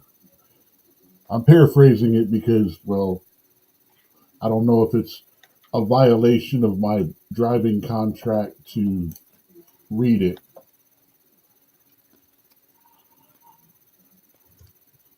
They're a little weird about what you do on social media when you're an active driver. Yeah. So like, yeah, you have to be careful, because people are emotionally charged right now with this whole situation. So for both sides. So and you know, you're just driving in the Lyft and you're just chopping it up with somebody and maybe give your point of view on it, and then the guy decides to stab you or something, you know? Regardless of which side you are on it. Welcome to America. Yep, you got to be careful. But truthfully, that's happened around the world too, because I remember there's been some incidences in UK. I want to say Germany or somewhere in that region, and another one. There's been like 4 or 5 of them they've been talking about, all based on what in the last few days. Trying to talk about the subject without actually saying anything, because I don't know if saying anything about the subject will become a future reason to, you know, boot us. Let me see if they cover this quick enough. Let's play this. A U.S. landlord has been charged with murder and hate crimes after he stabbed a Muslim woman and a 6-year-old boy dozens of times. The police has linked the attacks to the Israel-Hamas conflict. President Joe Biden has condemned the deadly stabbing attack. He said, and I'm quoting here, "This horrific act of hate has no place in America and stands against our fundamental values, freedom from fear for how we pray, what we believe, and who we are." He added that he was praying for the recovery of the boy's mother, who was also severely wounded in the attack. Will County Sheriff's Office released a mugshot of the 71-year-old suspect who was charged with first-degree murder. Here is the man on your screens. He attempted first-degree murder, 2 counts of hate crime, and aggravated battery with a deadly weapon. Officers found both victims at a home in an unincorporated area of Plainfield Township, roughly 5 kilometers southwest of Chicago. Looks like he tripped on the way to the car once or twice. Yeah, maybe, yeah. Yesterday, the ex-wife, the mother of the boy, and the boy were in their unit. Basically, they're renting a floor in the house of this man who committed this crime. When he knocked on their door, she opened it. He had knocked on the door many times before. She had no reason to suspect anything. And when he opened the door, he proceeded to choke her, the mother, who's 32 years old. Her name is Hanan, and attempted to stab her. And she ran into the bathroom and called 911. And by the time she came out, he had located and murdered her child, 6-year-old Wadia, by stabbing. This all happened in seconds. I know this because she texted this information to the father, who shared the texts with me. She is now lying in the hospital in serious condition. Even residents of the area were shocked by the incident. Heartbreaking. And again, it's because it's in this community. He had nothing to do with it. All because he was an innocent child He was Muslim. That's what happened. He was Muslim, and this is what they did. This is what this monster did. The Muslim Civil Liberties Organization has called the crime our worst nightmare and part of a disturbing spike in hate calls and emails since the outbreak of violence in the Middle East. Yeah, so this whole thing is having repercussions that's coming back home in really strange ways. Well, man, I don't believe she actually just assumed his pronouns. She literally goes, "This is what they did." Very very explosive, very encompassing. And then goes, "He's a monster." It's like, okay, it's not a they, it's a he, it's a he. It's not a crowd, group, or multiple people unless you are referring to him as a they. I'm sorry, I like to pick on this, both because the whole pronoun situation and stuff like that, and the fact of she framed the original situation as, look what they did to the child. And then he is a monster. Now, yeah, look what he did. This is not about any they or group. This is about that crazy fucker right there. And it needs to stay about that crazy fucker. Yeah. We know what triggered him, and that's something to look into for psychologists and the defense and the and the DA. But yeah, don't put a they to this, unless he's a Manchurian candidate and the attack triggered something in him, and then he had to go kill anything that was a Muslim immediately. Let me read a couple comments underneath the Instagram post. ABC News posted this. It says, he says, "I grew up in a Muslim Bengali house in America after 9/11. I was a boy back then.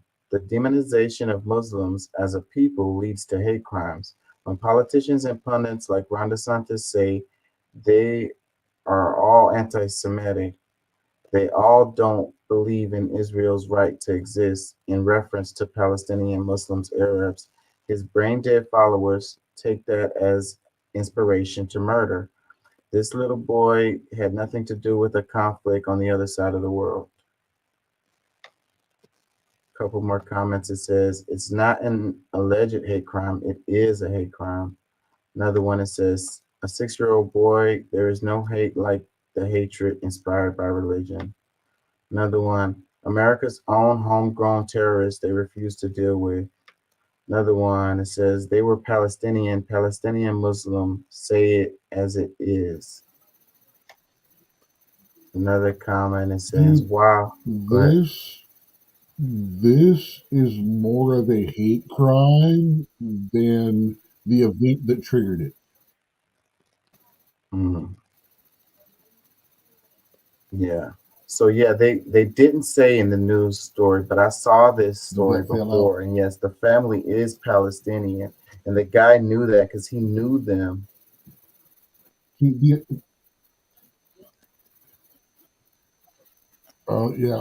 but you know, the attack that triggered all of this was a terrorist action. This is a hate crime because the terrorists didn't target them because it was Israeli, because there were Israelis, Muslims, American. There were people of all kinds of different. It was a concert, a desert concert.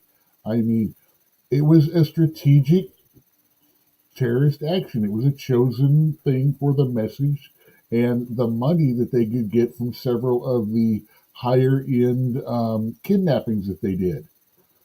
This guy is a hate crime. There's no message in what he's doing other than, I hate you so much for whatever our differences are that I'm willing to kill you for it. Yeah. But that's weird though, because he was triggered by the event because he knew these people for the longest and he knew that they were Palestinian. So, but then the event that happens in Israel leads him to get emotional and feel like he needs to hurt these people because he knows that they're Palestinian, like a revenge for what We happened need to to find out if he's got a copy of The Catcher in the Rye somewhere. Let me read a couple more comments. It says, wow, after the flooding the American people with effective anti-Islamic propaganda and refusing to paint an honest picture about what's happening in Gaza to the Palestinian people, someone actually killed innocent Muslims. Wow, no one could have seen this coming. Absolutely no one. Another comment, it says, actually news, 6-year-old Muslim boy murdered by pro-Israeli apartheid lover, probably a Christian white American man. Another one, tell the truth that the kid killed is Palestinian. Another comment, it says, may the poor child rest in peace. A mere 6-year-old child is a victim of hate crime because of the rise in Islamophobia media fuel. I pray for the mother to be strengthened and that the young boy is resting peacefully. Couple more, and this family thought they'd be safe in America. So sad. Another one. This is an anti-Palestinian hate crime. Stop underreporting.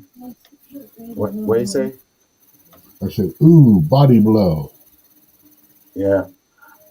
Another comment They says, isn't that... They moved to America to be safe. Ooh, body blow. Yeah, that's terrible. Sorry, that's from an old boxing video game. When you got a good uppercut going on, and you caught him in the body, it was like, ooh, body blow. Yeah. Couple more. It says, isn't that terrorism? Just wondering. Another one, it says, no hate like Christian love. Couple more.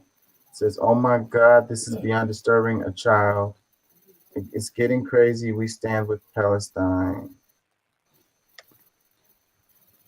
It says, what the F is wrong with this world, people? The level of hate and poor education in this country is truly appalling. Yeah, that's a terrible story right there.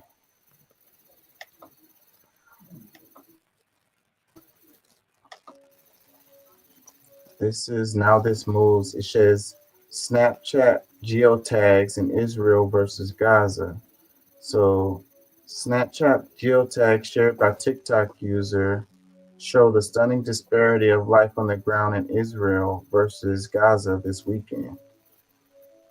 So it just did geotags of some people in Israel starting off here, and like one was at a barbecue, looked like another one was in a garden, looked like they chilling. Now they're showing one in Palestine, and its buildings are crushed and destroyed and rubble everywhere.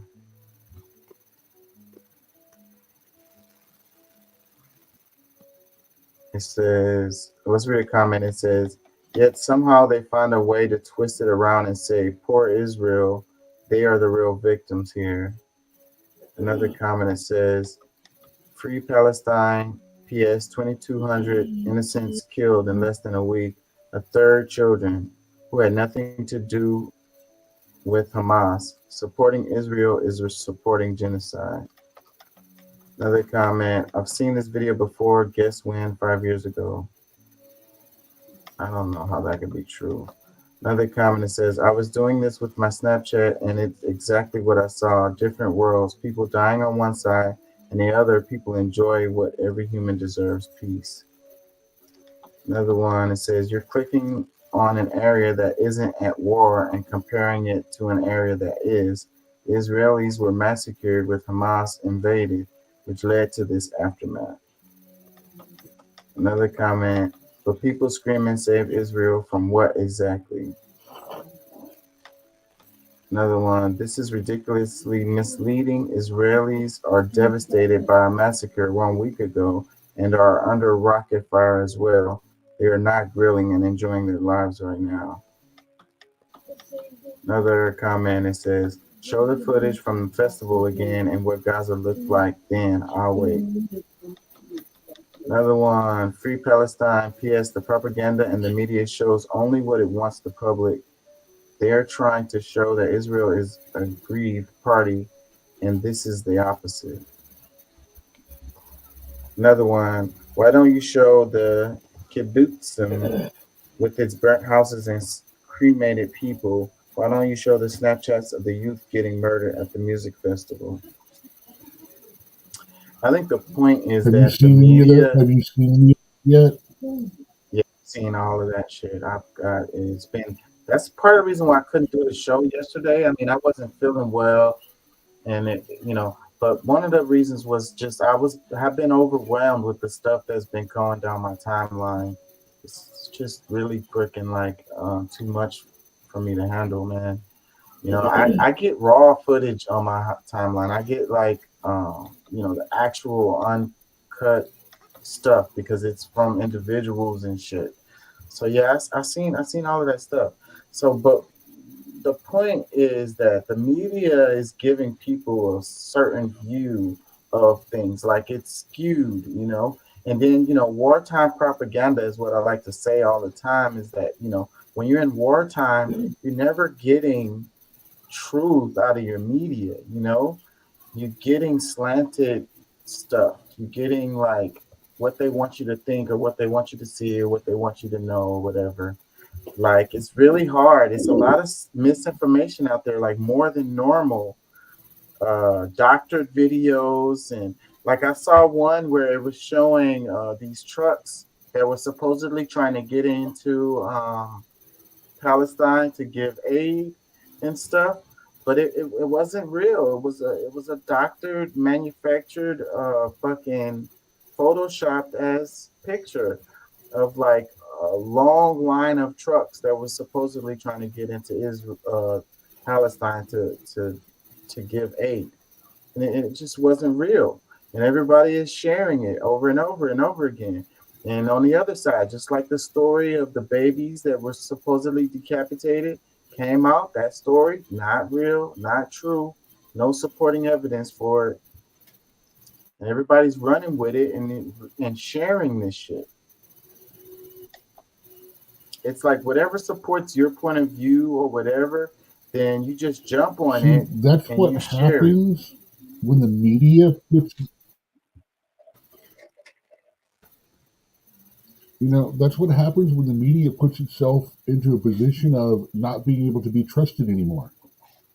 Exactly. We used to be able to a point trust our media to let us know things and let us see both sides of things and let us make up our minds for ourselves. And nowadays, the media is so bought and sold that they are no longer people who give information. They are now their own storytellers. They create a narrative rather than report what's going on and allowing people to make up their own minds. Yeah, They tell you what you should think about it instead of go, well, here's right, here's left. What you think is like up to you.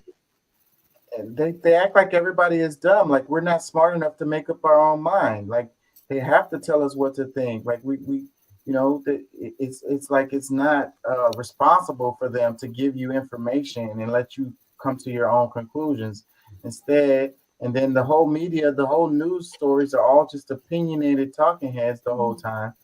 And right now it's getting worse with the information coming out because since they turned off the lights to Palestine and they're running out of fuel and stuff for generators and stuff, we're getting less and less and less stuff coming out of Palestine. You know what I mean? Like images and stuff because they don't have any electricity and power to give. So now we're getting more and more of only Israel's side of the story coming out of there because like I say, the lights are off. So let's cover this one. Immortal Technique posted this. It says, if this were happening in China or another enemy country, it would make worldwide headlines. MSNBC suspends Muslim anchors amid Israel war in Gaza. So, and I saw a lot of this and I have some clips, and I might go to them from these guys and the stuff that they said immediately after the thing happened or whatever. And now these anchors have been suspended. So they don't get to say anything now. Like their voices have been silenced. And that's weird too, like extra, because it's coming from MSNBC, which is supposed to be the left leaning or whatever. No. It either has to be the corporately mandated truth or the proper opinion, which is given to them by the networks since they own their contracts. Right. They can't speak for themselves. They're not allowed. Their own opinion doesn't matter. Yeah. This is why Tucker Carlson, like him or not, agree with him or not, is one of the baddest bitches in the industry right now. Because well, he's not as constrained. He took his name. That's why Joe Rogan, like him or not, he took his name. He built his name. I'm sorry. Tucker had a corporate boost to build his name and freed himself from it. But Joe Rogan built his name. You whether like him or not, you got to at least admire him, you know? Yeah. Yep. Check this out. It says, rest in power, Reuters cameraman and journalist Issam Abdullah killed in the last hour by Israeli bombing in the south of Lebanon. He was surrounded by cameras and other journalists wearing press vests who have also been injured in the Israel self-defense. It says, is this Israel self-defense too? So yeah, a lot of freaking journalists have died recently. The ones that were in Palestine, you know. And another part of this story is like, you know, it came down, Netanyahu told them to leave out of the northern part of Palestine. He said, y'all get out, because we're finna go in over there.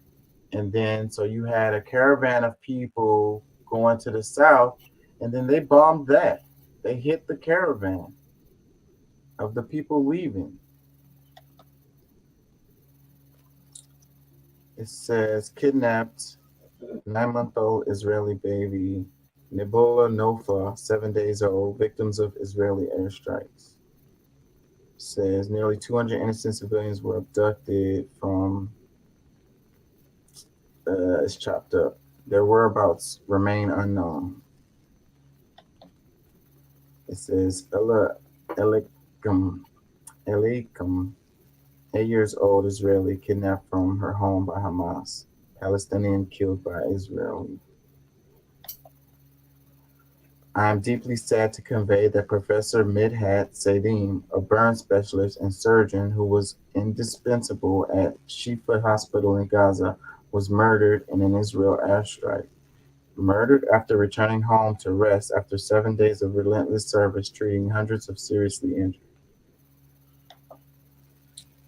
Picture that's in Gaza. It says, under heavy bombing, Palestinians in Gaza move from place to place only to discover nowhere is safe. Let's read Immortal Techniques comments. He says, years ago, I wrote a song called The Fourth Branch. It was a story that tried to explain the complex interwoven relationship between the media and the agenda of the government it serves. I always remind people that freedom of speech doesn't mean that they aren't consequences for what you say. And the news media own their platform, therefore it's kind of like their own store where they can refuse service to anyone. In this case, their bias is so severe that it exposes the deep rift that the mass death has left on the world. I also included a slide which speaks about the children of Israel and the children of Gaza.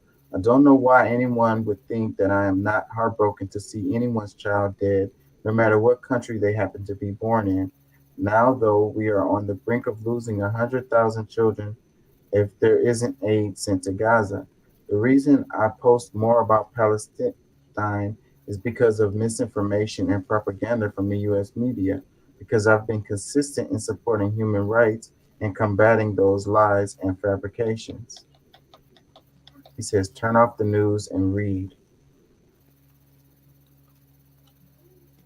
So Some of basically, this he was. math ain't Go ahead. mathing. Yeah.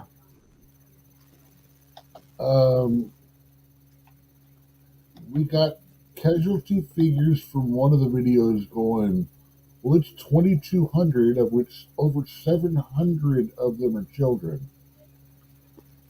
That means about 30% of the dead would be children. And this guy is talking about how it's hundreds of thousands of children. Well, he's I'm just saying, all of the anti-Zionists, to put it that way, are saying it's all these children are dying right now. All of these children are dying right now. You know, they're killing. It's like, it's unrealistic that 30% of civilian casualties are going to be kids. Well, in Palestine, their average age is like 25 or something like that, 24 or whatever. They have a really young population. So, like, almost half of the people in Palestine are children. I can see where that would skew numbers and stuff like that. So, and then, So, you know, but you it's got still the. a manipulation of statistics, man. Yeah, they're throwing numbers around crazy. It's we're pulling at your heartstrings. Yeah. Yeah. They're throwing numbers around crazy on both sides. So it's, you know, we won't know real numbers until time has passed. Do you guys remember in history class when we would ask the teacher, why do we need to learn about the Holocaust? Like, why are we spending so much time on this? And every teacher would say, so we could learn as a society, so it could never happen again. The irony is, and the biggest plot twist of the century, is that the same group of people who are victims of this story are using their ancestors' tragedy to justify and inflict another Holocaust on another group of people, the Palestinians.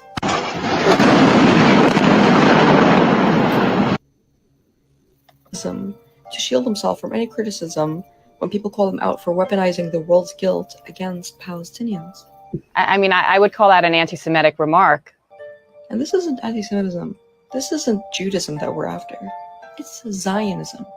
This is genocide justified by Zionism. By the way, this is why there's a lot of Jews who are against the state of Israel.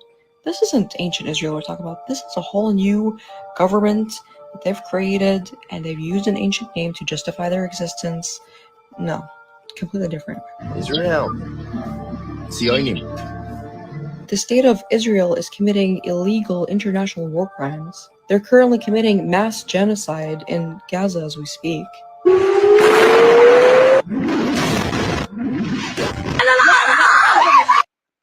But the truth will prevail. And all I gotta say is you'll want to be standing on the right side of history. It says, allow in future history classes, this chapter will be called How History Was Used Against Humanity.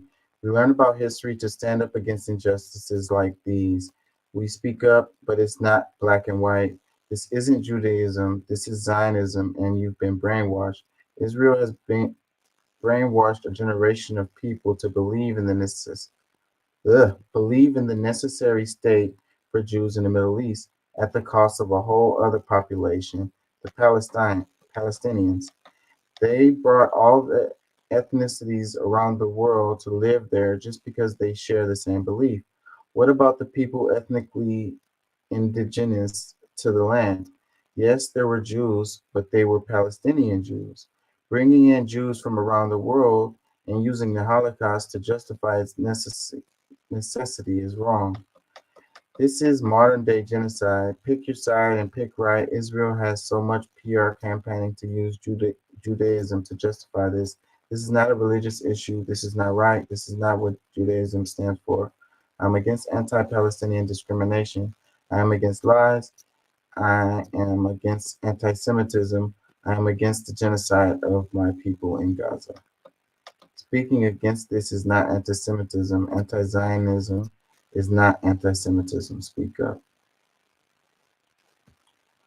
Couple comments. It says, thank you for speaking about this horrific irony. I have been screaming out this fact for years.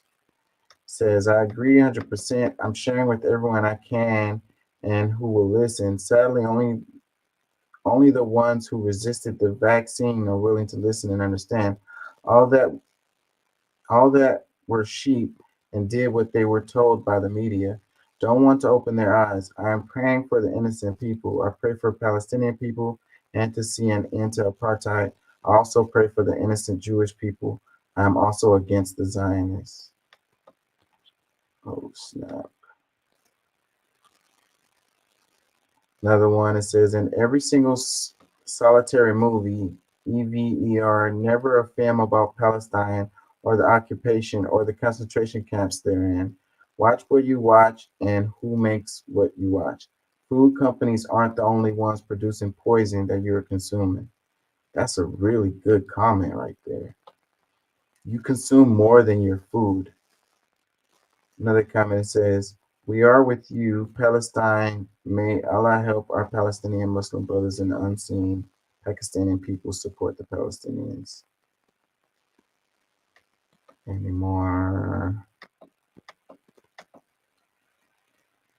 It says, truth, what a phenomenon, is right there for all to see, yet people are oblivious, brainwashed, praying for humanity as we have been deceived for far too long. This is another comment. It says, this, she completely right. World War II, the Nazis were defeated, but Nazism, fascism, bigotry, genocide, race hate, and apartheid wasn't. Another one. When education is not liberating, the dream of the oppressed is to become the oppressor. Ooh.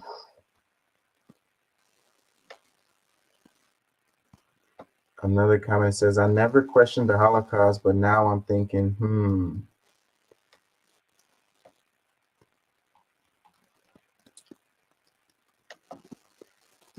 Yeah, so we are supposed to never forget. I mean, the teaching us about the Holocaust is a good thing, but using the Holocaust to justify more atrocities is fucked up.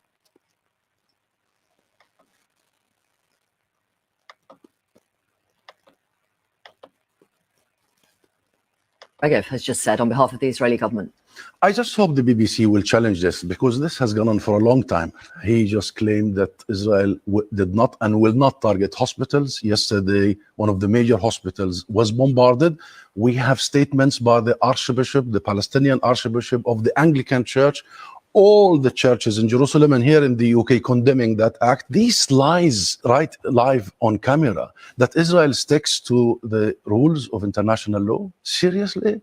Cutting food, electricity, targeting schools, churches, mosques, cutting off people from any sort of humanitarian assistance is the contours of international law. Does Mark Regev really know what international law is? Does he know that it is the responsibility of his government and his military to protect the lives of the civilians? I haven't seen images of fighters, Hamas fighters being killed. All the images we are receiving are families being slaughtered. First of all, your response to what Mark Regev has just said on behalf of the Israeli government. And that's the main thing, is like, Hamas being a terrorist group, okay. Hamas attacking Israel, that's fucked up. But you want to get at Hamas, then get at Hamas. But killing all of the people in Palestine and acting like they're all Hamas, that's not cool.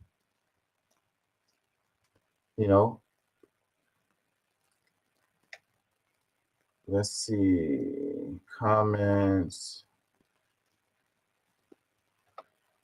It says, from the river to the sea, Palestine will be free. God sees all.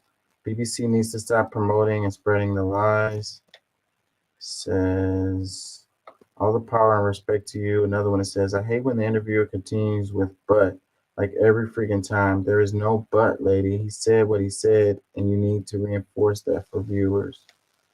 Another one that says, who controls the media? They just fired all the MSNBC anchors that are speaking the truth. It says, the Palestinians fight like the Spartans who did not know the meaning of fear. This is Sparta, shouted Leonidas. Here is Palestine, the Palestinians shout, above all, the homeland.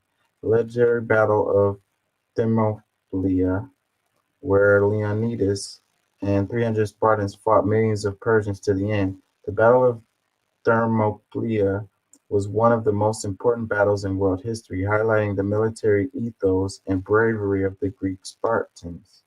It was held between the Persians and the Greeks in the Straits of Thermopylae during the second campaign of the Persians against Greece. The leader of the Persians was Xerxes, while the Greeks were Leonidas and Demophilus. Thespius, the supreme commander of the 700 Thespians who took part in the legendary battle. I apologize, I don't speak Greek or whatever the hell, like, so I can't pronounce those names very well, so kind of suck at pronouncing names, period. So here goes some more numbers. It says Israel told 1.1 million Palestinians to leave their homes. Then the Israel army bombed the road that it said was a safe route. It says the cruelty knows no bounds. They've shut off water and power from Gaza so that we can see their crimes anymore. If this is how they acted when we could see them, imagine what they're capable of in the dark. This must stop now. Yeah, because they started a ground offensive. I think it's happened today or it's happening tomorrow. They're going in on foot. I already did this one. This one, it says, list of war crimes Israel has committed since October 7th, 2023. Willful killings, article whatever, Israeli targeting of the Shaban family home, killing all 6 members, 2 parents, and their children. Unlawful deportation or transfer of unlawful confinement. At least 420,000 Palestinians forced to flee their homes in Gaza due to the continuous and heavy indiscriminate Israeli strikes. Subsequently, on October 13, 2023, Israel offered the evacuation of 1.1 million Palestinians in Gaza. Torture and inhuman treatment. Torture and inhuman treatment, severe psychological suffering inflicted on Palestinians who every night without electricity fear for their life as bombing continues. Extensive destruction of property, extensive destruction and appropriation of property not justified by the military necessity and carried out unlawful and wantonly. October 7th through the 12th, 2023, Israel raids have destroyed thousands of housing units and private and public properties. Direct attacks against buildings of worship, intentionally directing attacks against buildings dedicated to religion, education, art, science, or charitable purposes, historic monuments, hospitals, and places where the sick and wounded are collected, provided they are not military objectives. They're going to always say that it was military hiding in there. It says intentionally directing attacks against civilian objects, that is, objects which are not military objectives. Attacking humanitarian workers, intentionally directing attacks against personnel, installations, material units, or vehicles involved in humanitarian assistance or peacekeeping missions in accordance with the Charter of the United Nations, as long as they are entitled to the protection given to civilians or civilian object under the international law of armed conflict. At least 12 UNRWA employees have been killed since the start of hostilities. Yeah, I saw a clip where the dude was an ambulance, and they hit the ambulance, and they was, I want to say these were UN people. They weren't even like Palestinians. It says intentionally attacking attacks against civilians, intentionally directing attacks against the civilian population as such or against individual civilians not taking direct part in hostilities. Last one, genocide. Rome Statute of the International Criminal Court, genocide, deliberately inflicting on a group conditions of life calculated to bring about its physical destruction in whole or in part. Imposition of a complete siege of the Gaza Strip, totally depriving Gazians of electricity, food, and fuel, and tightening even more the existence of 16-year-old blockade thereof. So that was a list. It said, I don't know who compiled this, MPN, list of war crimes. Yeah, this stuff is horrible. It's hard to talk about, and it's fucked up on both sides. Fucking terrible. And I think that that's one of the things that we need to be able to say. We need to be able to point out fucked up shit regardless of who's doing it. You know, if it's our team or not, we need to be able to say, yeah, that was messed up.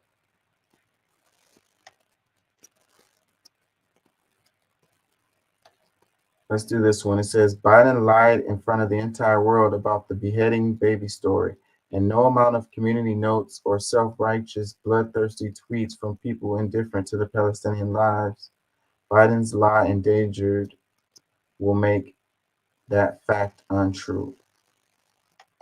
Can we see this? White House clarifies Biden's claim he saw photos of terrorists beheading children in Israel-Hamas war. After the comments, the White House clarified that Biden had read news reports. October 11th, update October 12th by Peter Alexander and Megan Lebowitz. Washington President Joe Biden painted a vivid picture of horrors of the Israel-Hamas war and remarks to Jewish community leaders Wednesday, but the White House later had to clarify his claims. I never really thought that I would see and confirm pictures of terrorists beheading children, Biden said in a broader. That's a clip from the article, and it shows his comments that he made. It's all over the place, so I'm sure people have seen it. Los Angeles Times retracts rape allegations against Palestinian group Hamas. The allegations, which had initially garnered widespread attention and raised concerns about the conduct of Palestinian fighters during ongoing conflicts. However, following a thorough investigation, the Los Angeles Times has concluded that the reports in question do not meet the necessary criteria for substantiation. So 2 stories, one about the babies beheaded and another one about sexual assault, and they weren't true.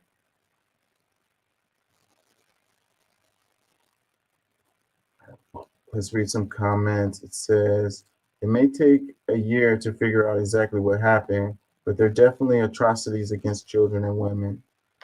Another one, can you name a Biden speech that doesn't have at least one lie in it? That's kind of his game. It says, yes, yes, everyone lied. POTUS, the media is real. Only Hamas tells the truth. I hear sarcasm.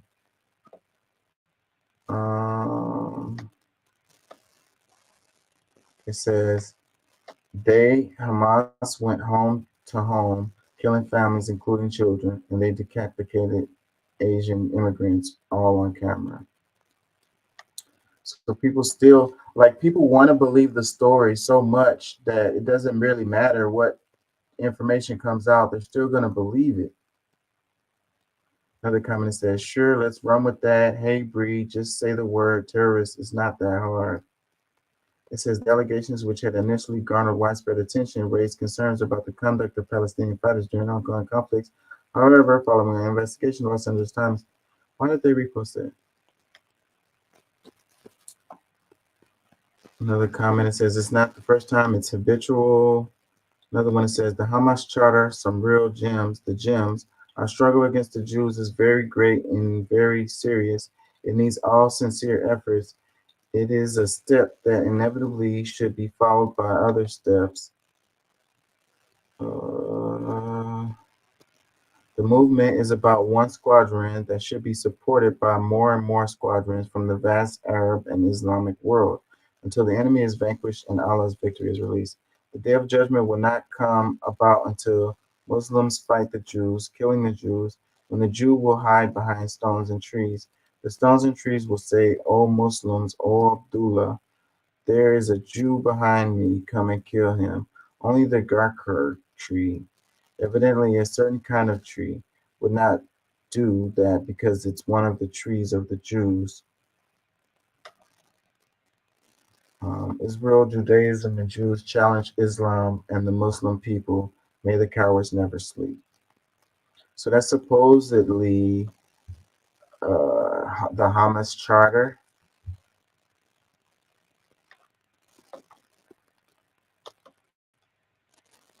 I didn't see that anywhere else, so I don't know. It could. You should actually probably read it, since I've quoted it a few times, and you kind of like dismiss it. I just read it. All that was on this. All that was available here.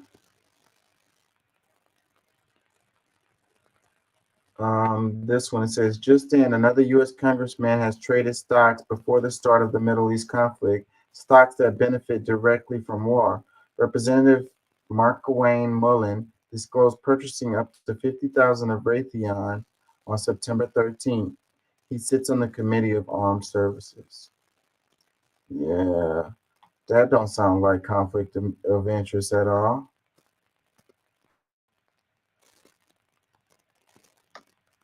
Of note, Senator McCain won the U.S. Senate GOP runoff in 2022. He then took Jim Inhofe's seat. Jim Inhofe was accused of insider trading. He sold 400,000 after non-public COVID hearings in January 2020. He was cleared by the DOJ. Wow, so that seat, whoever sits in that seat likes to do shady insider trading type stuff, huh?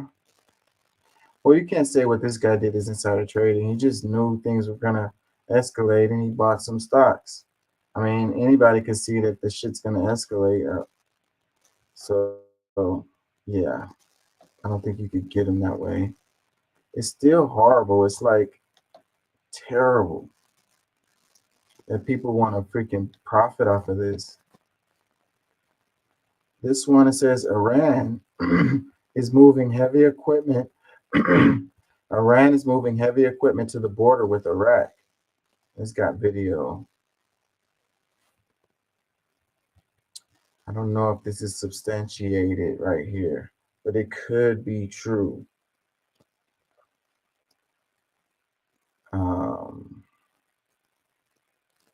Yeah, we don't want Iran to get involved in this. You talk about a major escalation if that happens, because then that would give the United States a green light to go all in. Let's read some comments underneath this one. It says, regional conflict soon. It says, we Pakistanis stand with Palestine. Prayers for Palestine. I hate these ads. They got ads in the damn tweet threads now. So annoying. It says, just because Cristiano Ronaldo hugged a married old woman. Come on, guys. That's crazy. What's that got to do with anything? Did I get lost? What the fuck? It says Iran is going to take over Iraq. Yeah, so they're like, why the hell would they go to Iraq? Yeah, well, I'm sure it's not related to Iraq. Another comment says, that's not good. Another one says, let me guess, this video is probably 5 to 10 years old and not even in Iran, just a guess. And that's what I was thinking too, that the video may not be good. It says, why choose war over dialogue? Yeah, this thread right here is not very useful. Let's move on.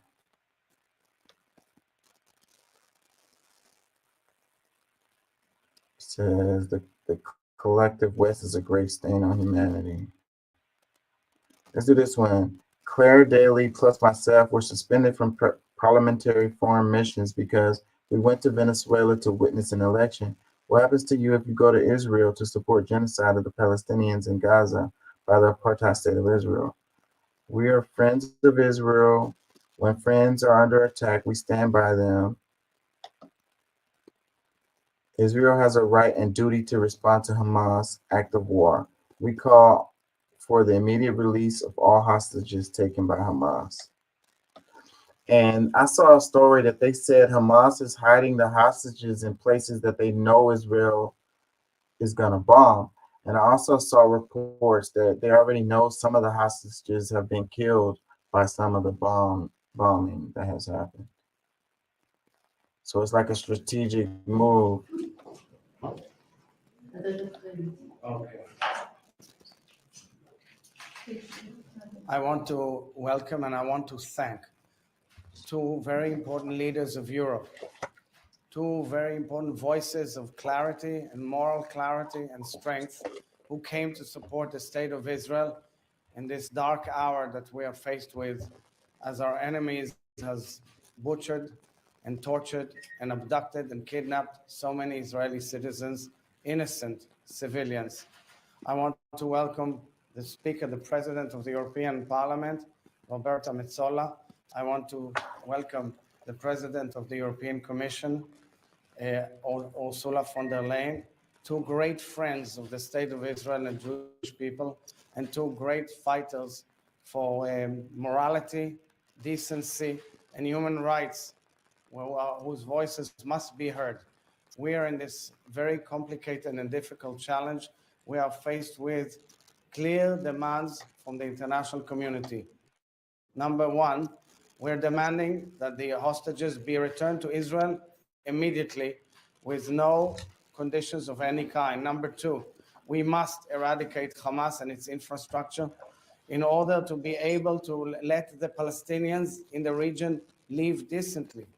What is happening now in Gaza is that Hamas is stopping and blocking citizens, civilians in Gaza from moving out from the war zone. This is what they're doing. They're using civilians as human shields in order to protect their military intentions and their vile intentions. This is exactly the issue.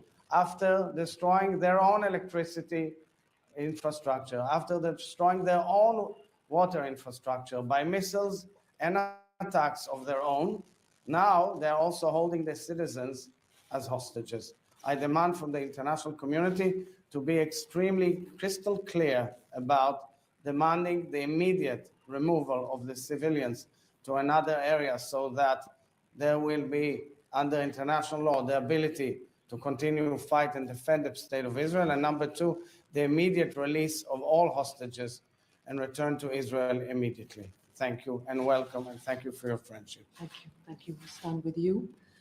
First of all, I would have liked the President to return to Israel under happier circumstances, but we came together, myself and the President of the Commission, to express solidarity after the most heinous attacks that your country has seen in generations. We have seen and witnessed.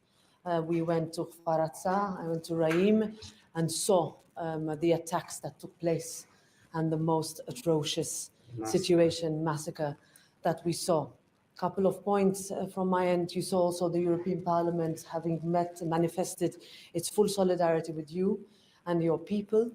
We also said that Hamas is a terrorist organization. It does not represent the aspiration of the Palestinian people, and therefore it must and we can stop Hamas. And I know that we can work together through the humanitarian consequences of what we are facing after this barbaric acts that we have seen. Thank you.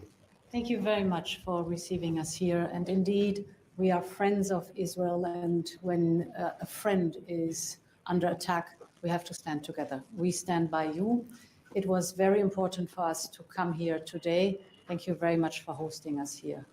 We have been this morning in the kibbutz Kfar Aza, and there are no words to describe what we have seen, the suffering of the people, the atrocious attacks of Hamas. These are acts of war, and therefore Israel has the right to defend itself, and Israel has even the duty to defend and protect its people. I fully subscribe your call on Hamas to release all hostages immediately and to refrain completely from taking civilians as shields, which Hamas is constantly doing. Indeed, Hamas is a threat not only to Israel, but Hamas is also a threat to the Palestinian people. And therefore, again, our call very loud and clearly, release the hostages and stop from taking people as human shields. Thank you. Thank you. Thank you, my friend. Thank you.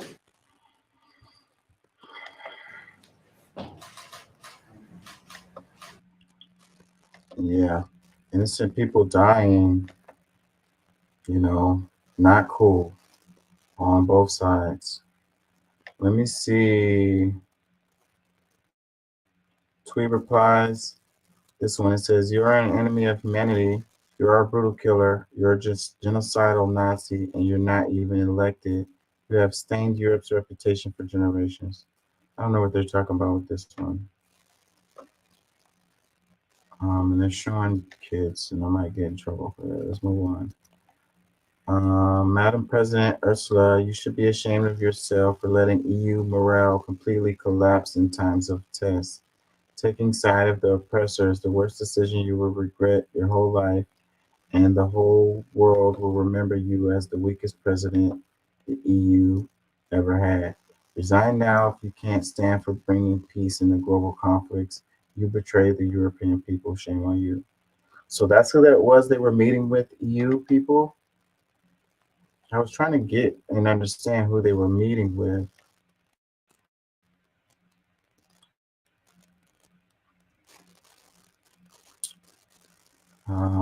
Comments, it says, "Don't you be selfish, free also Gaza." It says, "This is your chief, Ursula von der Leyen.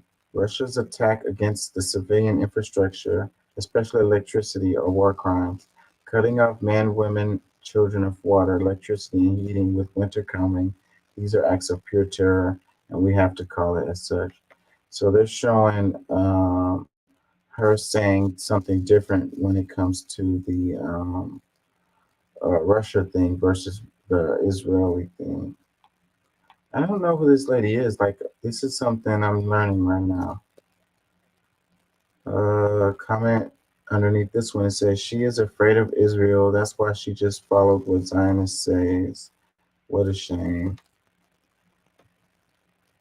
It says here, I fixed it. Israel's attacks against civilian infrastructure, especially electricity, are war crimes. Cutting off men, women, children, and heating in winter are pure acts of terror. So they flipped it and just put Israel in there instead of Russia.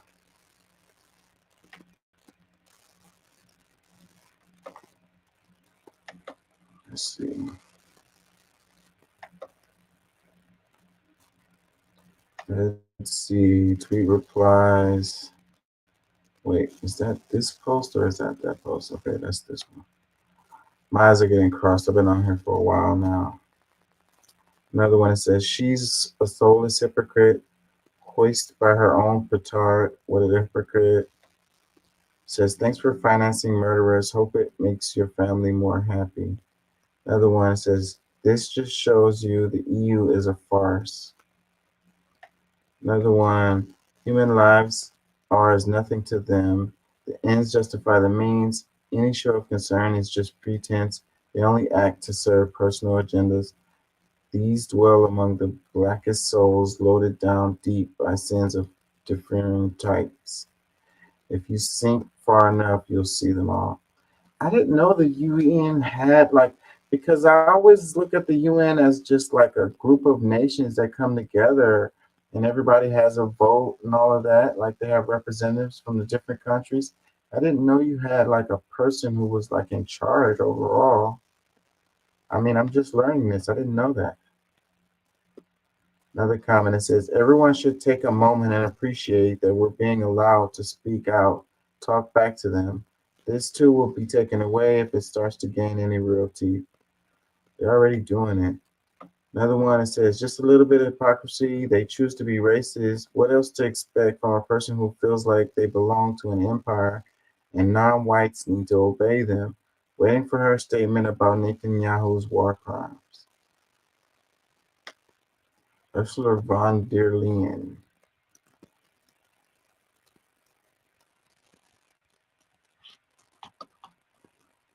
Ursula von der Leyen. I need to learn more about her.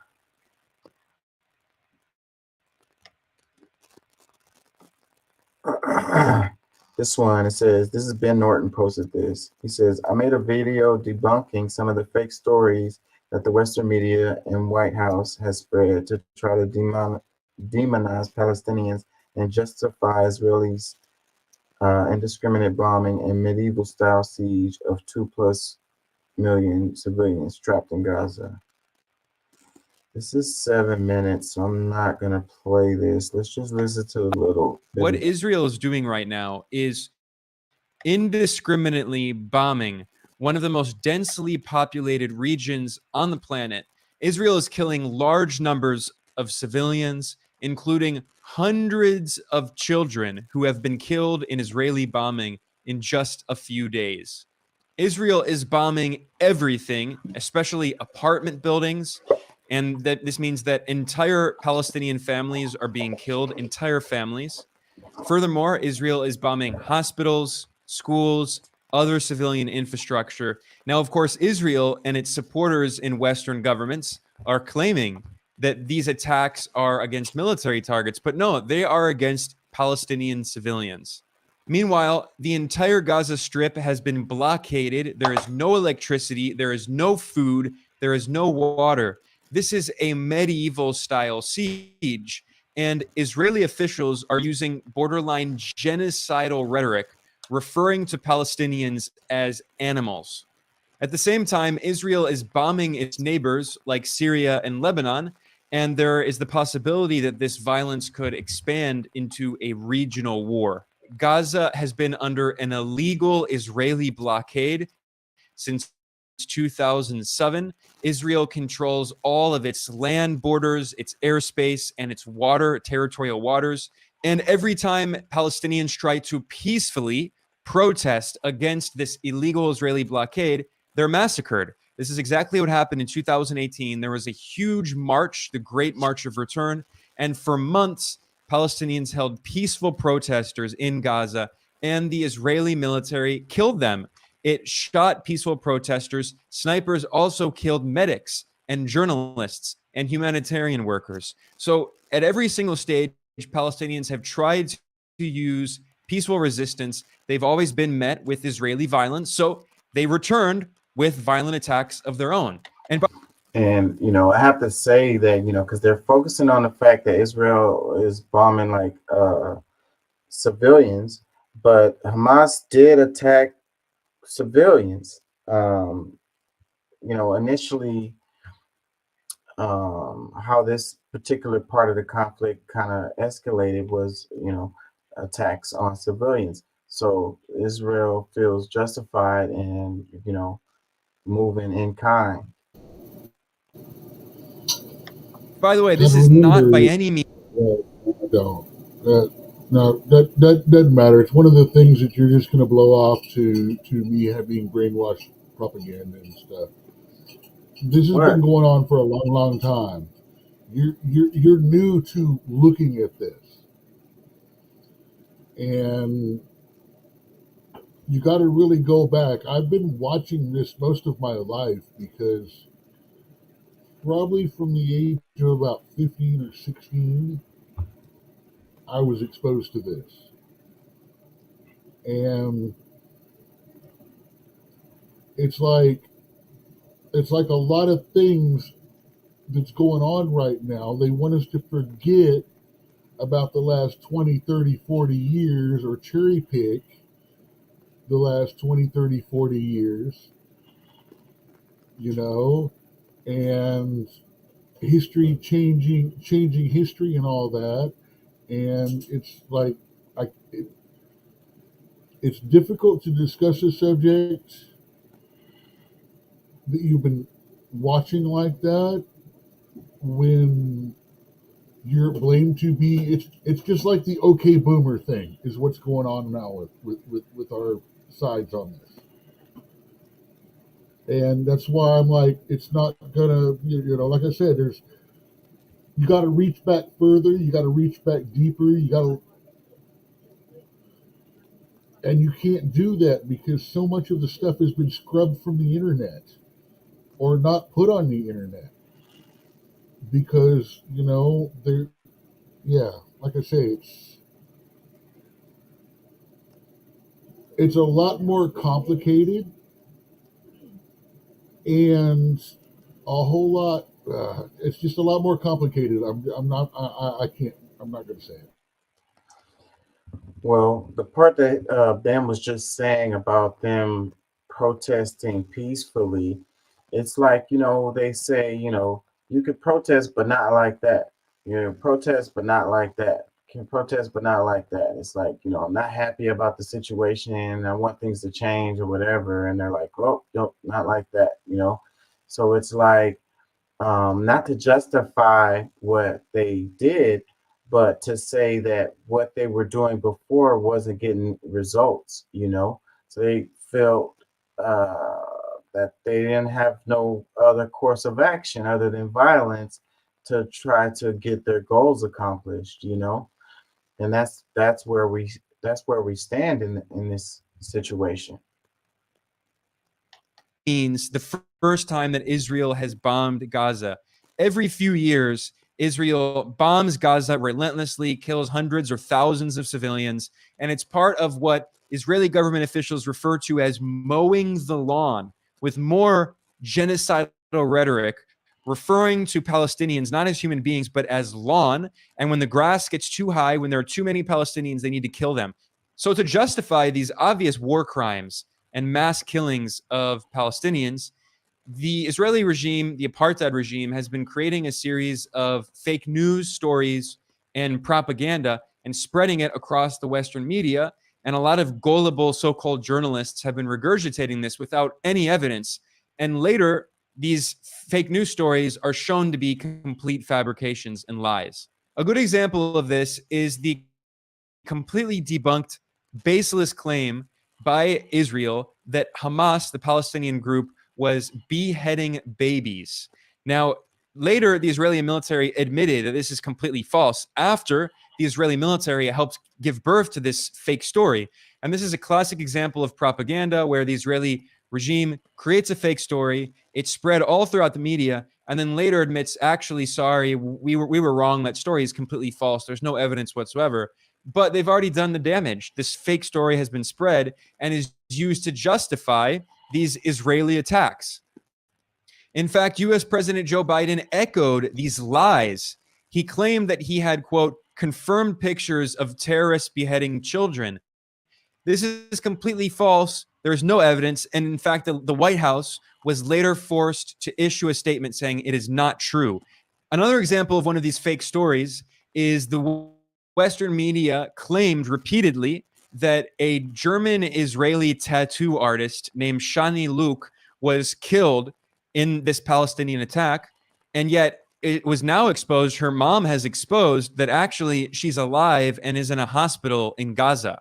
So when you see these stories in the Western media, you should always be skeptical. Extraordinary claims require extraordinary evidence. And especially when there's fog of war happening, a lot of these so-called journalists in the West who are pro-Israel propagandists, they're simply echoing unsubstantiated claims by the Israeli military. It's propaganda, in some cases fake news, and they're using it to demonize Palestinians and portray them as horrible monsters and baby killers. Meanwhile, Israel is killing hundreds of Palestinian children in its relentless, indiscriminate bombing. Israel is projecting its own crimes onto Palestinians, accusing Palestinians of doing what Israel is doing and has for decades done to the Palestinians, killing them, occupying them, besieging them, stealing their land. What this all reminds me of is back in the Gulf War, when the US attacked Iraq in response to Iraq invading Kuwait in 1990 and 1991, the US media spread a series of completely fake stories claiming that Iraqi soldiers went into hospitals in Kuwait and took the babies out of incubators and left them on the ground to die. So there were a series of reports in the Western media, including top newspapers, claiming falsely that Iraqi soldiers were intentionally killing babies.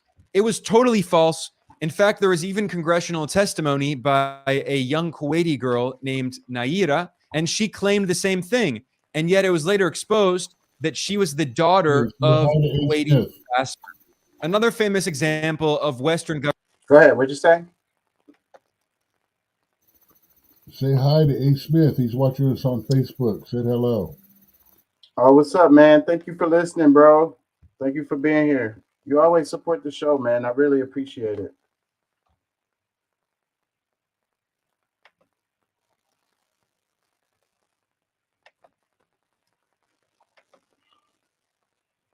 It says Gaddafi supplies troops with Viagra to encourage mass rape, claims diplomat. Governments using this kind of fake news to justify their wars was back in 2011 when the U.S. ambassador to the United Nations, Susan Rice, claimed falsely, without a shred of evidence, that Libya's leader, Muammar Gaddafi, was giving his troops Viagra. It was completely false. There was never a single shred of evidence. It was fabricated by the U.S. government, and yet the media just completely echoed it as if it were true, not demanding evidence. Now, a few months later, the mainstream Western human rights organization, Amnesty International. Go ahead. Okay, that's 2011, a long time ago, just to point out. But from a military leading point of view, from a commander point of view, the last thing you want to do is give your troops freaking Viagra. One, it increases the blood pressure. Two, it gives a woody. That means your boys are going to be thinking about their wahas more than they are defending themselves. Mm-hmm. And if they do get shot, they're going to bleed out quicker because they're all blood pressure is all. No, that is a stupid claim from its base. Yeah. But I remember this. I actually do remember people saying stuff like that. Mm-hmm. I mean, you got to remember, this is 12 years ago. And it just shows how the media controls us, and people just run with it because they feel like, Gaddafi is the devil. He's an evil person. So he's going to do, and like the logic doesn't matter no more, They're like, well, he's an evil, diabolical guy. So he's going to do something that to us would sound illogical, and then we just believe it. Came out publicly and questioned the U.S. government's false accusations and said there was no evidence whatsoever. But the damage, once again, had already been done. This fake story was used to manufacture consent for NATO's 2011 war that destroyed the Libyan state, that killed the leader Muammar Gaddafi and created a failed state. And still today, 12 years later, there is no central unified government in Libya. It has been in chaos and civil war. Well, these fake stories spread by the U.S. government and other Western governments that are supporting Israel today, as it does the same, these lies, these fake news campaigns are used to justify imperialism, to justify Western war crimes. Yeah, so manufacturing consent is what they do with these lies. And it seems like they wouldn't need to lie. You know what I mean? If it's like the actions and stuff are justified, because like, okay, Hamas did do atrocities and did kill innocent people. So why do you have to add lies on top of that? Why do you need to do that?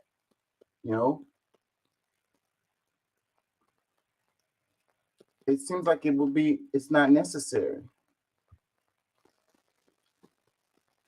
This is the clip I was talking about that's clearly not real.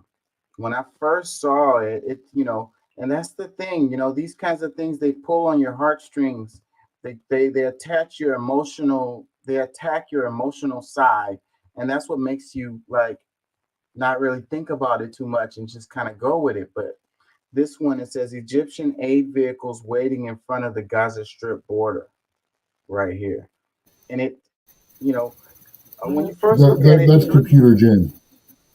yeah, that's what I'm saying. But when you first look at it, though, it's I'm good at spotting computer animation. Yeah, it took me a minute, but when I first looked at it, I thought it was real. And then I just thought about it, the logicalness, it wasn't, it's just not logical, and then the more you look at it, you're like, oh, this can't be real. Like it just can't be. Like all of the damn trucks look exactly the same. They're all in a straight ass line, not real. So that's the thing. The media is we're getting bombarded with fake news stories from both sides, pulling on the emotional strings of both sides. Got us all fucked up. We don't know what to trust. We don't know what is real. We don't know what is really happening. That's why you have to take a second to react to some of this stuff, because you could possibly get in being misled and guided and controlled. It's better to not react emotionally right away and just kind of take a minute to let it sink in or whatever. Let me see. Is there some tweet replies to this one? Because a lot of people thought this is real. The people are still thinking this is real, because I think this post is not saying that it's fake. They are, let's see, comment replies. It says, I don't understand what I'm looking at. What are they waiting for? Well, the headline says vehicles waiting in front of Gaza Strip border. So another one says, this gesture of kindness is very touching. See, these people aren't aware. It says, aid is very much needed. What Palestinian civilians are going through is heartbreaking. Another one says, LOL, they still have time to be coordinated. I love this.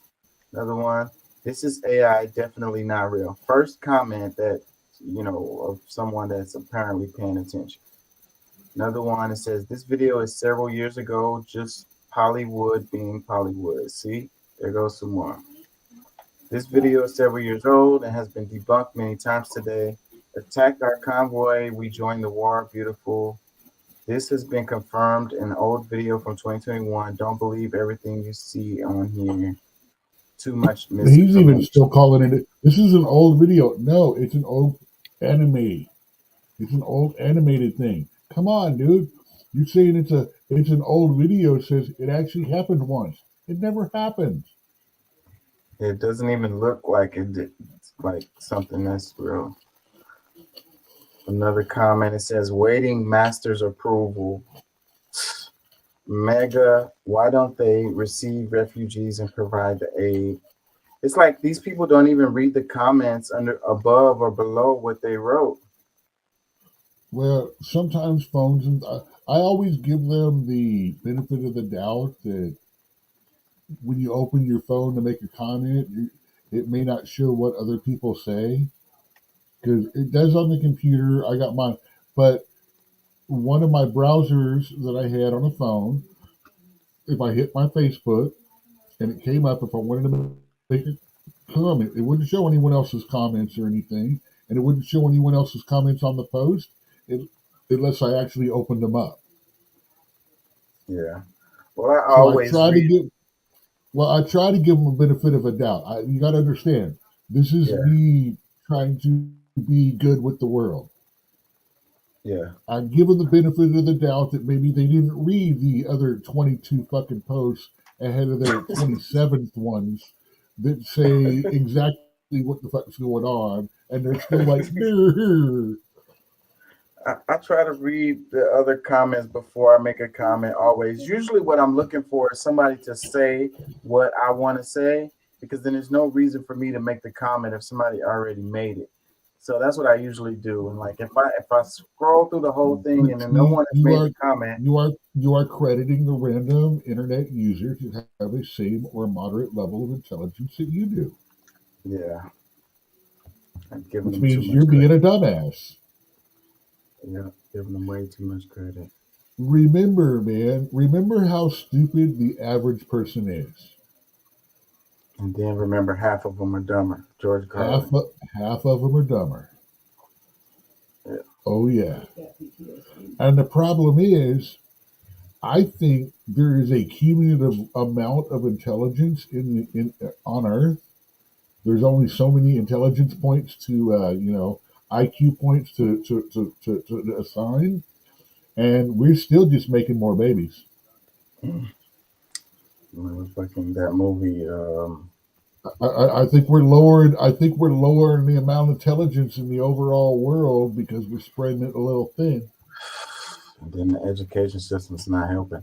I saw a video clip too that showed, I think it was CNN, and they were faking an attack. Like they did a video and made it look like they was running from some missile strikes or whatever from Hamas, and it was all orchestrated and fake. They showed the background and like they showed you could hear the audio that was going into their earpiece from the producers and shit. It was like, and the clip looked real. And one thing I gotta say, man, is every time that I make fun and you support public schools and I make fun of it, I am a product of public schools. Me too. I mean, so that's why I make fun of them and defend it at the same time. That's why I tell people, get the fuck out, but at the same time, we need to do better with it. And I will say, get the fuck out of the public school system a whole lot less if we can do something about it. People that question the world should be the rule, not the exception to it. Yeah, and it's within the school system too. Though it's like it's another thing. It's like it's you're not supposed to question authority. It's blasphemy to question it. Like some of the stuff in the school books are wrong. You know what I mean? Just flat out wrong. It's like outdated, misprinted, or bent or biased. If we're not going to, all we're going to do is push whatever version of the facts into their heads through the first 12 grades, then we owe it to them to send them to community college for 2 years to learn how to put it together and use it to think for themselves. And the way the curriculum is designed is they give you bits and pieces and they don't give you context. They don't allow you to put the big picture together. They don't give you the context of the events that happen. They tell you what date, remember this date, and remember this person's name, and all of this, and you don't really understand what the hell you were learning. And it don't even matter. You get to pass the test if you can remember the date and the name. Well, remember that date and that name corresponds to an A, B, C, or D on that government standardized test that's coming up in 3 months. That teachers can get fired for if they don't produce high enough on. Right. So there goes what's that's the fundamental flaw. So everyone has the knowledge, but no one is taught the skills to use the knowledge, nor are they taught the wisdom to put the knowledge to use in a modern age. Repeat, regurgitate, repeat, regurgitate. And so, and we need to like revamp the system. But instead of that, we're defunding the school system and trying to, send the kids to the, other schools instead of trying to like fix the problem. and the politicians aren't. It's just really it's this downward spiral that's happening with the education system, and it's not getting better. And the parents are just like, just take your kid out, just homeschool your kids. Like, okay, but that's not really the answer. That's not really the answer. For us in Gaza. Noor, thank you for joining us this hour. Now, the 6-hour window Israel set for Gazans to move south has just ended. What does the situation on the ground look like now?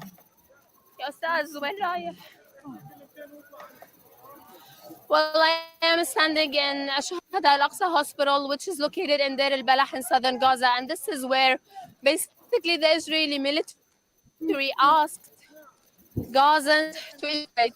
And what we are witnessing right now is whole families, children, women arriving to the hospitals.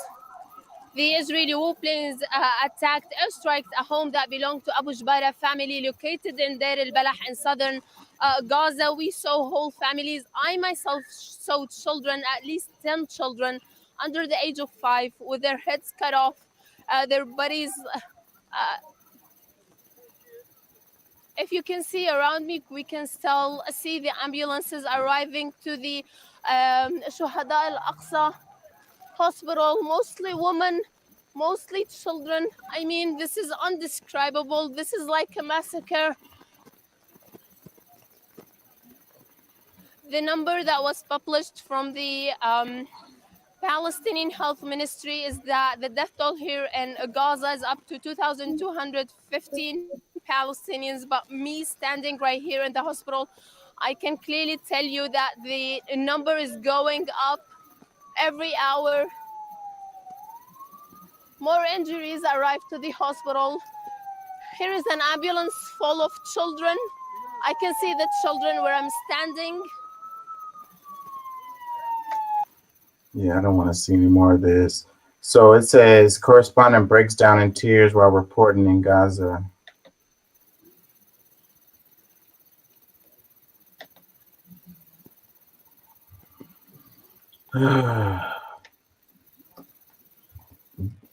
Check this one out. It says Biden on apartheid South Africa. They've tried everything for the last 20 years. They've begged, they've borrowed, they've crawled, and they're taking up arms. What's our timetable? What are we saying to that repugnant regime? Are we saying you got 20 days, 20 months, 20 years?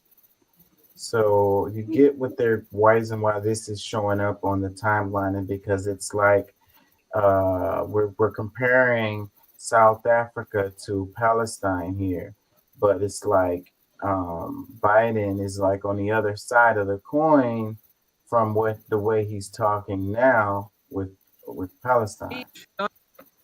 That you adhere to, and then and I will go over them in a moment. Then you say on page 14, we must not become part of South Africa's problem. We must remain part of their solution. We must not aim to impose ourselves, our solutions, our favorites in South Africa. Damn it, we have favorites in South Africa.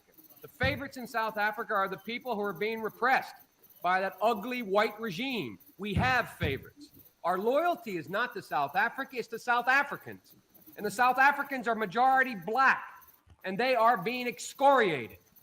It is not to some stupid puppet government over there. It is not to the Afrikaner regime. We have no loyalty to them.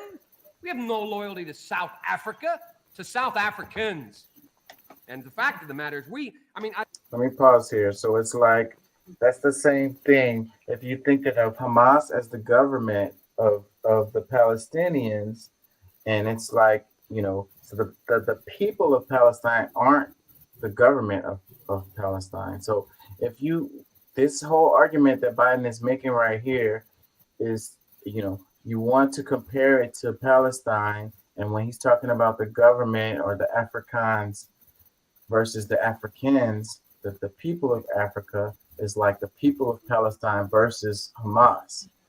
So I listen to this rationale. First of all, it is the leaders of South Africa and their people, black and white, who have the majority responsibility.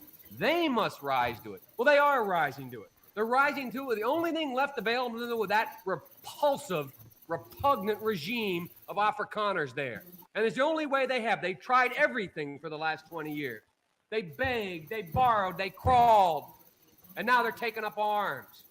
The second thing, progress toward peace requires a timetable. Timetable, elimination of apartheid. What's our timetable? What are we saying to that repugnant regime?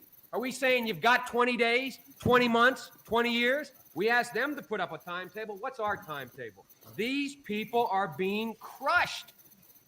And we're sitting here with the same kind of rhetoric, the same thing we heard. We heard go slow. We heard we have to take care of the problem afterwards. We heard we can't impose. You are totally misconstruing Let me the read in my- testimony that I gave. Read first. Furthermore, Senator, let me say that I hate to hear a senator of the United States calling for violence. I'm not calling That's for violence. what you're doing. I That hate is to hear. exactly what you're I doing. hate to hear an administration and a Secretary of State refusing to act on a morally abhorrent point. I hate to hear this country. I'm ashamed that this country puts out a policy like this that says nothing, nothing. So it's kind of like, how long are the Palestinians supposed to wait? Like, not like, I'm not justifying any violence either, but that's the argument that Biden is making for the South Africans. You know, in this clip, it's like, 20 days, 20 months, 20 years. When are we going to get justice? When is things going to change? When are we going to be able to, live as human beings? So then they take up arms and they react violently, and it's because they don't see any hope for the future. They don't see any, like another thing was a lot of the clips that I saw was like, what did Hamas think was going to happen as a result of this attack that they did? Like, they should have known that, Israel was going to react over the top. Well, I'm sure they did know, but at the same time, it's like, they are already hopeless. They already feel like they don't have no life. So, it's not like worrying about the risk. It's more of I got to do something. I'm just going to die anyways. They're going to kill me one way or another. So that's what that is. Let's play this one. It says, Israel's president claims there are no innocents in Gaza Strip. Keep in mind, 44% of Gaza's population of 2 million civilians are 14 years old or younger. We are operating militarily according to rules of international law, period. Unequivocally. It's an entire nation out there that is responsible. It's not true. This rhetoric about civilians not aware, not involved, it's absolutely not true. They could have risen up. They could have fought against that evil regime which took over Gaza in a coup d'etat. But we're at war. We are at war. We're at war we are defending our homes. We're protecting our homes. That's the truth. And then when a nation protects its home, it fights. And we will fight until we'll break their backbone. We are operating militarily according to rules of international law, period. Unequivocally. It's an entire nation out there that is responsible. It's not true. This rhetoric about civilians not aware, not involved, it's absolutely not true. They could have risen up. They could have fought against that evil regime which took over Gaza in a coup d'etat. But we're at war. We are at war. We're at war we are defending our homes. We're protecting our homes. That's the truth. And then when a nation protects its home, it fights. Sounds like he's trying to convince himself. So it says Israel's president claims there are no innocents in Gaza Strip. Keep in mind. But that's Netanyahu. So who the hell is this guy? Let's read some tweet replies. It says, the focus should be on efforts to reduce harm to civilians and ensure their safety. Talk about no innocence. Things one said, again, you're good at this. one part of this that I haven't said yet is like, it seems like it would be a push for some kind of, peaceful resolution for this, coming from the outsiders or whatever, coming from the United States. Like, it seems like the United States is cheering on the violence, not to say, anybody's right in this, like, innocent people dying sucks. So innocent people dying sucks, then let's push for some kind of peaceful resolution so that dying innocents can come to an end. But you just hear the United States saying Israel has a right to defend themselves and so forth and so on. So where is the talk about how, to bring this to some kind of peaceful resolution, to end the attacks, to end the bombing,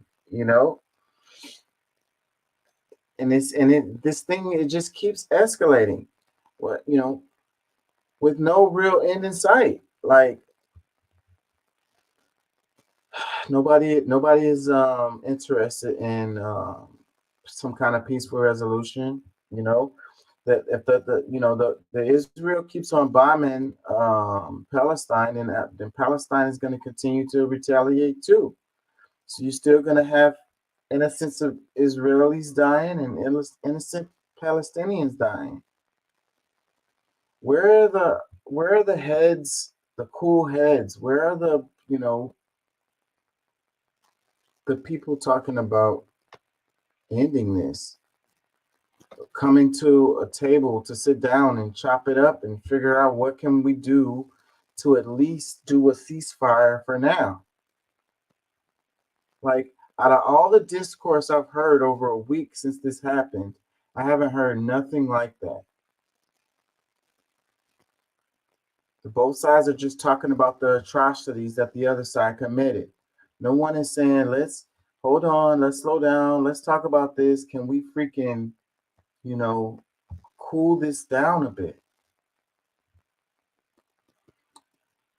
Tweet reply says, those living through the chaos of war, may you find the inner strength to endure, the courage to hope, and the support of the world united in peace. Another one, it says, in a world where peace and harmony are the ultimate goals, the path towards coexistence between Israelis and Palestinians can be complex and challenging. It's no secret that the presence of Hamas, a known militant group, has posed significant obstacle towards achieving lasting peace in the region. However, envisioning a future where coexistence prevails without Hamas is not only impossible, but a vision worth pursuing. Imagine a landscape where the Israeli and Palestinian communities thrive side by side, nurturing their unique cultures, traditions, and aspirations. In the utopian scenario, the air is filled with harmonious melodies of shared dreams as both Israelis and Palestinians work together hand in hand towards a future brimming with possibilities. Without disruptive influence of Hamas, a new chapter begins to unfold. Bridges of understanding and empathy are built, transcending borders and connecting hearts. Communities that are once divided find new ways to collaborate and appreciate each other's strengths, fostering an environment of trust and mutual respect. Education becomes a powerful tool in this transformed reality, creating a generation of young minds hungry for knowledge and willing to embrace diversity. Schools become beacons of enlightenment, where Israeli and Palestinian children learn from one another, developing a deep sense of empathy and forging a lifelong friendship. Like, this sounds all great right here, but my problem with this is that it's like without the disruptive influence of Hamas. So basically, this post is saying that Hamas is the whole reason why we're having this situation that we're having over there. Like, they are the whole reason. So if you get rid of Hamas, then everything just magically goes to great utopia. But how can that be? I mean, you was having conflicts over there before Hamas was a thing. And another thing I haven't mentioned in the show today is that you had Jews, Christians and Muslims living in this area of the Holy Land, and they coexisted together for a long time. The problem started once you created the state of Israel and you displaced people and you decided that, you know, this was Israel's place and it's all about the Jews and disregarding the Christians and Muslims that live there. That's where the problem came in. So this is what we're missing here when we're saying that it's Hamas is the cause of the issues, when they were already living there in harmony with each other, generally in harmony, before you had this, you know, this idea of the state of Israel. So that is the root of the causes of the conflict that's happening there in that part of the world, not the whole Middle East. I'm just talking about right there where Palestine, the Gaza Strip is. You know, these people, you know, the Abrahamic religions, they all have stake in this area of the world, and they all agree this is a holy land, you know. So, but what gives one group the authority over that region over the others? And the only way that it would be that you could have this coexistence between Israel and Palestine would be that the Palestinians have a state. There is no Palestinian state, it's only Israel. So even if you got rid of Hamas and you just had the only Israel state there and no Palestinian state, you will continue to have tensions. And another part of this that's getting lost is that the whole thing is religious, but it's not necessarily, because, you know, a lot of the Israeli people are secular folks, for one, you know, and for two, the Palestinian people make up different ethnicities and different religions. They are Jewish, they are Christian, and they are Muslim, and they are secular also, you know. So, but still, they're all Palestinian, regardless of those different religions or whatever, and they feel like they deserve to live there because they have been there through generations. So, you know, if you take their house away from them, then they're going to have a problem, and that doesn't have nothing to do with the religion, nothing at all. It doesn't matter who it was that came and took their house away, they were going to have a problem with them. And the other argument of like a birthright is the reason why, you know, I get to have this land, and the people that live there are like, it's like, no, you don't get a right for this land because these other people get a right to this land because they're Jewish.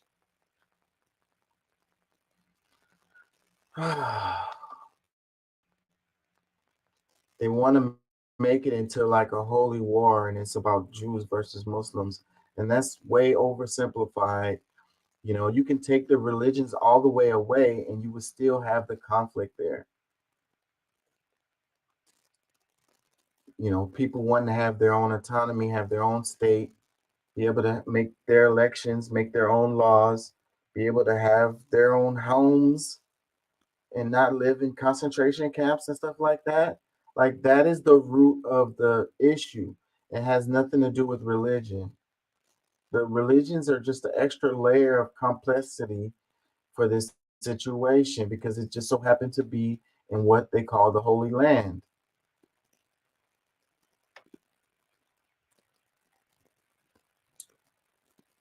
Tweet replies, the focus should be on efforts to reduce harm to civilians and ensure their safety. I read that. It says those living through the chaos of war. I already read that. Hold on. It says, then there were no innocent in Israel. Another comment, it says, we will fight until we break their backbone. Israel is not joking, and they're waiting for Syria, Iran, or Jordan to join the war. They're ready for any eventuality. Israel take national security threat seriously. They're already bombing. Well, let me get this off the screen. They're already bombing Syria and Lebanon right now as we speak. Another comment, it says, this is why war should be avoided. The best wrestler on each side could not settle the conflict. Just a thought. 2 billion stand in solidarity with Palestine. Israel is a terrorist state. Keep in mind, 44% of Gaza's population of 2 million civilians are 14 years or younger.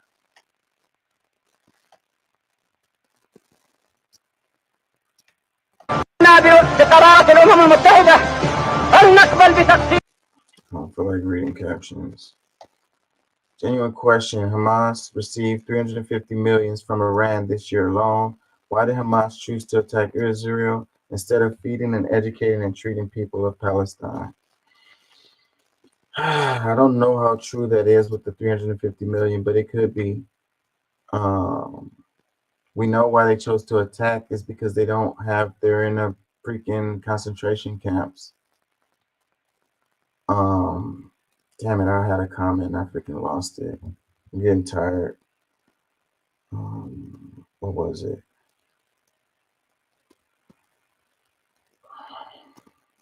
I lost it. It says enough is enough, no to war. Another one. Ya Allah, protect our Qibla, first mosque, Al-Aqsa, and maintain peace in Gaza. Israel is only a Western country in the Middle East to maintain Western interests. Yes, reveals just how evil Hamas is, even to people they would consider their own. There's such a place as Israel. There is no such place as Israel. I think that's what they were trying to say.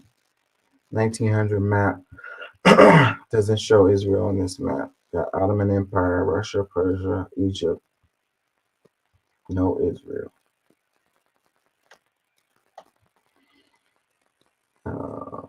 Yeah, let's see if we got a couple more before I wrap it because I've been out here way too long.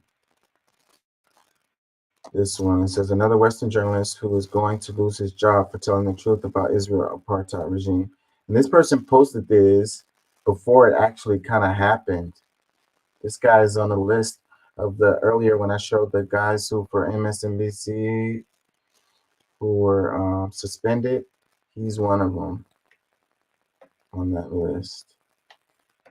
One thing clear, Israel has a right to exist and to defend itself. That is an indisputable fact. But so do Palestinians, and that's a fact that's often ignored. Palestinians are, at best, third-class citizens in the nation of their birth. The idea that it's even remotely controversial to call what Israel has imposed on Palestinians a form of apartheid is laughable. One look at a current map of Israel, Gaza, and the occupied territories conjures up only one other example: apartheid-era South Africa. The Israeli government, on an ongoing basis, declares parcels of land on which Palestinians live to be either of military or archaeological importance, causing residents to be evicted. Sometimes there's a court case, and almost always the Palestinians lose. Yet months or weeks later, that same important land suddenly becomes home to a brand new Israeli settlement. As more and more Jewish settlers take over land on which Arabs live, the occupied West Bank becomes de facto more Israeli and, in the explicit hopes of the Israeli government, more Jewish. This is a long-standing attempt and a deliberate attempt to force Arabs who have lived in that land, sometimes for hundreds of years, out. It's an attempt to dilute their presence because to have Arabs as full participants is, in the opinion of the Israeli government and their courts, diluting Israel. Just prior to the pandemic, I toured many of the contested areas and homes from which Arabs are being pushed out, both in Israel proper and in the occupied territories. Palestinians don't control the important parts of their lives. Palestinian families are refused permits to build or renovate their homes. When they connect their homes to the municipal water supply, Israeli soldiers sometimes cut the pipes. When they attempt to harness solar energy because their homes are not on the grid, Israeli soldiers literally come and remove solar panels from their homes. I spent an hour and a half traveling alongside an elderly Palestinian woman who was being transferred between 3 ambulances from Gaza to the no man's land in between and then into Israel to get cancer treatment. 3 ambulances over the course of 1 mile, more than an hour to cross the border. That's how Gazans live. Without medical treatment because Israel prevents it. Without electricity much of the time because Israel prevents it. Without the ability to fish in the Mediterranean Ocean because Israel prevents it. Without an airport or a seaport because Israel prevents it. Like Israelis, Palestinians also have a right to exist and to defend themselves. But there is no one willing to help them do that. Not the Israeli courts and not the U.S. government. What the U.S. also shares with Israel is the belief that Hamas, the political party that governs Gaza, is a terrorist organization that calls for the destruction of Israel. Hamas is supported by the majority of Palestinians in Gaza. Hamas may not be in the best long-term interests of the Gazans, but peace hasn't really worked out for them. Faced with an Israeli government which pens them into what has been called the world's largest open-air prison, they have chosen a government that most of us wouldn't prefer. One that is not given to negotiation and moderation and respect for its neighbor. Israel needs a new approach to the Palestinians, and America needs a new approach to Israel. After more than 7 decades of not just being deprived of land from which they were evicted, Palestinian frustration runs deep.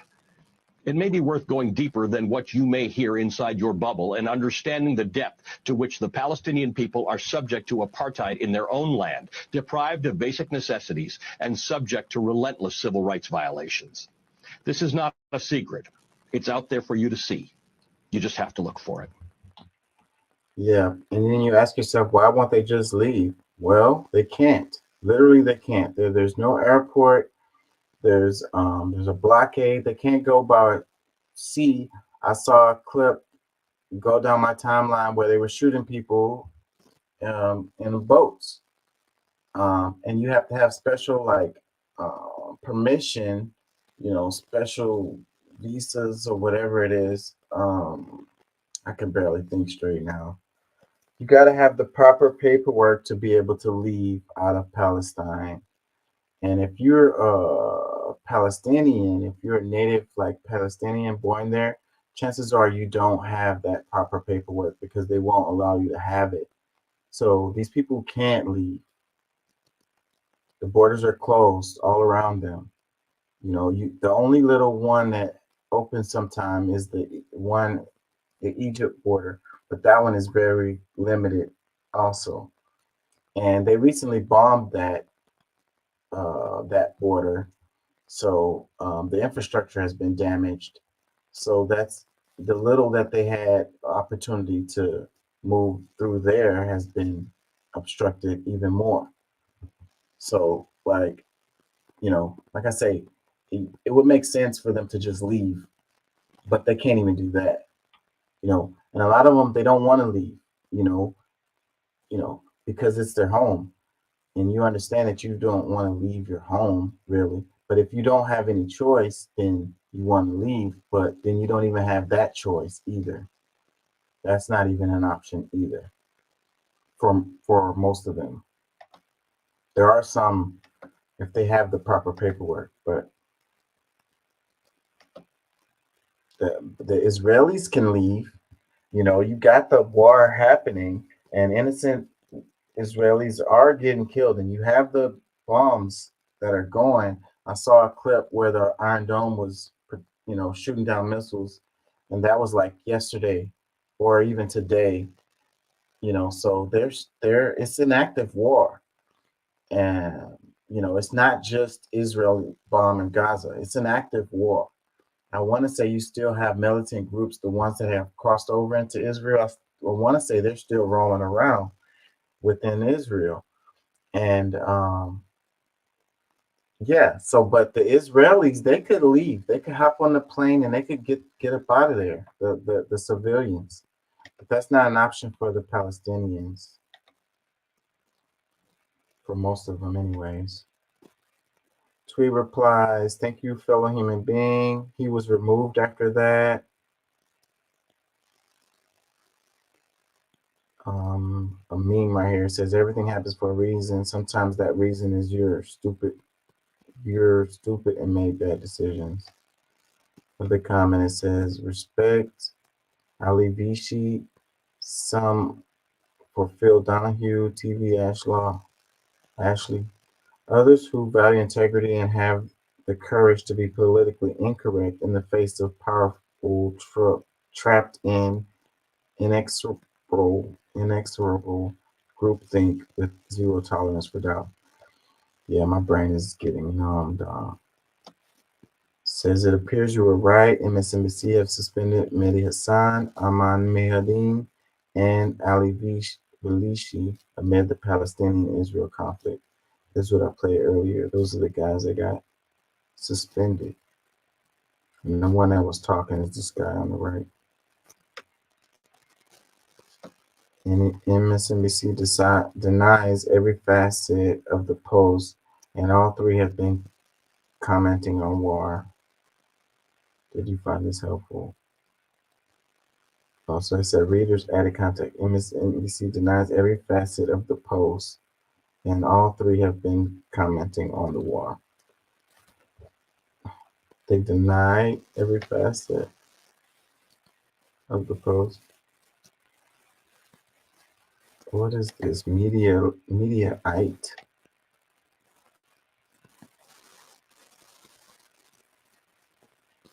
So it says they denied this. They're saying it's not true. Let's look at this. But I haven't seen any new posts from these guys. You know, I'm not an MSNBC watcher, but everything goes down my timeline. But I don't trust this site. I never even heard of this Mediaite. It's got a lot of ads and shit everywhere too. It just looks weird. October 14th, 2023, 1:48 p.m. Tommy Christopher says this is bullshit. Anti-Trump host lashes out over reports MSNBC benched Muslim anchors, which MSNBC vehemently denies. Anti-Trump radio host and ex-GOP Congressman Joe Walsh lashed out over. Am I sharing this? Okay. Oh shit. See? It says Semaphore Max Tini filed a report Friday that made an explosive charge. MSNBC has quietly taken 3 of its Muslim broadcasters out of the anchor's chair since Hamas' attack on Israel last Saturday, Tani wrote in a tweet promoting the story.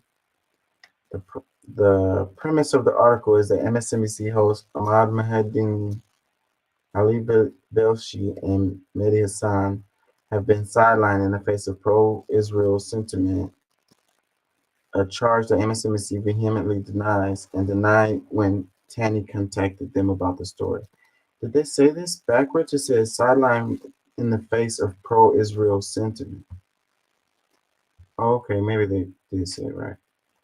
It says, but Walsh said Saturday that he has sources whom he did not identify who say the allegations is true and blasted MSNBC in a post on Twitter.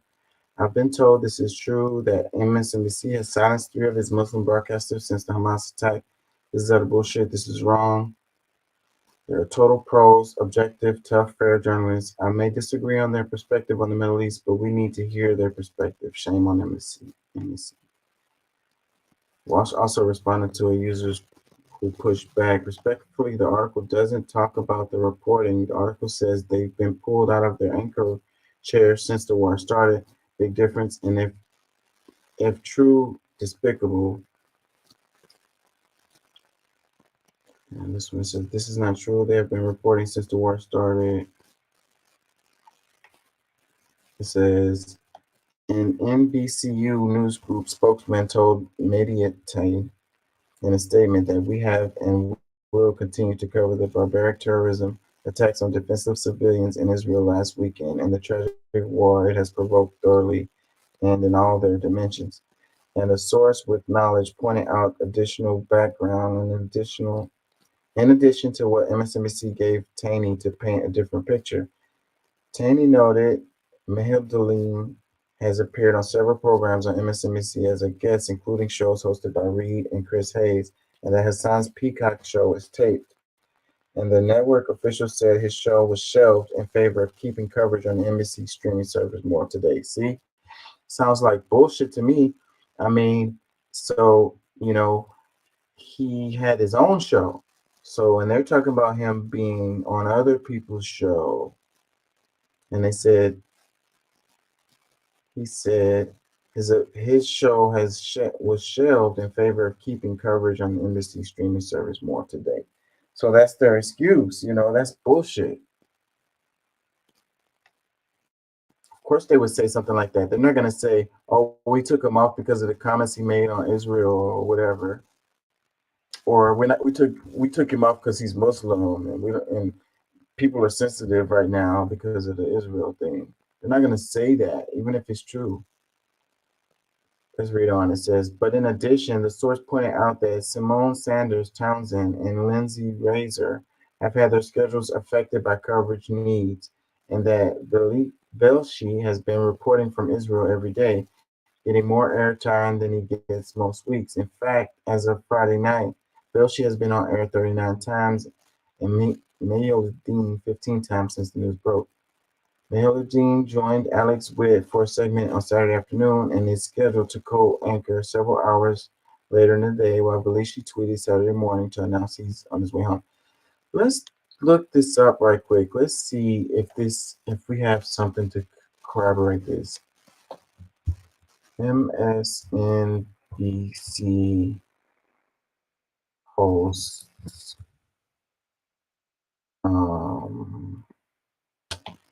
how do I want to word this? Suspends. Let's put suspends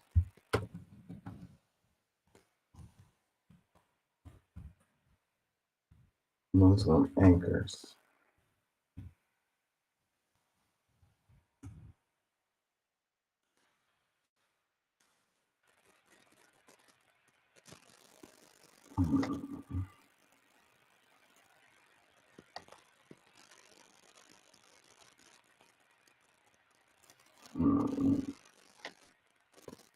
I don't see. What is the guy's name?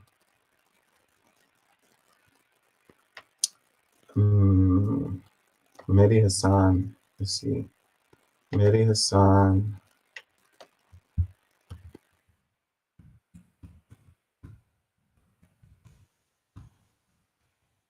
So much misinformation. Yes, I don't see anything that corroborates this.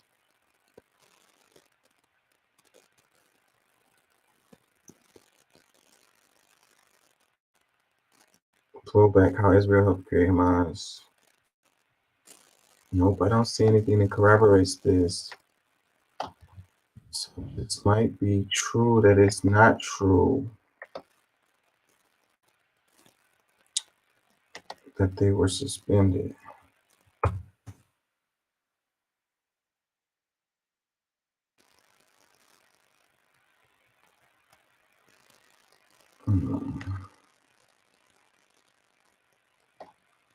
Okay, I see an article one day ago.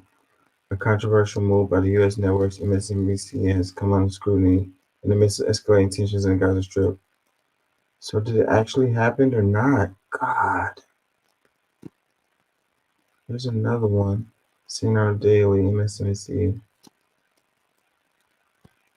Okay, this one is from MSN.com. Hold on, let me share this with y'all.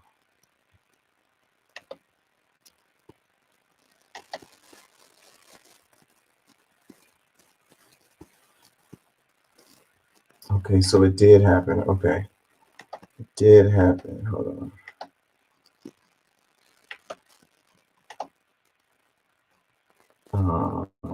The Western Journal says MSNBC sidelined pro-Palestinian anchors this week, but owner NBC says it's just coincidental. Yeah, just coincidental, my fucking ass. So it did happen. MSNBC appears to have reduced the visibility of several anchors who made comments viewed by some as insensitive and inappropriate in the wake of Hamas' brutal attack against Israel. Because I saw a bunch of stories about like people who made comments about Israel, and they're like, it was a model, she lost her contract, and it was like a list of people who has made comments about Israel, and they're losing their jobs, they're getting fired, or they're losing their endorsements and stuff like that. It says the network did not air a Thursday edition of the Mehdi Hassan show on its streaming platform, reversed course on its plans to have Ayman Mahmoudin fill in for Joy Reid's 7 o'clock show on Thursday and Friday, and intends to have Alicia Mendez replace Ali Rishi this weekend, according to Semaphore report. See, so it did happen. Hassan shared a post condemning future Israeli war crimes on Twitter in the hours after the Hamas attacks, which resulted in the murders of at least 1,300 people, while Mehiuddin called the attack the deadly consequence of failed policies, and Belshi stated that there is no nuance or recognition of anything that has been going on during an interview with Palestinian political analysts on the day of the attacks. Some employees of MSNBC are reportedly concerned with the personal moves, according to Semaphore. In past flare-ups of the Israeli-Palestinian conflict, the anchors have adopted positions highly skeptical of Israel's use of force while appearing sympathetic to Palestinian side in the conflict. It is actually context for the coming ongoing slaughter of innocent Gazans who had nothing to do with the barbarism at the festival, but the fact that you only care about unarmed people in Israel and not Gaza, and I care about both, says more about you than it does me, David.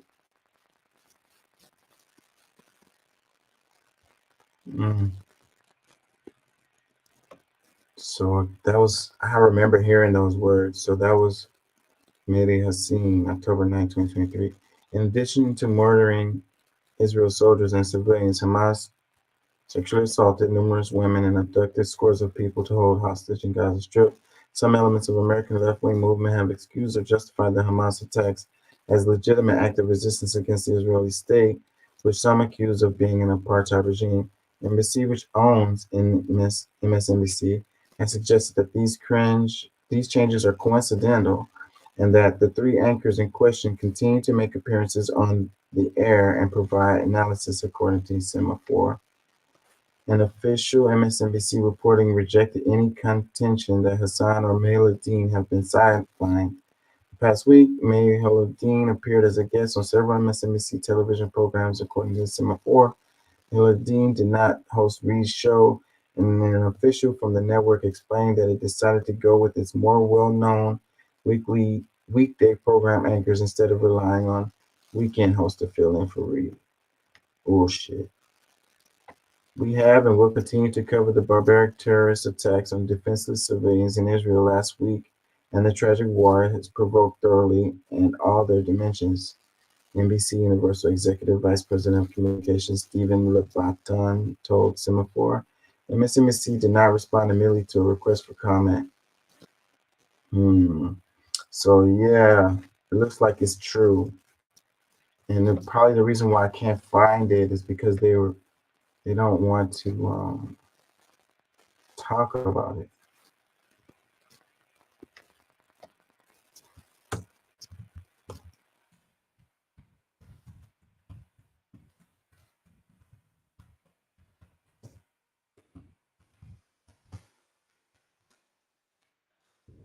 Can't find a video where they're saying any of this.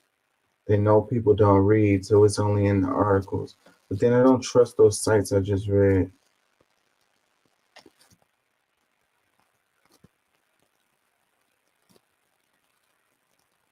But I don't see any recent videos. That's the way we can check. Let's see if there's recent videos. But they said he was a host.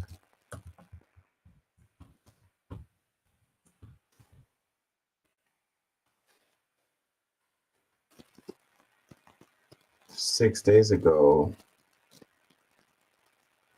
And I think I saw that clip. So that's not it. And we don't have any more recent ones for Mehdi Hassan. Yep, I think they did it. It's going to come out. We're going to come back to this because I want to make sure about it.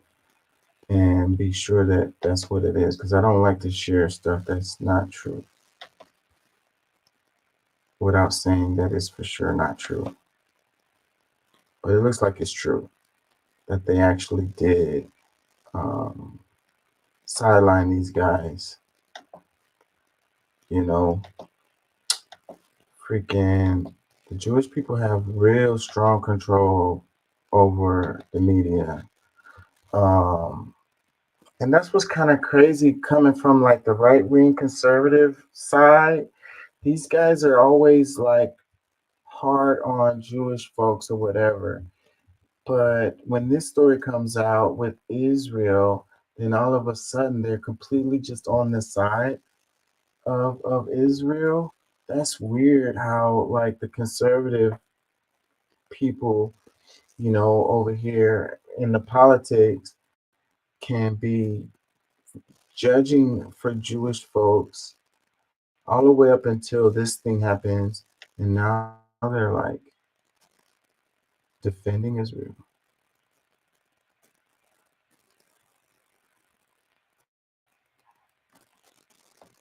I mean, I don't know, is that true, or is it just that the media is freaking skewing it in that way? Like, where do the conservative people stand on this?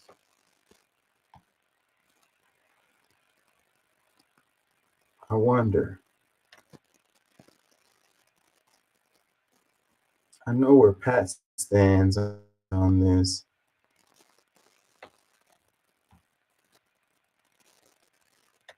At my direction, it's also a priority for me to urgently address the humanitarian crisis in Gaza.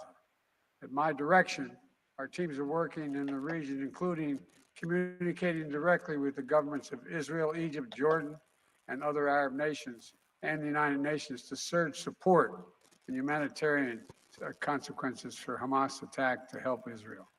You know, we can't lose sight of the fact that the overwhelming majority of Palestinians had nothing to do with Hamas and Hamas's appalling attacks, and they're suffering as a result as well.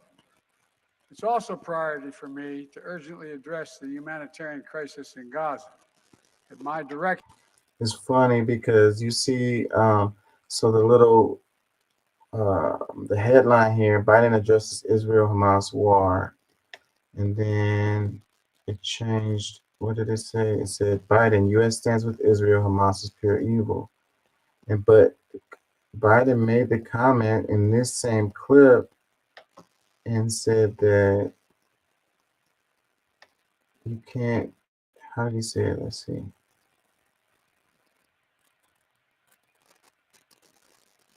We can't lose sight of the fact that the overwhelming majority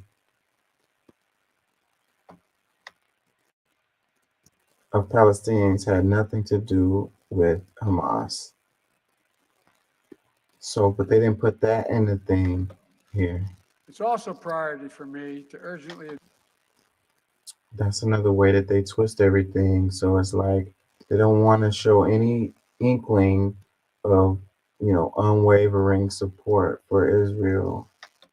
I think this whole thing is gonna reveal a lot of shit to the American people and people around the world, because the way that they've been looking at stuff and how they have so much control over the media and how skewed everything is, but they don't have control anymore of the narrative as much because of all these individual journalists out here and how all the TikToks and Instagram, you know, YouTube videos that people are making themselves, and it's people are looking at this stuff. They don't have as much control as they did, and this thing is going to reveal a lot. So this one says, my son has sickle cell disease and was kicked off of Medicaid in 2019. I lost 100 pounds to join the U.S. Army so that he could have medical coverage. What a dystopian story. On October 29, 2020, I became an American soldier. Wow. I didn't know they let you come in when you're like older. So I could go join the military right now. at my age.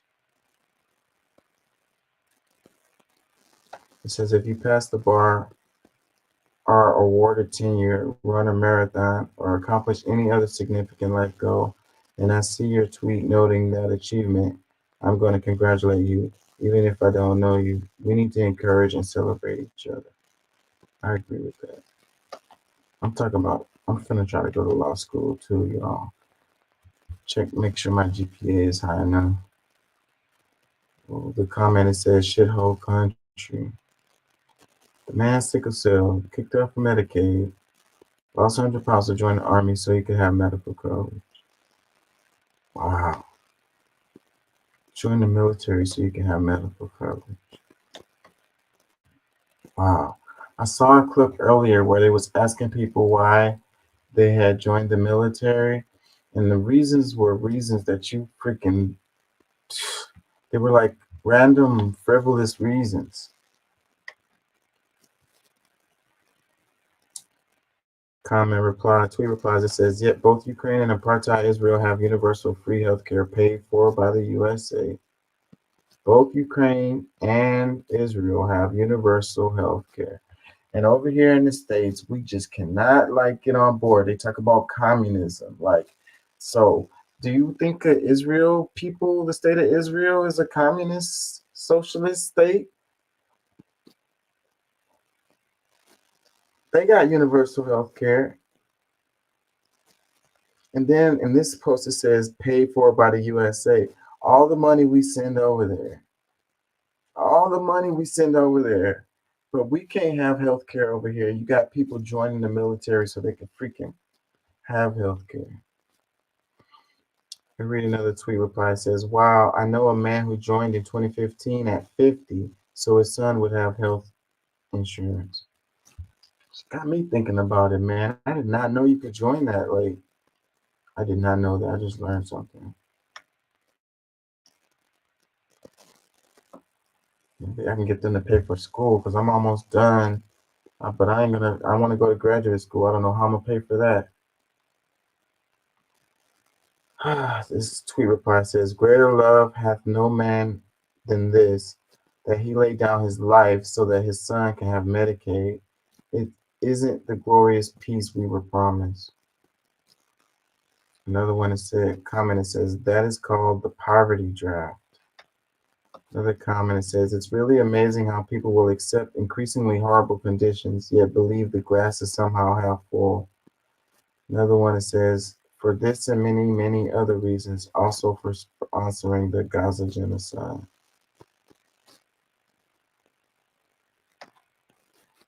Yeah. Ukraine and Israel have universal health care, but not us. For some reason, we just can't find the money to do it. And people think it's just going to suck. So they don't want it because it's going to suck. But right now, it sucks. Can't even go to the doctor. You go broke trying to go to the doctor. I don't understand why that argument is so. We've had the argument on the show a lot of times about universal health care, and the guys are like, it's stupid, it's not going to work, we're not a socialist communist country, you're going to be waiting in line forever for your stuff and all of that. And it's like, man, our system is so fucked up, and you guys don't even want to try. All of the other countries have it. All the other Western developed countries have it. Over here in the States, we just can't seem to find the money. We got plenty of money for Ukraine. I don't have money for fucking our own people to be able to go to the doctor. Don't call it universal health care. Call it something else. Just make it so where we can go to the doctor without fucking going broke. Can you do that? Make it so where we can get our insulin or whatever prescriptions we need without going broke.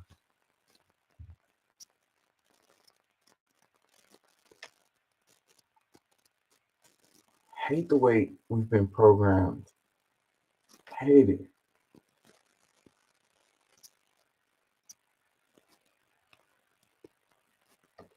Says Berlin's public prosecutor's office will now classify the phrase "from the river to the sea" Palestine will be free as a criminal offense. The public prosecutor's office sees this slogan as an initial suspicion of sedition. It says, in a view of the terrorist attack on Israel, the Berlin Public Prosecutor's Office and police want to take a stricter action against anti-Israel slogans and demonstrations by Palestinian groups. The use of the oft-used slogan, from the river to the sea, Palestine will be free, is now being classified as a criminal offense by the Public Prosecutor's Office. A police spokeswoman told the German press agency on Friday the sentence means that there should be a free Palestine in an area from the Jordan River to the Mediterranean, where Israel is now located. During demonstrations, corresponding maps show the area completely green, the color of Islam. The Public Prosecutor's Office sees the slogan as an initial suspicion of sedition because it affects Israel's right to exist, says the spokeswoman. The corresponding paragraph 130 states that anyone who incites hatred or calls for violent or arbitrary measures against national, racial, religious, or ethnic groups will be punished. Slogans such as "Death to Jews" have long been banned under the law. Other slogans that attack Israel, however, are permitted as expressions of opinion.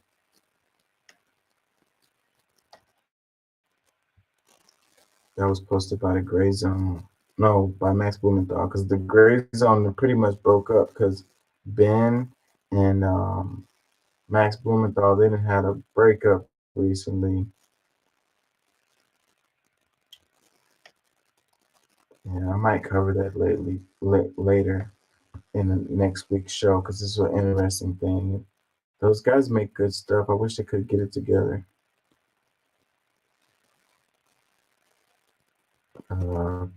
Tweet replies, it says, criminalizing speech is wrong. EU sounds like what it purported to stop 80 odd years ago. It says, like, make America great again. Well, let's poke the eagle then. Another one, shoe on the other foot, so to speak. Another one, I understand now why the Chinese considered barbaric. Like our Roman and Zionist idols, we are violent, amoral, racist, pathologically hypocritical. We never share an articulated moral consensus, and we behave morally only when convenient. With or without a major war, our governance model is finished. Our economy is extractive. It takes more than it gives most people and deeply in debt. The New World leaders are throwing a party in Beijing next week for 100 heads of state, and these guys plan to take full advantage of the opportunity.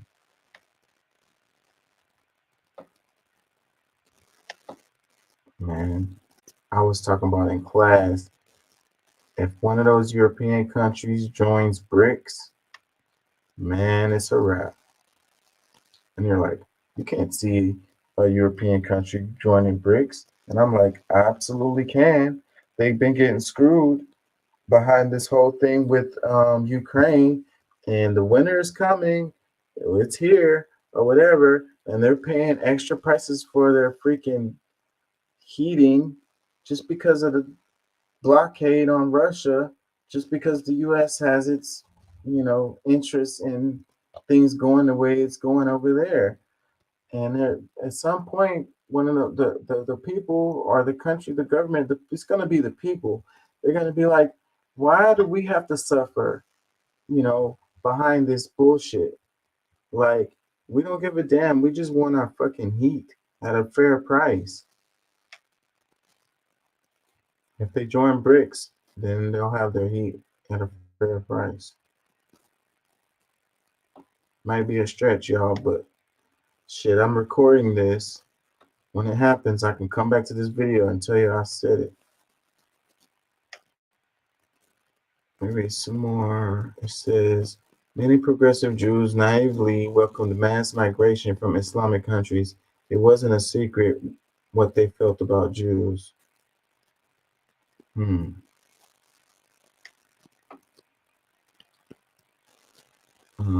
The apology for terrorism must be fought. Ugh, my eyes. EU politicians are so pathetic and corrupt. I want to dumb down Europeans and prevent them from knowing the truth. A recent example is EU running after Elon Musk on the orders of its elite masters. I'm not sure what they're talking about there.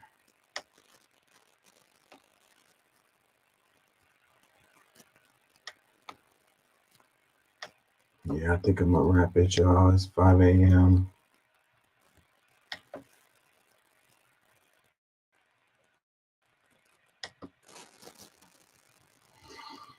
Thank y'all for joining. Thank y'all for listening. Hope I didn't depress y'all.